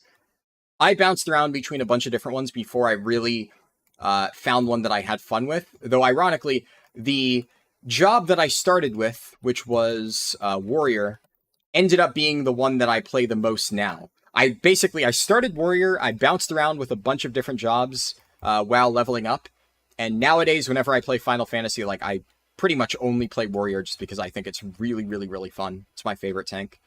So I kind of like came full circle when playing. But I tried out a bunch. I liked Gunbreaker for a while. Paladin was fun too. Red Mage is my favorite DPS in Final Fantasy XIV. Very, very, very fun. Let's see. You've seen all Buffy and Angel like 3 to 4 times minimum. I'm sure my dad has as well. Yeah, my dad even said Buffy is awesome. Uh, my wife and I love Buffy. Just started rewatching it. Awesome. Okay, so yeah, here I'm gonna do the same thing I did in my world record run, where I'm gonna go over here, do like these 2 intro quests, kill the rare, and then kind of go along the coast. And I won't go into Iskara this time because I know I can't start the quest, and I'll just head straight to the Brackenhide objective because I think that felt pretty efficient. Yeah, I still haven't watched Angel, so maybe one of these days I'll have to watch that.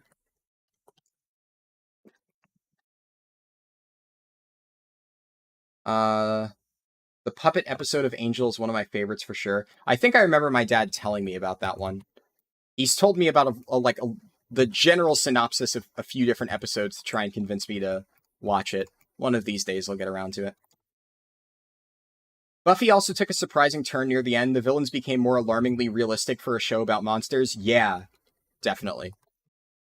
That the last like few seasons I really liked that aspect of the writing.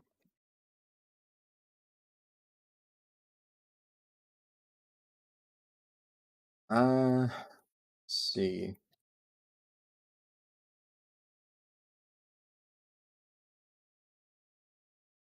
Once More with Feeling is one of my favorite episodes of TV, period. Yeah.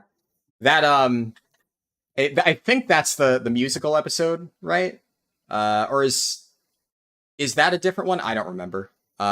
If that is the musical episode, then that one my dad used to show me all the time as a kid. Like, even when I was like 5 or 6 years old, my dad showed me that episode, which maybe he doesn't want me saying because now I'm sure he's going to be like, oh, they're going to think I'm like, a bad dad for showing you, violent shows when you're little. But I mean, as a kid, I had no idea what was going on. I just thought the songs were cool, right? So,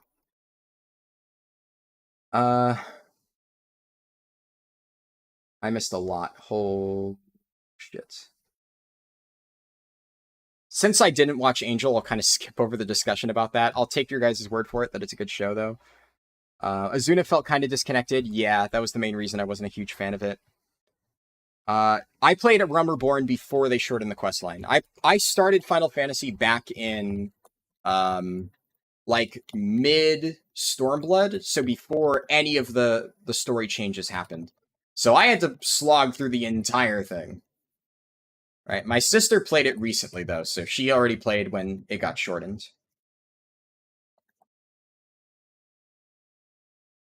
Mm. Buffy, X-Files, etc. shows that you can make good stories even with extremely strange topics. It's about keeping actual stakes. Yeah, I feel like X-Files kind of got lost a little bit along the way. Like I watched X-Files a little bit like a few years ago, and I've tried to get back into it. And I think the problem with X-Files is it got like a little bit too lost in its own lore, where it did the classic trap of setting up way too many things without actually planning out where they wanted to go with it. And I bailed on X-Files midway through and looked up how it ends, because a lot of times whenever I get that feeling with a show where I'm like I'm really not feeling this, eventually I'm like, okay, I'm not going to continue watching this show probably. So what I'm going to do is I'm going to look up how it ends. If it seems really interesting and maybe like I'm wrong about it, then I will continue watching. But if it is going the way that I think it is, then I will just at least know that it is not worth my time. And I'm going to be honest, I made the decision with X-Files to just jump ship. I looked at the end, I said, yeah, that does not really seem too great, and I stopped watching. It definitely had a lot of really interesting episodes towards the beginning, and I liked, obviously, the characters, But, yeah, wasn't a massive fan of where they took the story.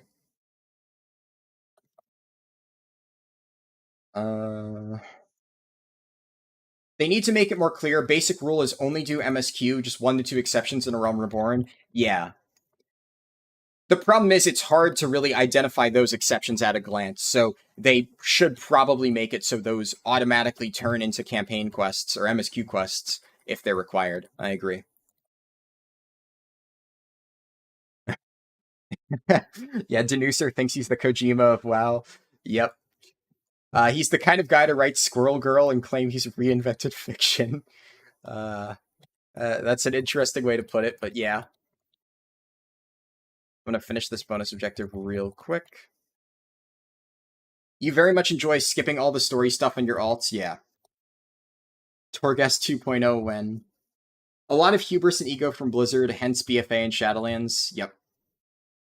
Yeah, the fact that, like, they had the whole mentality of, actually, we're right, and, our story is actually good, and the entire player base is wrong.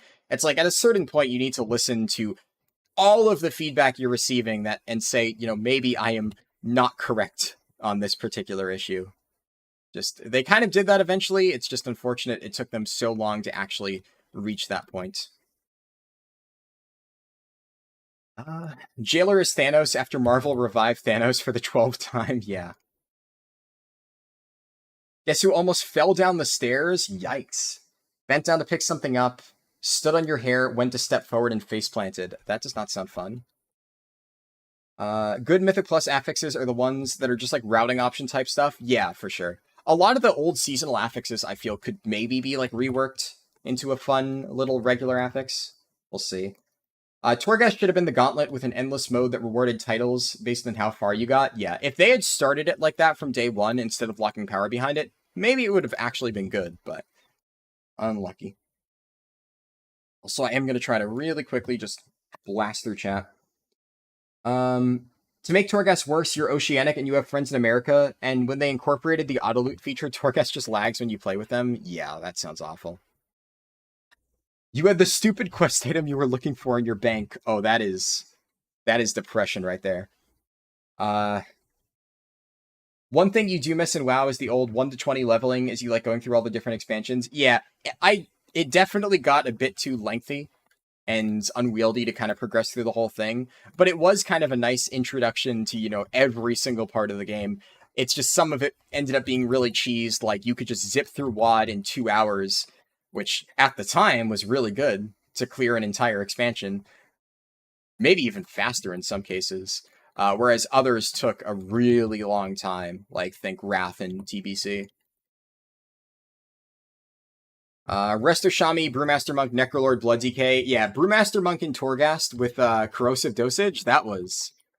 I mean, it was fun when I was playing my Brewmaster Monk, but then whenever I had to play something else and suddenly Torghast wasn't defeated by just pressing a single button, then I no longer enjoyed it. Doing Torghast and Dragonflight is actually enjoyable for the cosmetics. Yeah, I could see that. It's just, unfortunately, it was not cosmetic focused at the start. Yeah. Endwalker was good, but towards the end you were a little worried because you weren't getting an emotional reaction in that last zone until it got to a very specific point. I almost don't want to give my opinion on the last zone of Endwalker because I feel like it's going to be controversial. I actually did not like the entire last zone of Endwalker whatsoever. That is honestly one of the things I disliked about it the most. I thought, like, the final boss fight was fine, and I kind of enjoyed how they redeemed one of the characters and made him, like, less of an asshole in the very last seconds, just so you know who I'm talking about, right? I thought that was fine, and I like the general build-up towards the end, but that entire final zone was... I don't know. I've seen a lot of people saying it was, like, their favorite story in all of Final Fantasy XIV, and I actually personally found it falling completely flat.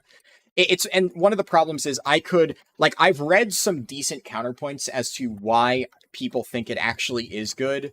Oh, there's Blue Terror. Somebody left a comment on one of my videos about the fact that I missed this rare. I never knew it was here. It's just sitting there on the top of the tree, just so unassuming. It's also not part of a bonus objective, so I don't really know if it is worth completing, but I'll kill it. Yeah, so, like, I can't really explain... Like, normally I would play Devil's Advocate and explain some of the reasons why people have explained why they think it was a well-written zone and what they think was good about it.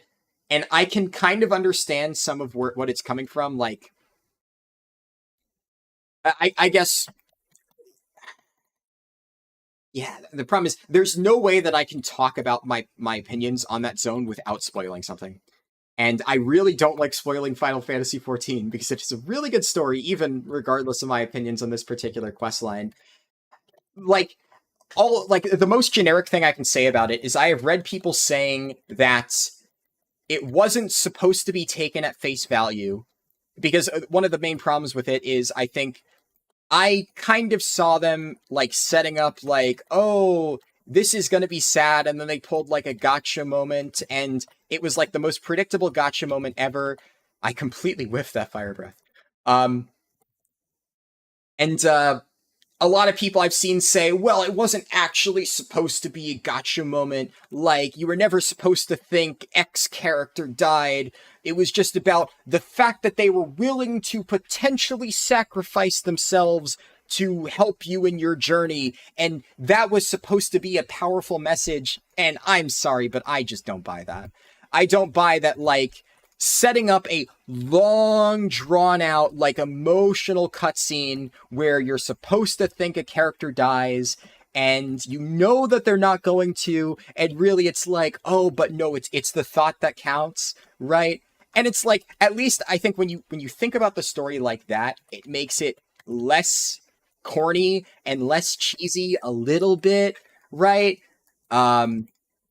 But I still think, I honestly think that they were trying to pull like a bait and switch and it just really fell flat. And I just think it was repetitive, right? Like, you know, at the start of that zone, I completely got what they were going for. I'm like, oh, so this is what they're doing, right? Okay. And then, it was neat the first time. And then there was just 2 more hours of the same exact thing. And it's just like, okay, game, I get the point. The friends you made along the way, can I fight the final boss now? And like, I like Final Fantasy story, but sometimes it really does get a little bit full of itself. And especially Endwalker, that was kind of one of my biggest complaints. It had a lot of those moments of, like, the worst part by far.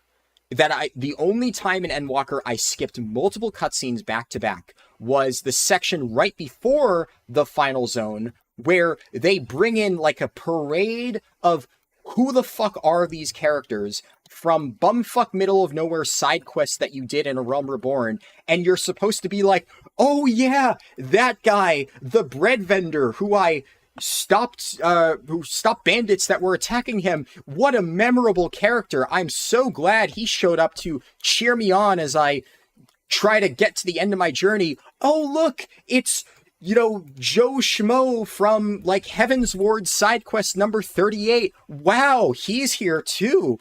And just how many fucking characters they stuffed in there. Like, so-and-so is here too to cheer you on. Like, get the fuck out of here. I don't remember who half these people are, and I watched all of the cutscenes. Like, that was a little bit too much for me.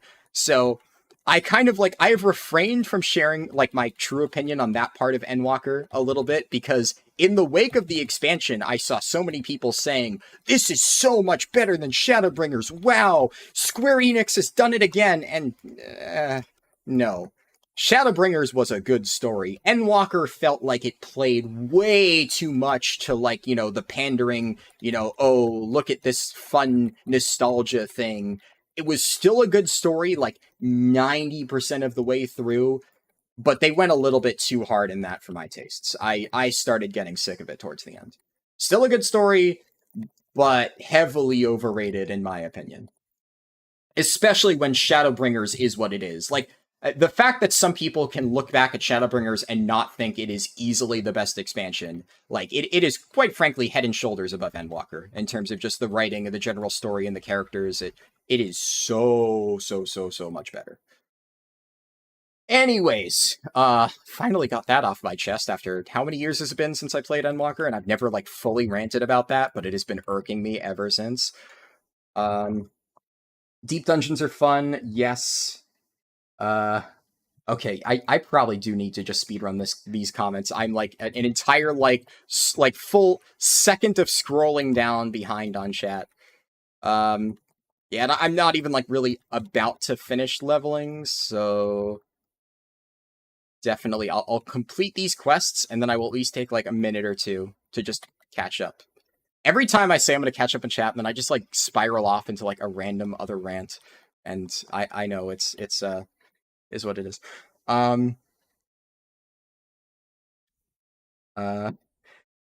You know what? You're right. They killed off one of my favorite characters in FF14 at the beginning of his redemption arc. So yeah, I agree. Shadowbringers is better. Yep, I know what you're talking about. I thought that was good for what it was, but I can understand why that would make you upset. I think that could have been handled a lot better. That specific part of Endwalker. Red Mage Heart. Yeah, Red Mage is awesome. You're a summoner main, but the main issue you have with FF14 is you don't like it when you're doing low-level dungeons, and yes. I wish you stole your abilities. Their reasoning for that has been it would feel bad if, a low player just saw that you had way more abilities than them, but I don't really think it matters that much. I'll take Reactive Hide at this point, why not? And what else? I'll take Exuberance, sure. Okay, take this. And then there's 2 more quests that I have to do here.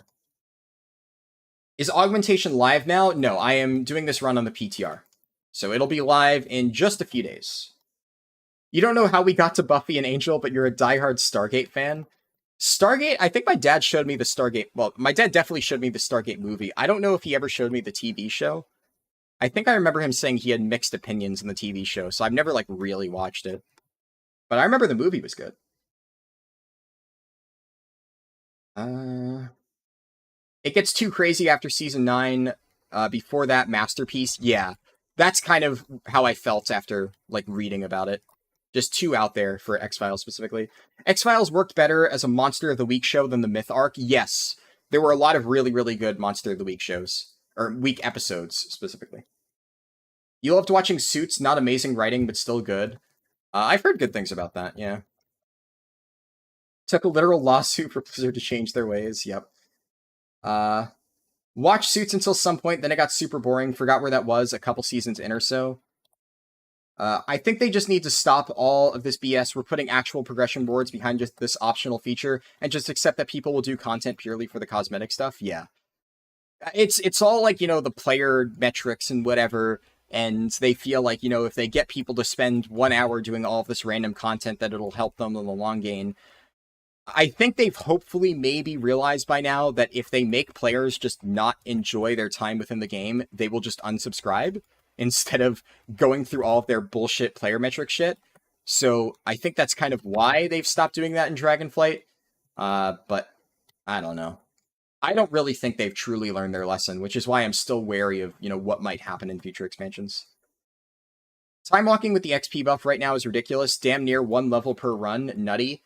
Yeah, I've heard it's pretty good. I think, I don't really know if it would have been faster than, my 10 to 6 or 60 to 70 questing, but I think maybe like a combination of the two probably would have been faster. I might have at least tried it out if I had been able to queue for it, but obviously since I did my testing in the PTR.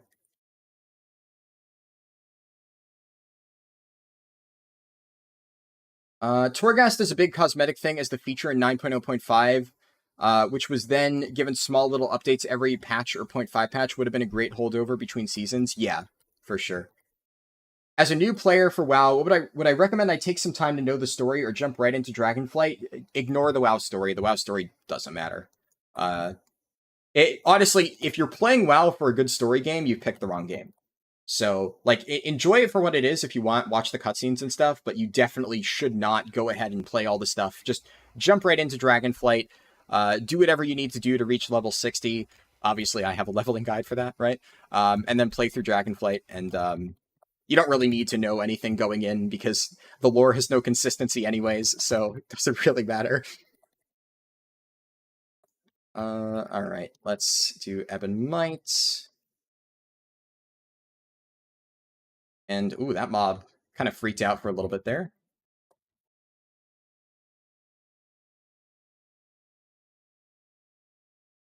That mob is evade bugging and eating my bonus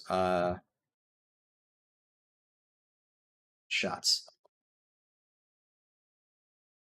Hold on.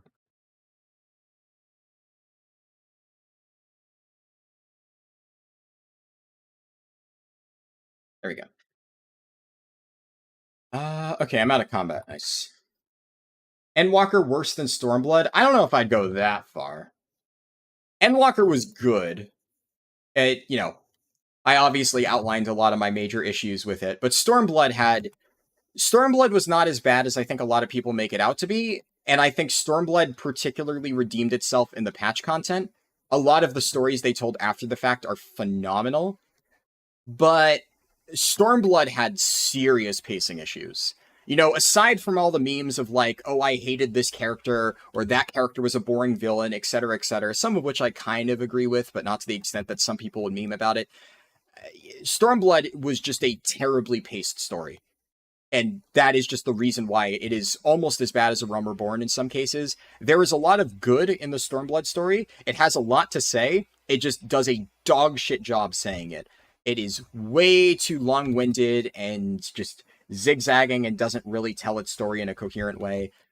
Yeah, at least the base game Stormblood, there's a lot of problems with it.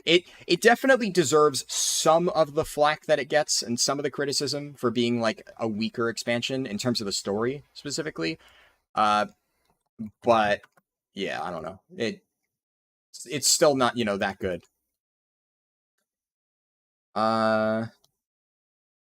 Siskira Vaults, if that was introduced purely for cosmetics, then in 0.5 they add 2 more vaults and make all the vaults available at once. Yeah.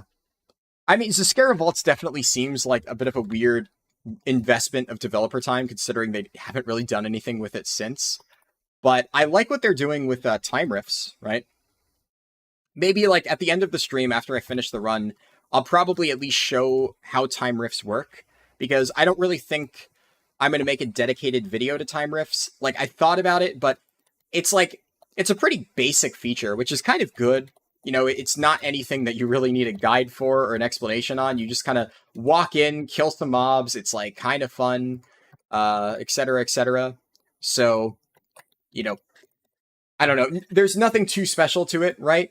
But it has a lot of really cool cosmetic stuff, and all of the gear rewards behind it are purely for catch-up purposes, which I think is honestly how you should do it, right? Make it good for alt catch-up, so new players want to play through it and feel rewarded for their time, but don't make, you know, veteran players feel like it's something they have to do. Final Fantasy spoilers channel in Discord when? Oh, you know, that's a good idea. I never thought of... Yeah, I may actually make that, just so I have a place in my Discord to, like, rant about Final Fantasy, like, stuff, either good or bad, without worrying about, like, spoiling the story. That is a good fucking idea. If I forget to do that after the stream, just, like, at some point, like, it'll probably take me a few hours if I get around to it. But just, like, yell at me if I haven't done it in a little while, and I'll actually probably set that up.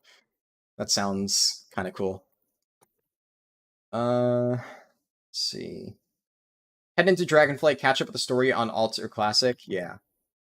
You rejoined my Discord because you accidentally left, but now you can't speak. I do the speaking roles manually, so I will assign that eventually.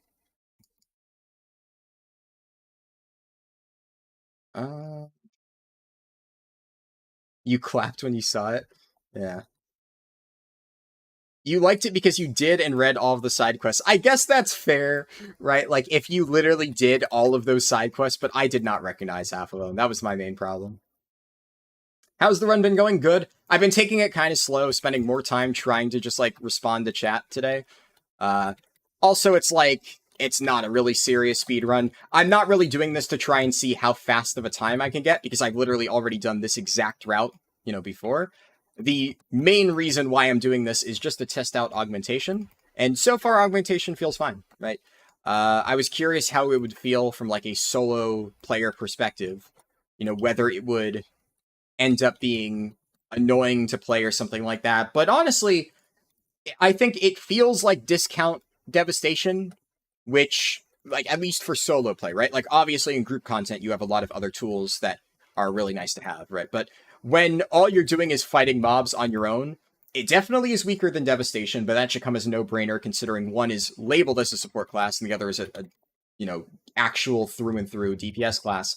But I suppose I'm pleasantly surprised at how capable it is on its own. It's not completely worthless. You know, it doesn't do, like, negative damage or anything like that. It actually can kill mobs at a fairly reasonable pace. So Devastation would probably be, like, one-shotting a lot of these mobs, whereas it takes, like, 3 or 4 hits with Augmentation. Maybe a little bit less if you, like, group them all up and cleave them down, like, efficiently. But could be a lot worse. Definitely could be a lot worse. Oh, crap. I hit the wrong buttons there. And all right, there we go. I don't want to pull that overcharged mana entity, but I can flap out the window here.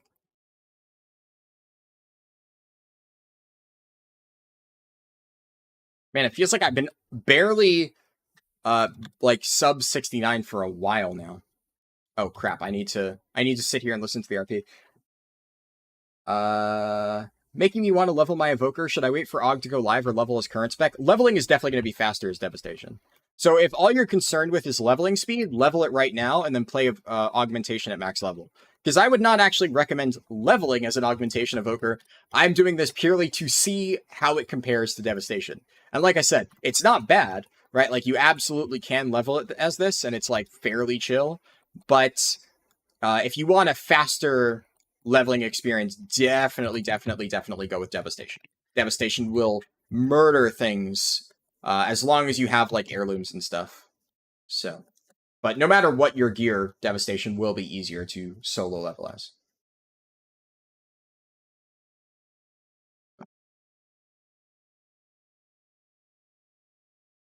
The OG Stargate was good, but yeah, as mentioned, towards the end they lost sight of what made the show good. Even Atlantis was okay, but they extended too long.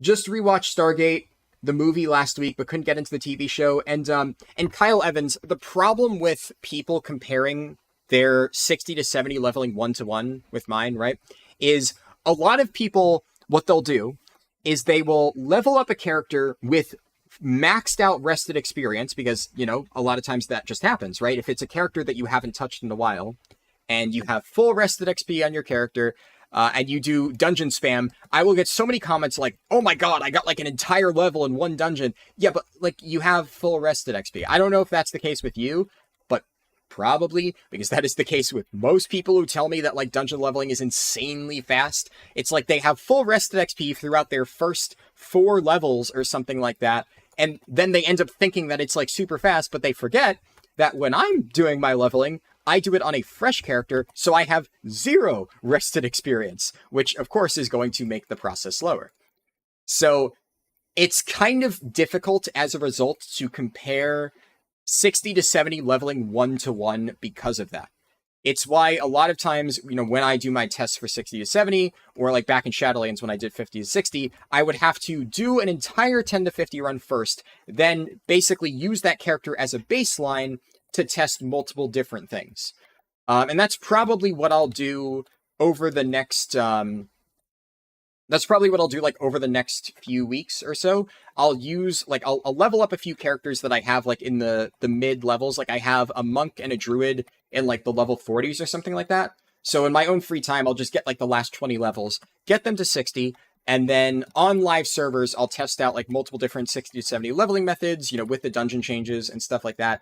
But it is important when comparing 2 different things, right, to make sure that there is a baseline. And unfortunately, with rested XP being as impactful as it is, a lot of times it can make a significant difference, right? It's not going to like shave hours off your route, but if we are comparing something like what time did I get? I got like around like 1 hour, 48 minutes or something like that for 60 to 70. The difference between 1 hour, 48 minutes and like an hour and a half absolutely could be entirely caused by having 2 full bars of rested XP. That's 2 entire levels that you're completely getting for free.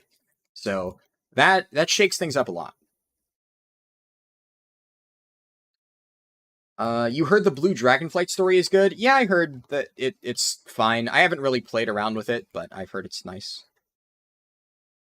You like to approach WoW stories as enjoying mini chasms of the lore? Yeah. I think that's a good way to put it. There's a lot of like really well told individual stories within World of Warcraft, but the whole like big picture stuff, Blizzard has always kind of done poorly. At least, you know, as always, in my opinion, right? But from what I'm reading here and a lot of other people's opinions as well. Stargate film was great. The TV show suffered from running too long and becoming weird. Let's see. Stormblood put you to sleep mostly. Yeah, Stormblood had its moments, but it definitely, I don't know. There was also like a lot of storylines within it that I couldn't really bring myself to care about. So, yeah. They went from the usual Stargate aliens to stuff like vampires, Atlanteans, and Terminator, nanite aliens, and literal Greys as Norse god. Interesting. Yeah. That sounds like, I mean, if well written, you can make anything into an interesting story, but that does sound like, you know, when you run out of ideas, sometimes you just start reaching for random bits of mythology to try and get inspiration from, and that could always maybe end in disaster. I'm finally almost caught up on chat. One could argue that Stargate 1 is the reason we got Christopher Judge as Kratos, and that makes it all worth it in the end. I don't know who that is or what like Stargate 1 has to do with that, but I will take your word for it. At what level do you unlock the time walking dungeons? 60. You get time walking dungeons at 60. So that's the thing. Time walking is only a method of leveling from 60 to 70, or like, you know, whenever there's a different expansion. It's only available leveling the latest expansion level. So you can only really compare it 1-to-1 with end game content, like not chromie time. And obviously, even if time walking was available at low levels, it would still beat out chromie time hands down.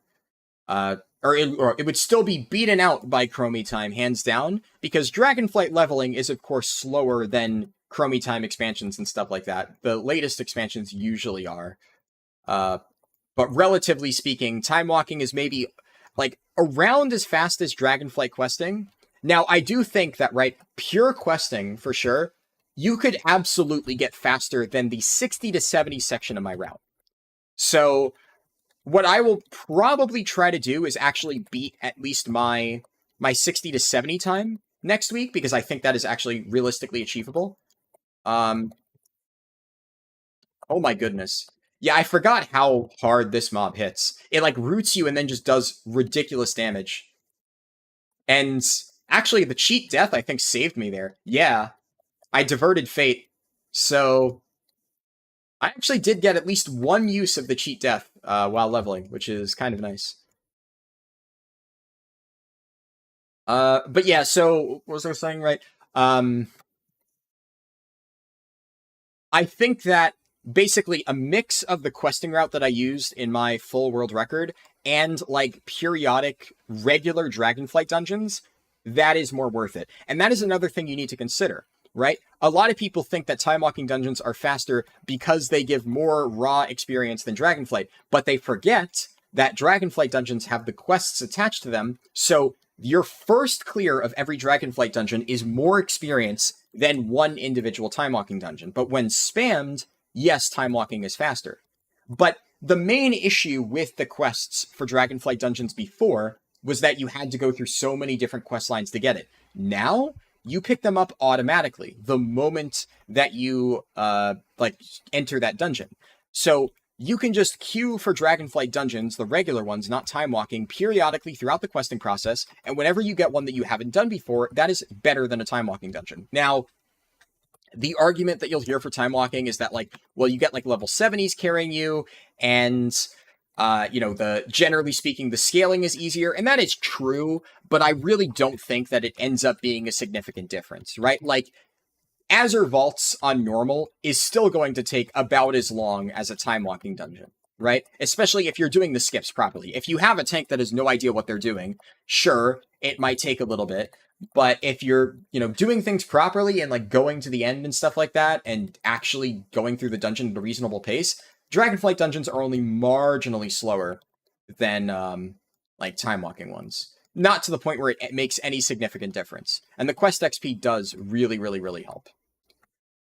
So that is, I think, what will end up being the best leveling route. It's like the most efficient bits of the questing route that I'm doing here and that I did in my world record. And then throughout the entire process, you spam queue for dungeons. And then whenever you get one that you haven't done, you run that. If you get one that you have already done, you either leave or you kill the first boss if it's like really easy to get to, and then leave after the first boss or something like that. And then just do it again or something like that. Basically what I do for TBC dungeons at low levels. Let's see. Let me scroll up. Did they fix Soar? I don't play enough Evoker to know anything about Soar being broken, so I'm not aware of any bugs with it, so I wouldn't be able to answer that. I have no idea.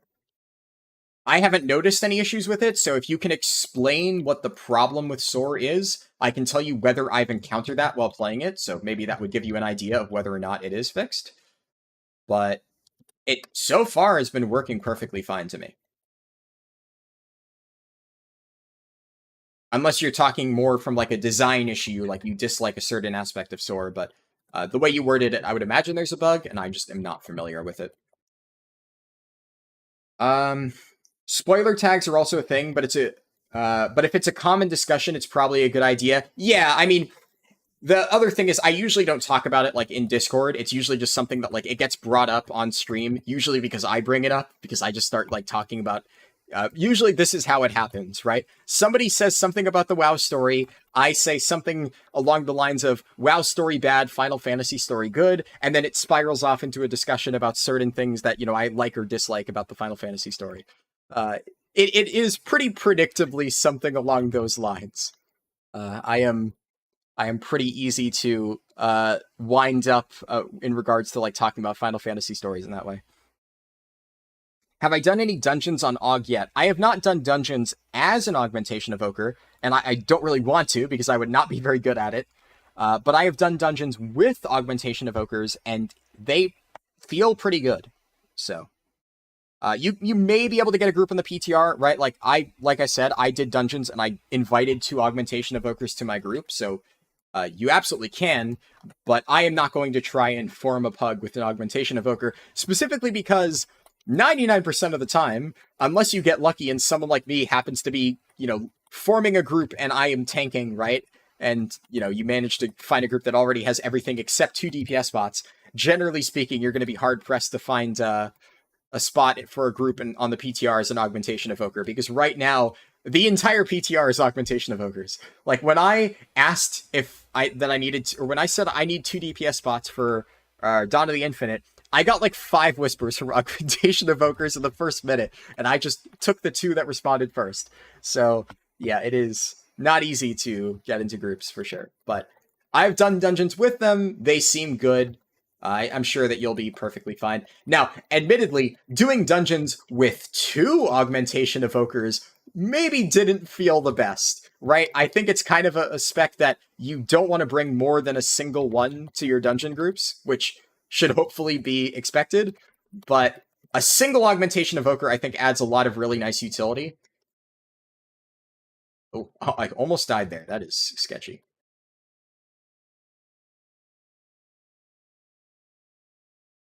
But yeah, it is a solid spec for sure. If you're interested in playing it, and like the only thing you're here for is to wonder about like, oh, should I worry about it not being viable? You're probably fine, right? There's very, very, very good odds that it ends up being not just viable, but like overpowered. So yeah. Gonna be hard to get into dungeons in the PTR. A few great stories in WoW, all outside of the main story. Oops, I wasn't looking where I was going. Pre-Kata Eastern Plaguelands. I mean, even post-Kata Eastern Plaguelands is still solid. The Plaguelands in general have like a decent storyline. It's not like the best ever, but by WoW standards, it's fine.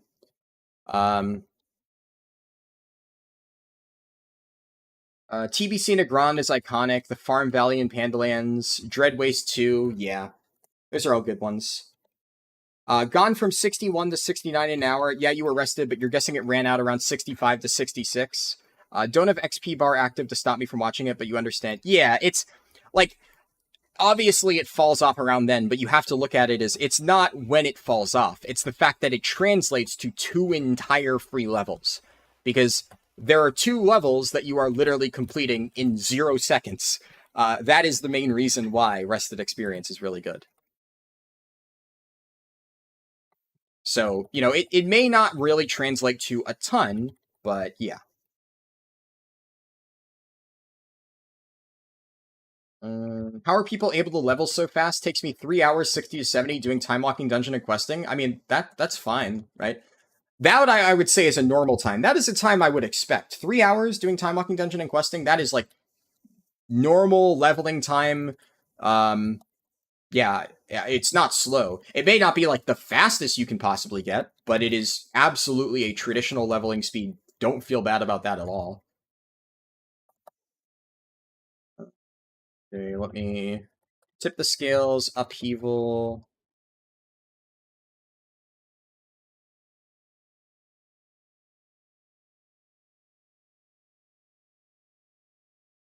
Go.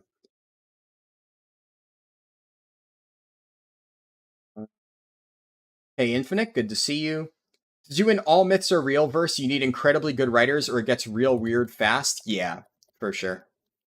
The right way to do like all mythology is real is just go with like the Warhammer style where, it doesn't really make a ton of sense, but you get like pharaohs and Norse gods and stuff like that all duking it out. That's how you really right? Like, fun mythology, right? Where it's just kind of caricatures of all of history just battling it out in like, a war-torn world. I fucking love Warhammer lore. Warhammer lore doesn't make sense half the time, but it doesn't give a shit. And that's what's so good about it. But there are actually a lot of good stories and characters in the Warhammer universe. So, I think even if I warn her, I still need to go. There's like long RP, and then I still need to go to the cave or something like that. So I'm not going to do that.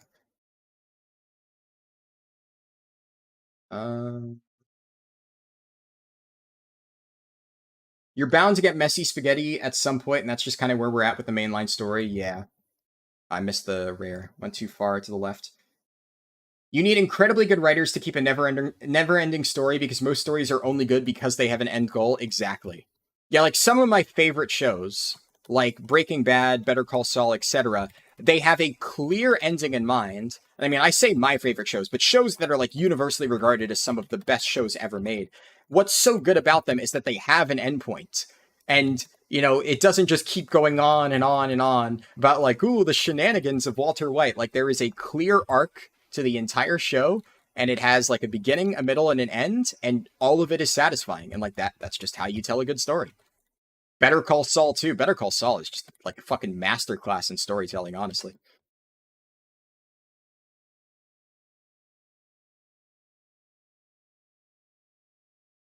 Right. I guess I'll finish up in the northern section again. I think honestly this route has been fairly consistent. It's with the 50% buff, but like I think even without the 50% buff, if you just insert dungeons into the middle, this is a pretty reliable way to level up. I really think you could probably do this even when the patch goes live and you'll be sitting pretty. Right. Batman has been in the anger stage of grief for 60 years now. Hulk has been angry for at least 40 years. Yeah. You were a big fan of Fringe, which definitely had some X-Files vibes, but went very different ways. I've never heard of that, but that's interesting. I'll keep it in mind. Soar doesn't use the Vigor system. Soar's not supposed to use the Vigor system, though. Yeah. I don't think Soar was ever supposed to use the Vigor system. It works off like a charge-based system, where you have charges of each ability. Now, I wish Soar worked more like a replacement for dragon riding. Um, I guess there's pros and cons, right? Oh, if only I had Unravel right now. Fuck. That is juicy. That big absorb shield. I also just should have gotten the kick. I'm dying. That's not good. Hold on. I'm gonna make sure I don't miss the interrupt kick. I said interrupt kick. The shield kick again. Okay, I'm fine. Okay, got it. And mashing eruption. I'll just do a living flame here. There we go. Oh wait, I didn't even finish my cast. It just procced. All right. Monster of the Week shows like Doctor Who, Buffy, etc. work best because each story is usually self-contained. The danger is when folks make mega stories that try to go on forever and ever. Yeah, exactly. Every time you sit here and listen to the Final Fantasy story while watching a WoW speedrun of WoW. Yeah. I mean, I like Final Fantasy. I'll have to play Final Fantasy one of these days. Like, I did a few Final Fantasy streams back in the day, but I mean, obviously, they never did as well numbers-wise, which I don't really care about too much as long as it's something that I enjoy doing. Like, I streamed some of my, like, preparation for Endwalker back then, which was, like, a year or so ago. But yeah, we'll see. I think the main thing is at one point I would like to at least try speedrunning the MSQ because I've looked into it and it's actually like interesting. There's a decent amount of things you can do to save time and make the experience really fast, which I think could be kind of fun. But who knows? You know what really bummed me out when they normalized the level requirement for time walking? You used to have so many twinks for each time walking bracket. Yeah, that's true. When did they do that anyways? Like I forget when it happened. I just remember at some point they changed it, but I don't remember exactly when it did get changed. Uh You really like the Dragonflight story, especially the 10.1 stuff, and I'm the only one here. No, I'm sure a lot of people like it. Like, I am the first to admit, I am generally speaking way more critical of like stories and stuff. Like, whenever I argue with my dad about storytelling and stuff like that, there's a lot of times where even he will be like, you're too hypercritical about specific things. He'll overlook a lot of details that will just irk me, and I just can't look past it.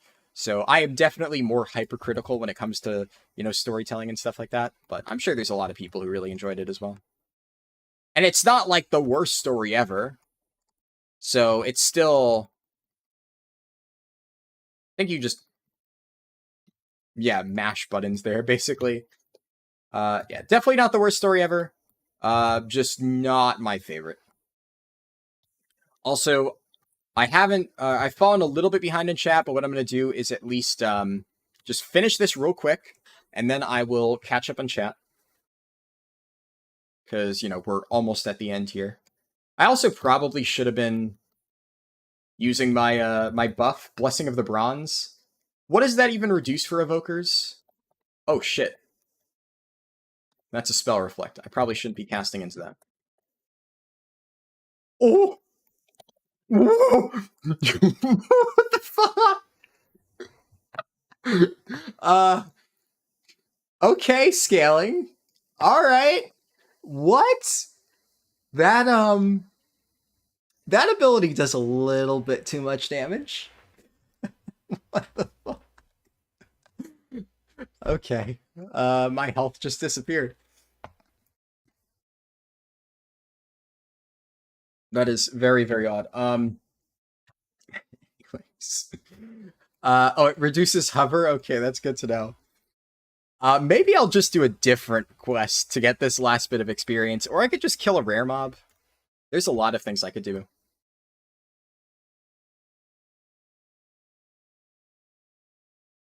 You know what? Actually, at this point, one of the fastest ways that I could just hit max level, like, a single rare gets me there, and I'm already so close to, like, the other end of Thaldraszus. So... Fishing for ep is just bad? Yeah. It's not worth the time. I mean, if you really, really, really want it, or like the Iskara rep, and you just want to get as much as possible and spend gold on it, can, but... Yeah, so I'm just going to kill Henlair to finish it off. Hopefully Henlair won't one-shot me. Hopefully this has no weird scaling surprises.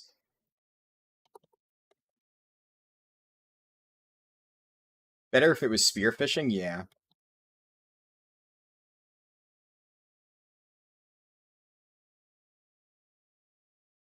There we go. Yeah, definitely this run took like a little bit longer than normal, which I would say is partially because augmentation kills things somewhat slowly, but also I did spend, like, we started at level 58, right? So there was an extra entire like evoker starting zone that we had to do. If you cut out the evoker starting zone, this was sub 3 hours, which I think is what matters, right? But I also did spend a decent amount of time like going slow to try and read chat. Speaking of reading chat, let me scroll up and pick up where I left off. Let's see. You love Zerlek, felt really badass. Yeah, Zerlek was a cool zone. I like Zerlek as a zone. I think is really fun for sure. If you ever feel you're leveling slow, watch Krendor's video. He's been at level 20 for 4 years in retail. Huh. Used to fall asleep to his leveling vids all the time. 40k orcs are the greatest thing in the world ever. Yeah. Same with fishing with guests videos. I haven't watched Krendor, so I don't know a lot of that stuff. But I mean, I know of him, right? I've just never seen his videos. I think the most I've seen of Krendor is like back in the day when I watched Total Biscuit videos. I would, Krendor would be in some Total Biscuit videos, and of course, rest in peace, Total Biscuit. Speaking of Total Biscuit, I've been like going through old Cataclysm content, like from back in the day when it was current, and trying to find like, in the moment footage of, when people are beta testing it and stuff like that to get an idea of what it felt like to actually, experience that content firsthand, like tier lists and stuff. And there's a lot from Preach, right? But I found a lot of Total Biscuit's old Cataclysm videos, and I watched that, and it's like it's kind of cool because I never watched Total Biscuit back in Cataclysm. I only started watching his videos much later on, so it's kind of almost like, oh, I get to watch a new Total Biscuit video that I've never seen before, but also at the same time, I can't help thinking to myself, man, I wish I could get his opinion on like modern day WoW and stuff. It just every single time, fucking miss Total Biscuit, man. It was his birthday yesterday. Oh man, yeah. Anyways, let me keep catching up. I just scrolled down just to see. Uh, I'm amazed some folks still refuse to accept Warhammer as a parody verse. Yeah, I mean the thing about Warhammer is they tell surprisingly interesting stories for how ridiculous the premise of the entire universe is. Right? Like it. It is just so ridiculous, the entire setting, and yet it still manages to have a lot of really cool, really interesting characters and really well-told stories. But I think that's kind of the thing, like, when you don't take yourself that seriously, and you kind of accept, like, yeah, the premise of our entire, like, setting is ridiculous, so what? It makes it easier for people to just overlook some of, like, the little details, because as long as it's interesting, cool, and fun to, like, read or watch or listen to, that's all that really matters. But if you do try to set up a universe that does have serious lore and stuff like that, and then you just kind of trample over that whenever you need to tell a new story, which is kind of what WoW has been doing, that's where it becomes a problem. Better Call Saul was the first time you bought a season of a show because you couldn't wait for it to release on Netflix? Yeah. Yeah, I haven't finished the final season yet, but I will say I did read ahead. I read like the synopses of the like last few episodes before it came out because I wasn't willing to buy it, right? But I did want to see how it ended because I also was waiting for it to come out on Netflix. Just so I'm like, did they at least do the ending justice? And I'm like, oh, this looks awesome. So I've started watching the final season finally now that it's on Netflix. But it's the type of show where I'm like, even if I know exactly what happens, I'm still going to enjoy watching it, right? So, yeah. Really felt like the end, he finally became Jimmy instead of Saul. Yeah, I think they did a great job with the story. Not every fiction has to be written biblically, yeah. Having heirloom gear definitely still makes a difference, for sure, yeah. But, like, for instance, Devastation Evoker with heirloom gear would be even stronger than Augmentation Evoker with heirloom gear. Devastation Evoker with this setup would have just shredded. It actually might be fun at some point to do a Devastation Evoker leveling thing. Maybe I'll, for one of my testing runs for 60 to 70, I'll do Devastation, since I have done Augmentation. Could be fun. You vouch for Fringe as well, good story. Interesting. Definitely will remember to, or try to remember to look into it. All things must end as is Asmongold's hairline learned a few years ago. Yes. You've like found so many ways to insult Asmongold's hair and just like random references. I love it. The level squishes when they changed it. Gotcha. Stories are for narratives like Warrior changes and doesn't do spell damage. Our Dungeon Master is like that, and he'll go back and retcon something. Like, he was holding that in his left hand, by the way, because he is left-handed. Meanwhile, we are like Eldritch Blast for... Yeah. 3 days after the fact in the Discord call. Nice. Spent a bit at 61 checking some talents, too. Yeah, I think I sat there for like 5 or 10 minutes looking over talents, which normally I don't like to do, but I feel like if any speedrun or, leveling run, right, it's appropriate to stop and do a careful read through of the talents. It's this one because 99% of the people watching this don't know what the talents do because it's not out yet, right? So, if I'm sitting there carefully reading over the enhancement shaman talents, a lot of people are going to be like, yeah, I already know what all those do. Just pick the good ones already. But here, it's interesting to look even at the ones that I'm not picking and explain why I'm avoiding it. Like, for instance, Breath of Eons, right? And explaining my logic behind not taking this, that kind of thing. So I think that was still worth it, even though it took a lot of time. You're bald, so you make fun of Asmon out of your own pain. Nice. You made me remember Total Biscuit, you son of a bitch. Yeah. Hey, if I had to remember, you have to as well. But it is really nice, like his old dungeon playthroughs of heroic Cataclysm dungeons. It's cool to see like people's opinions of Cata heroics when it first came out, because you hear so many times like, oh, Cata heroics are really hard, and nowadays I kind of wonder how it's going to play out in Cata Classic.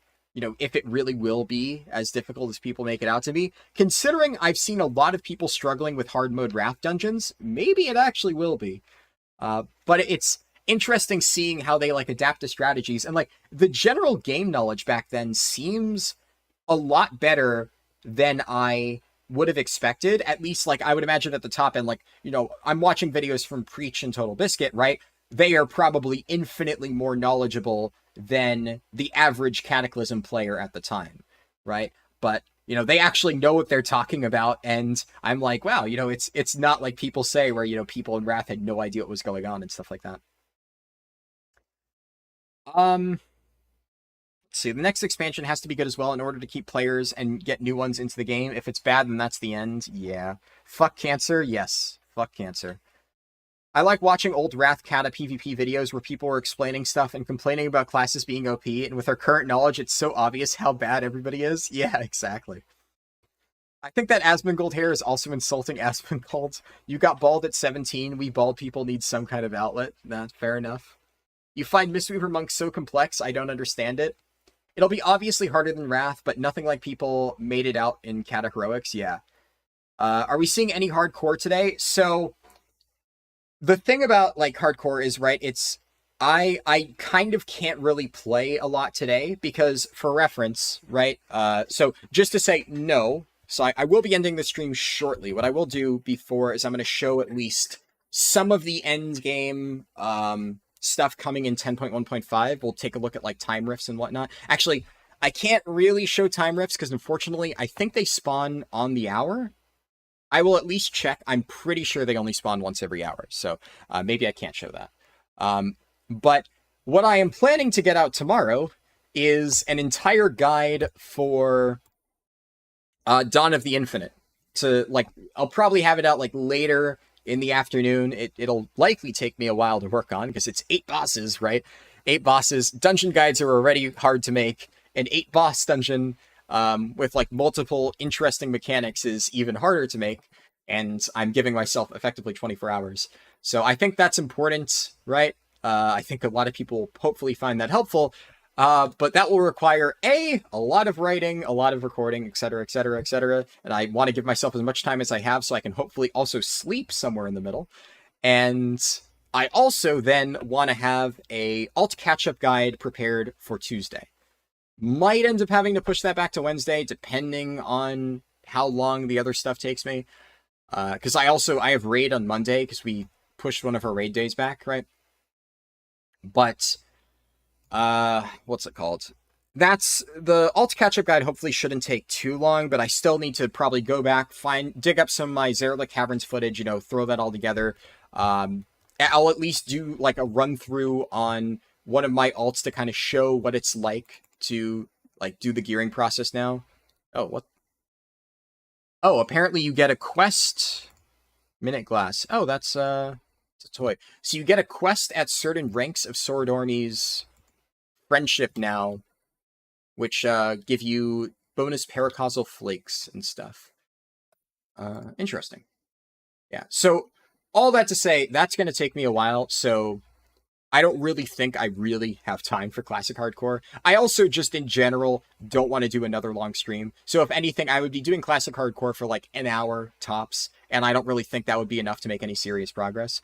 I'll figure out what I'm going to do next weekend, because obviously I'm going to do 60 to 70 runs, but I'll probably will do something more after. What I think I might do after the 60 to 70 runs next weekend is I'll start what I mentioned before of leveling through every single zone in like vanilla, and that will be on Wrath Classic though, and I'll be doing that with like heirlooms and stuff. So I'll be leveling up alts and basically trying out every single zone, and the eventual goal is I will at some point do 1 to 80 speedruns in Wrath Classic, hopefully, if I get the time and the practice to get that done.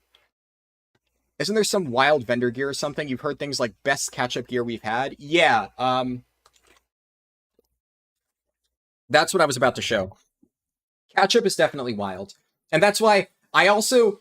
I considered making a video specifically for time rifts, but the event itself is pretty straightforward. The dailies are interesting, like it's fun, but it's not really anything super special that like you need to min-max. What the only real interesting thing about it is stuff like there's all of these old transmog items, or like not old transmog items, but like different recolors of mounts and stuff like this. Like this is my favorite one. Look at this shit. This is the Iminar the Soul Hunter polearm. And now you can actually get it as a transmoggable polearm. This thing is fucking sick. Ever since Antorus came out, I have wanted this appearance as a polearm, and it is finally in the game. There's a lot of other really cool ones. Like this is an interesting mace and stuff. The Legion weapons. There's some others, right? These are the Ragnaros shoulders. You can get these as a transmoggable thing. What else? There's the Twilight's hammer look-alike type thing. A bunch of like old god type appearances. The little claw. There's so many different mounts that you can get, cosmetic things. Yeah, so it's like, since this is the biggest part of time rifts, and while this is cool, right, I'm not going to make a guide on, you know, oh, all the new cosmetic things. You know, just look at the vendor, figure it out yourself, right? What is interesting is, like you said, the catch-up stuff, which is why my plan right now is I will have a section within my catch-up guide dedicated specifically to time rifts and, like, how to farm paracausal flakes, which, spoiler alert, isn't very difficult. You just do the event, and then there's like a few bonus daily quests that give you extra paracausal flakes, and it's also really not hard to get. So, for instance, this is, I think, the main thing people are talking about in terms of really good catch-up gear. This stuff. There is a vendor with every single slot that you can get a veteran piece at, and obviously this means it goes up to 424. And all it requires is one dilated time capsule, or dilated, or whatever. So right now I have two. Dilated time capsule, I'm not 100% sure how this works, and this is something that I will need to test out a bit more before the patch comes out. I know your first time rift of the day gives a guaranteed reward, and there are these things. Encapsulated Destiny guarantees that the next time rift you complete will grant you a reward. And I think it always gives you one dilated time capsule and some other stuff. So you get like bonus paracausal flakes or other things. One of the other issues with testing time rifts right now, can you turn it into tier? You know what? We can test that right now. Good question. So, all right, I bought that helmet. Can you turn it into tier? I have to get away from the vendors. But yeah, one of the problems with testing time rifts currently is there is like a bar at the top where as players within the zone complete activities as part of the time rift, the bar fills up. And it's supposed to be that like kind of, you know, like Researchers Under Fire, where as you do more objectives, you get like better and better rewards until you get like the perfect bar. Well, at most, there's like me and two other people doing each time rift. So I have never gotten past the basic green chest at the end, because with only 3 people, the bar just doesn't fill up fast enough. That is actually kind of lame. You cannot catalyze them. I'm surprised. That feels like the type of thing that you should be able to catalyze. Well, that is unfortunate. So, yeah. Where did I even get these Titanic shoulders? Oh, this was from the dungeon. Yeah, this was from Dawn of the Infinite. So yeah, in theory, right, when this comes out and there's a million people doing it, you should be able to easily max out the time rifts, and I obviously don't know what rewards they give, so it's hard for me to say, but presumably you get more paracausal flakes. That said, it's not really too difficult. All I know is at a certain point, I think you get diminishing returns on how many rewards you get, and I think it's like daily reset locked, but you get so many of these things, right? And I guess at worst, it'll take you like a day or two to get all of this 424 stuff. But the nice thing about it is you already get so many, and you can buy it for any slot you get to pick. So if you do Zarelek Caverns and you get a bunch of really easy veteran items from Zarelek Caverns, and you fill all your gear slots in with those things, then you do like your weekly heroic dungeon quest and, you know, any other sources of gear, I don't know, Mythic Zero dungeons or something like that, and you get all of that knocked out, all of that out of the way, then once you know which slots you still need to fill in, you can go ahead and get the dilated time capsules, buy that particular slot, fill in the pieces, and what's really nice is the trinkets. So this is the big thing. This is probably the main thing that I'll be talking about. Like, this whole section is nice, right? The fact that you can fill in gaps in your gear, whatnot. The paracausal fragments are really interesting, and I'm kind of curious how the tuning on this is going to be, because it only goes up to 424, but some of these trinkets are really, really, really good. So I don't know if they're going to be better than like a mythic item level type trinket. You know, probably you're still going to be running Beacons of the Beyond and Ominous Chromatic Essence.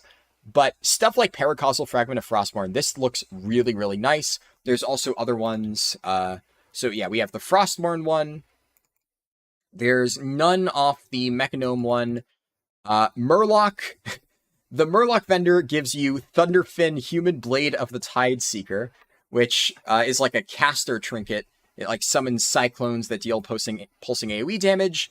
This one, if I search all the... actually, maybe the... Yeah, no, wait, the Mechanome one does have it. The Mechanome one has Valinir. Yeah. So there's a Valinir trinket that lets your heals shield the target up to 10 times, so that's pretty good. I would imagine that's just going to be nice, like, utility. Any sort of shielding effect, even if it isn't, like, the highest HPS, is still going to be useful for healers. This is a healer trinket that causes a tree to appear that deals split healing. Interesting. What are the other ones? Yeah, there's Paracausal Fragment of Doomhammer. This is just like an on-use big hit, and then it deals passive damage. Sulfurous, this one seems interesting. This is made for tanks, right? You have a chance to do extra damage. Your melee abilities have a chance to do a proc that deals split damage. And then also, when you're hit, you can counterattack for bonus damage. Cool stuff. And finally, Azzinoth. This is a pretty sizable haste proc.